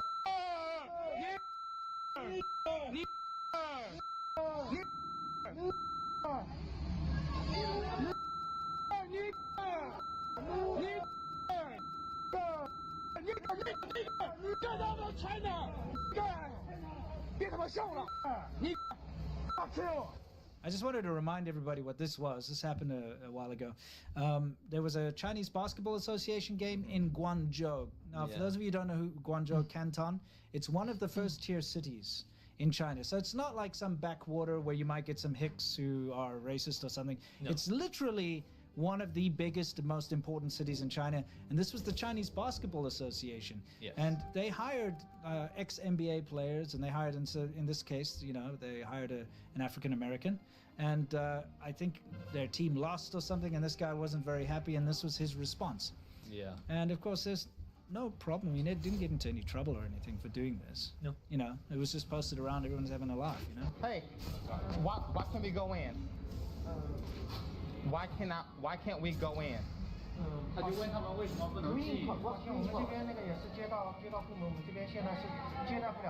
that real quick? We're not allowed to let foreigners enter. Yeah. Is that called Chinese manners? I can't remember. Oh, yeah, let's find that, yeah. That's right. Yep.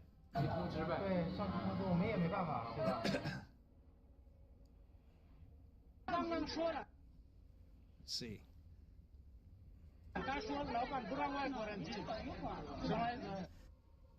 Yeah, this is a thing.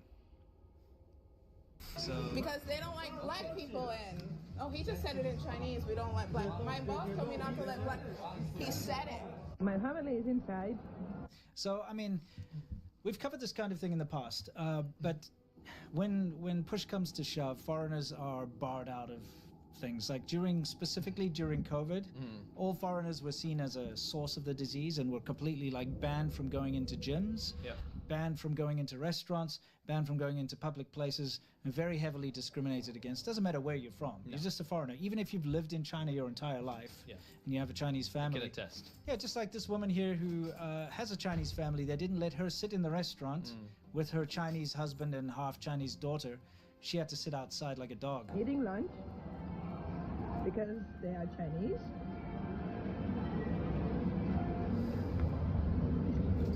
They can eat outside, but now I need to stay outside because I'm a foreigner. See, maybe they'll give me a bowl.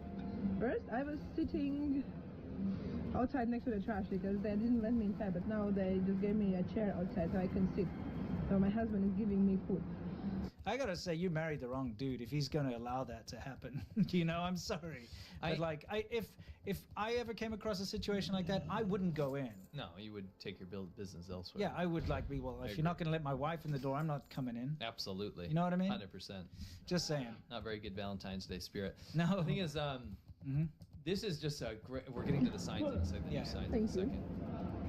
You have to understand that when you support the Chinese government, you support behavior like this. Yeah. And this is something they're trying so desperately to cover up right now because they're dying for tourism. Correct. And you're seeing all these YouTubers go there and compromise their morals. All by the 22nd supporting floorers. Yes. Isn't that what we're calling them? Yes. Compromise their morals for a paycheck. Yeah. Right? And this is the discrimination that people can face in China. Yeah. Oftentimes do. Exactly.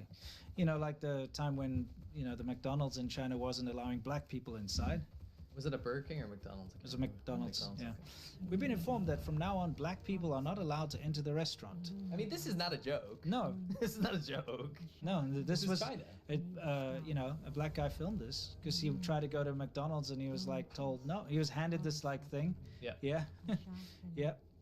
Yes, so you have to go to the police. No, that's it. Sorry. Per the government's requirement, we currently cannot allow foreign visitors to enter the park. You know, it's this kind of thing. We do not accept foreign friends and people whose temperature is above 37.3 temporarily. So no foreigners allowed, even if you don't have a temperature or anything. But now here's a new clip that's just come out. And this is what you find quite often in China. They pop up all over the place. And what does this say? This is new. This is new. This is from last week. It says, "Welcome to our restaurant." And this is, by the way, pause this real quick. This is what China doesn't want us to understand. Yes. And people that can that go to China, they want to run this simultaneous community where they have everyone hate outsiders, but then pretend like to the rest of the world that they're nice. And you know what? The language barrier aids in this phenomenally. And that's the thing. You can walk around and be like, whoa, China's so amazing. It's incredible looking at the lights while someone's literally calling you a foreign dog next to you and you wouldn't know, right? You're like, oh, look at that lovely old man speaking Chinese. I wonder what he's saying. Is that a poem? What a wonderful poem. How come I never heard it before? You know? That's the thing, is that this is the situation we're in because the government encourages the xenophobia. Yes. They actually stoke it because they need nationalism. They need to cut off their populace in case a war happens, right? Yes, correct. They want to cut everything off. In the same time, they need that foreign income. Correct. Yeah. So, I mean, let's see what it says. I'll get us out of here so you can read the subtitles. It says there, welcome to our shop. Americans. Japanese. And Jews. Oh, and Sorry, Jews. yeah, Yotyren. It's cut off. Yotyren, it says up on the left. Yeah. Yotyren, Jews. And And animals are not allowed to enter. So wait, Americans, Yes. Japanese, Yes. Jews, Yes. and animals are not allowed to enter. Correct. That's very nice of them. Military and civilians unite. Yes, military. Civil military fusion. Yes, military and civilians unite. Let us work together to strengthen our national defense. This woman thinks this is very funny. Oh yeah, I mean it's just like. I mean, if you're gonna clip hilarious. something out of the show, do the next part. Played it again. Just get us out of there real quick. If you want to post this on your social media, this is China in 2025. Yes. This is the sentiment on the ground. This is what the government's promoting that people do. And they want no one to understand this. You know when you see those videos, like they're shocked that I understood their language. Yes. Right? Yeah. This is what you should be shocked at. You should be shocked at this. I'd say so. I mean, like, it's not very welcoming. I'll give you that much. I don't like the idea that, it doesn't pertain to me. I'm neither American I was or... just about to say, you know what? I'm going to starve outside. Yeah. Like that woman. Yes, You're I'm be going able to go in. inside. I'll be like, don't worry, guys, I'm not American. And, I mean, we bring this story up all the time, but that saved our ass one time. It did. There were literally a bunch of these really, shady thugs in Harbin came up to us while we were filming our documentary, and they asked, where are you from? And because I answered first, I said, 我是英国人. I'm British, which is it's so much easier than explaining why I'm white, because I'm from South Africa. So I just say I'm British, because I am half British anyway. So I just say I'm British. And they actually said, good, because if you said you were American, we would have beat you up.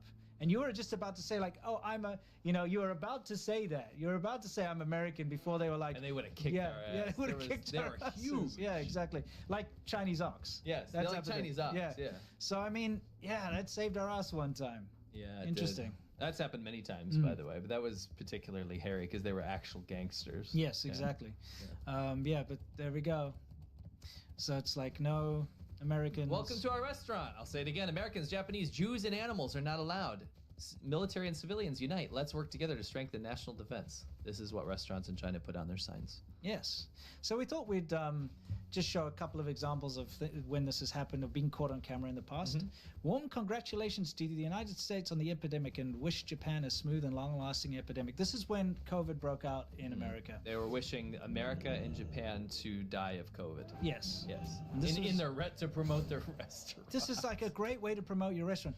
The problem is that the government encourages this through the propaganda, through the TV, through everything. I mean, why would you not wish a long death on Japan after watching every channel on the TV killing Japanese all day? See, like the foreign ministry spokeswoman, like Mao Ning and stuff, this is her job, is to say, look, we should all get along with each other. And the leadership here in America seems to love this stuff. They're like, let's work together and start cooperation and stuff. But this is actually what they're doing behind the scenes. And again, the people didn't come up with this organically. No. They've been told all day in Chinese that you don't understand properly to hate everyone. See how this works? And the problem is they do this for a reason. I shouldn't say the problem. The reason why they do this is to get patriotic customers. Because you know what? A dude will be walking down the street and be like, yeah, screw those Japanese and Americans. I'm going to go eat here. Because I believe in my country and I believe in China and we're better than them. So you get my business. Yes. That's pretty much what it's for. Yes. There's no other reason why you'd put that up as a promotion for your restaurant, right? If you think this is disgusting and horrible, please give this video a thumbs up. Yes, please do. Thank you very much. We've got a few more. Japanese people and American dogs are not allowed to enter. I would like to analyze this one real quick. Take us out so we can prove that that's what it says. Okay. It says Ribbon Ren, so it says Japanese people. Yes, Japanese But Americans, it says Meiguo Gao, which means American dog. So at least they actually elevated Japanese above Americans this time, which is rare. Okay, so again, this is, you can see it here on the sandwich board here on the side. It says Japanese people and American dogs are not allowed to enter. But this is pretty disturbing. Yeah. Can you imagine a sign similar in America in this day, in this day and age, in this world that we live in right now, that says something like, insert your nationality, dogs not allowed to enter? Absolutely not. And guess what? What? This is the craziest part of this, is that sometimes people in the comments will be like, oh, based, because they like when people are discriminatory for some reason. Sure. Some people like that because they're weirdos. Now imagine this. They might think China just doesn't have political correctness so they can do this kind of stuff. But let me flip this on its head. If the same Chinese person that hung up this sign, this no Japanese people and American dogs, this racist sign, if they saw a sign in a different country that said no Chinese people allowed, they would get on live stream and they would make the biggest conniption you've ever seen in your life. And they do. That's my point. Is it's not like they wouldn't laugh it off. They would freak out and do political correctness out the wazoo. Exactly. Now, I know that in Japan, some places say no foreigners allowed, but they don't say no foreign dogs. Yes. They just say no foreigners allowed. They'll say no Chinese people allowed. They don't say no foreign Chinese dogs. They just say that, right? Well, and when that does happen, Chinese people have they go crazy and they go tear it down. They call the police. They make a huge scene. They've been a couple of times. You know what I would do, by the way? What? If I saw this sign, I would walk up there and I'd say, "Come and lick my white neck." Do I even have that as a soundbite? I feel like I do. Come and lick my white Dude. I'm gonna lick my wife. Okay. That was on Chinese state media, by the way. I would never say that. No. Because I don't even know what that means. Anyway, I just wanted to point out this is a real thing. These signs in China. For real. This shop does not receive the Japanese, the Philippines, the Vietnamese, and dog. Wow, they're really going. That was in Beijing, by the way. This particular, the Yes. capital. You know what's my favorite part about that is you could bring multiple dogs, just not dog. Yeah. You know, there's just you can't have a singular dog. Mm. They didn't pluralize it. It may not receive dog, but it might serve it. Before you guys think that that's a little dicey, we in our last episode updated you on the dog restaurant map where we found tens of thousands of dog meat restaurants currently registered on Baidu Maps. Yes, in that China. you can find right now. Tens of thousands. Yeah. You go find them. Anyway, this was a club in Guangzhou. Decline foreigners. You know, as you can see, it says there, 外国人. There's not allowed to come in there. This is your usual thing, and you know, if you Koreans catching some strays. Yeah, this was probably during that whole THAAD, the missile thing. You know, here's the thing. If you're one of those like, whoa, look, it's the ground floor, but actually we're on the 22nd. When you walk past the sign, you don't know what it says. You might think it says no smoking. True. You So know you what I got mean? 22nd floors walking around on their paid tours around China, and they're not reading this stuff. Yeah. And their tour guide's not reading it to them. And they're basically putting those horse blinders? This is a bus, by the way. Oh, yeah. Sorry. Yeah. Yeah, but they don't, you don't know. Yeah. You don't know, except for those ones that had English on. Exactly, yeah. I'm just saying, like, you know, you really have to understand a place, live in a place, learn the language before you really know what's going on. That's true. That's true. And look, every place has its garbage, right? There's racism in America. There's racism and this kind of garbage pretty much everywhere you go. But the difference is there's no pushback against it in China. And it's so overt and accepted. Yeah. Right? It's just so, and it's so much more. Well, that's There's good. so much more. When you turn on the TV, kill Japanese, kill Japanese, kill. What do you expect? America's evil, America's evil, if you put up a sign that says like no Japanese allowed, everyone's going to be like, yeah, exactly. You know? Because that's what they're told all day, right? The Japanese people are terrible and bad. So yeah, that's kind of where we're going with this. Is the signs in China, they don't want you to be able to see it. Except for this one, which is somehow in English. Well, that's why this one is a pretty well-known example. Oh, I some grabbed people, this one. they would definitely. The Japanese and dogs are forbidden. Okay. Inside the Chinese internet, there's something that was going wild. I probably don't want the rest of the world to see. Okay. This panda's just chilling. So we got a right? panda. Yes, he's Okay. chilling. He's hanging out. And what do you think's going to happen to said panda? It's hard to say. Yeah. Well, let's find out. I'll get us out of there. What? 我靠，干嘛？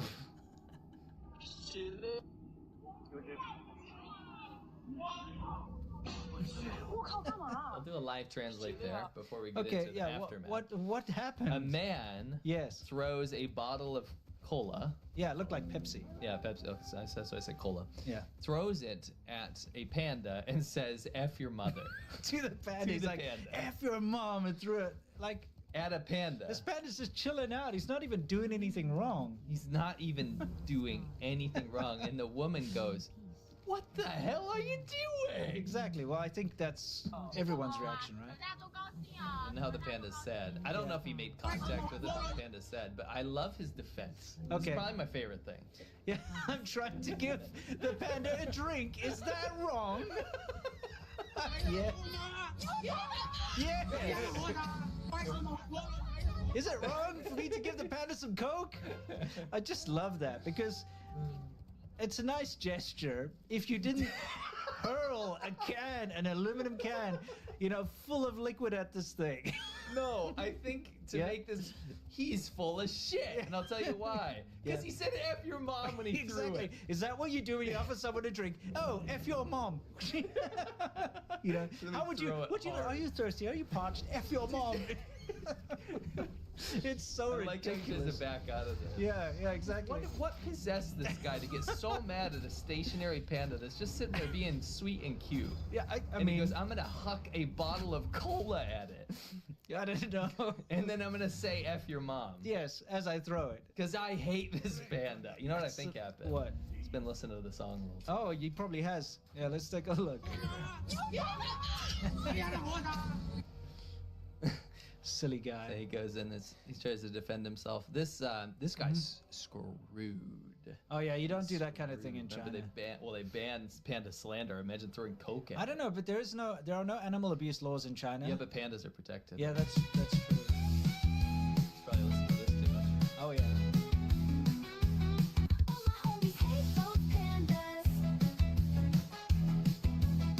Hope we didn't have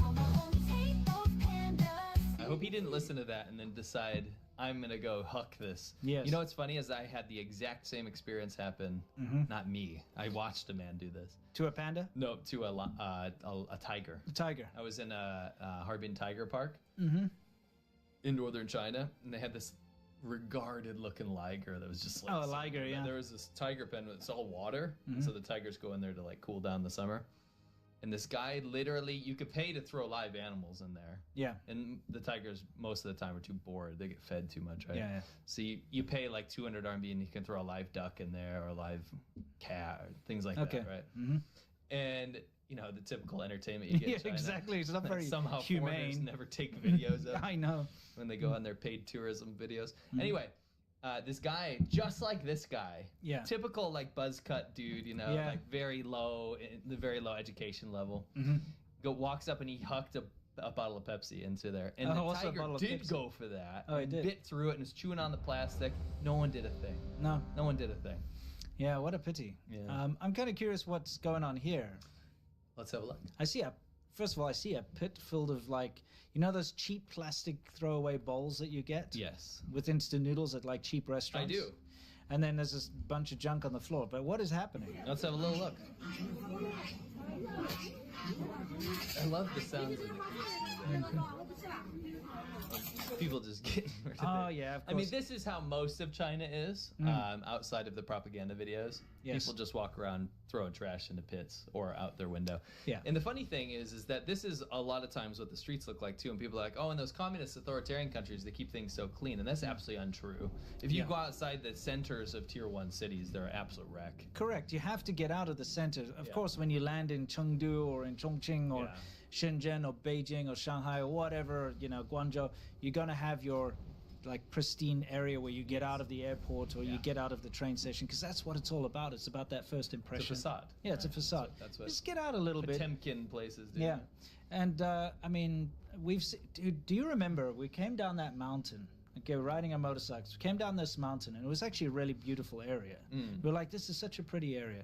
We get down, and there was like a little village thing in the mountain. We stopped, and we bought from the shop, we bought some drinks. I can't remember what it was, like water or something. We drank them, and we asked, is there a rubbish bin anywhere here to throw it away? They're like, Swabian Rung. They were literally like, just throw it in the river there, or throw it here on the side. They just like Swabian Rung.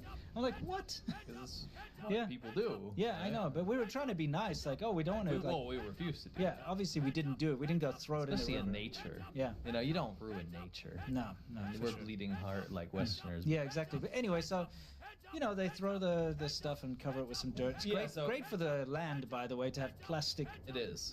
dirt. So what I wanted to say is that the justification for this behavior. Yes. When I see CCP shills, so Yes. remember these Westerners that always like put the Chinese government on a pedestal and they're like they have everything sorted out. Yeah. The justification is they're keeping the unemployment rate low. Oh, yeah, 'cause it's they giving hire someone a street job. cleaners, Yeah. right? So the street cleaners work for the sanitation department in this communist party, right? Yeah. So they're supposed to keep everything spick and span. So they'll go through there and you've given them a job. But number one, they're being replaced with those robots that don't do Sure. anything. And number two, do you want to see what the sanitation department does? Sure. Let's have a look. Okay. Once they pick up said garbage. Here's the Oh. sanitation department. They just dump it in the They dump it in the river. river. Well, in the tree, they're creating a tree made of plastic packets over there.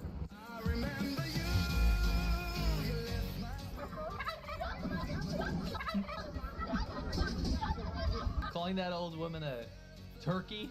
She sounds like a turkey sounds like goblin. she's I'm gobbling. sorry, but it just No, in she my mind sounds like it's just she's like gobbling.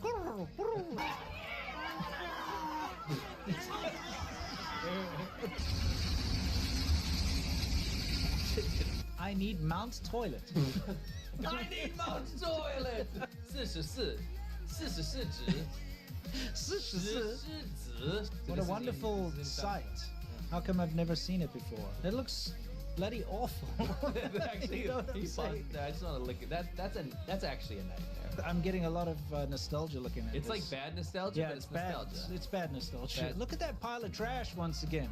Someone is living in that pile of trash.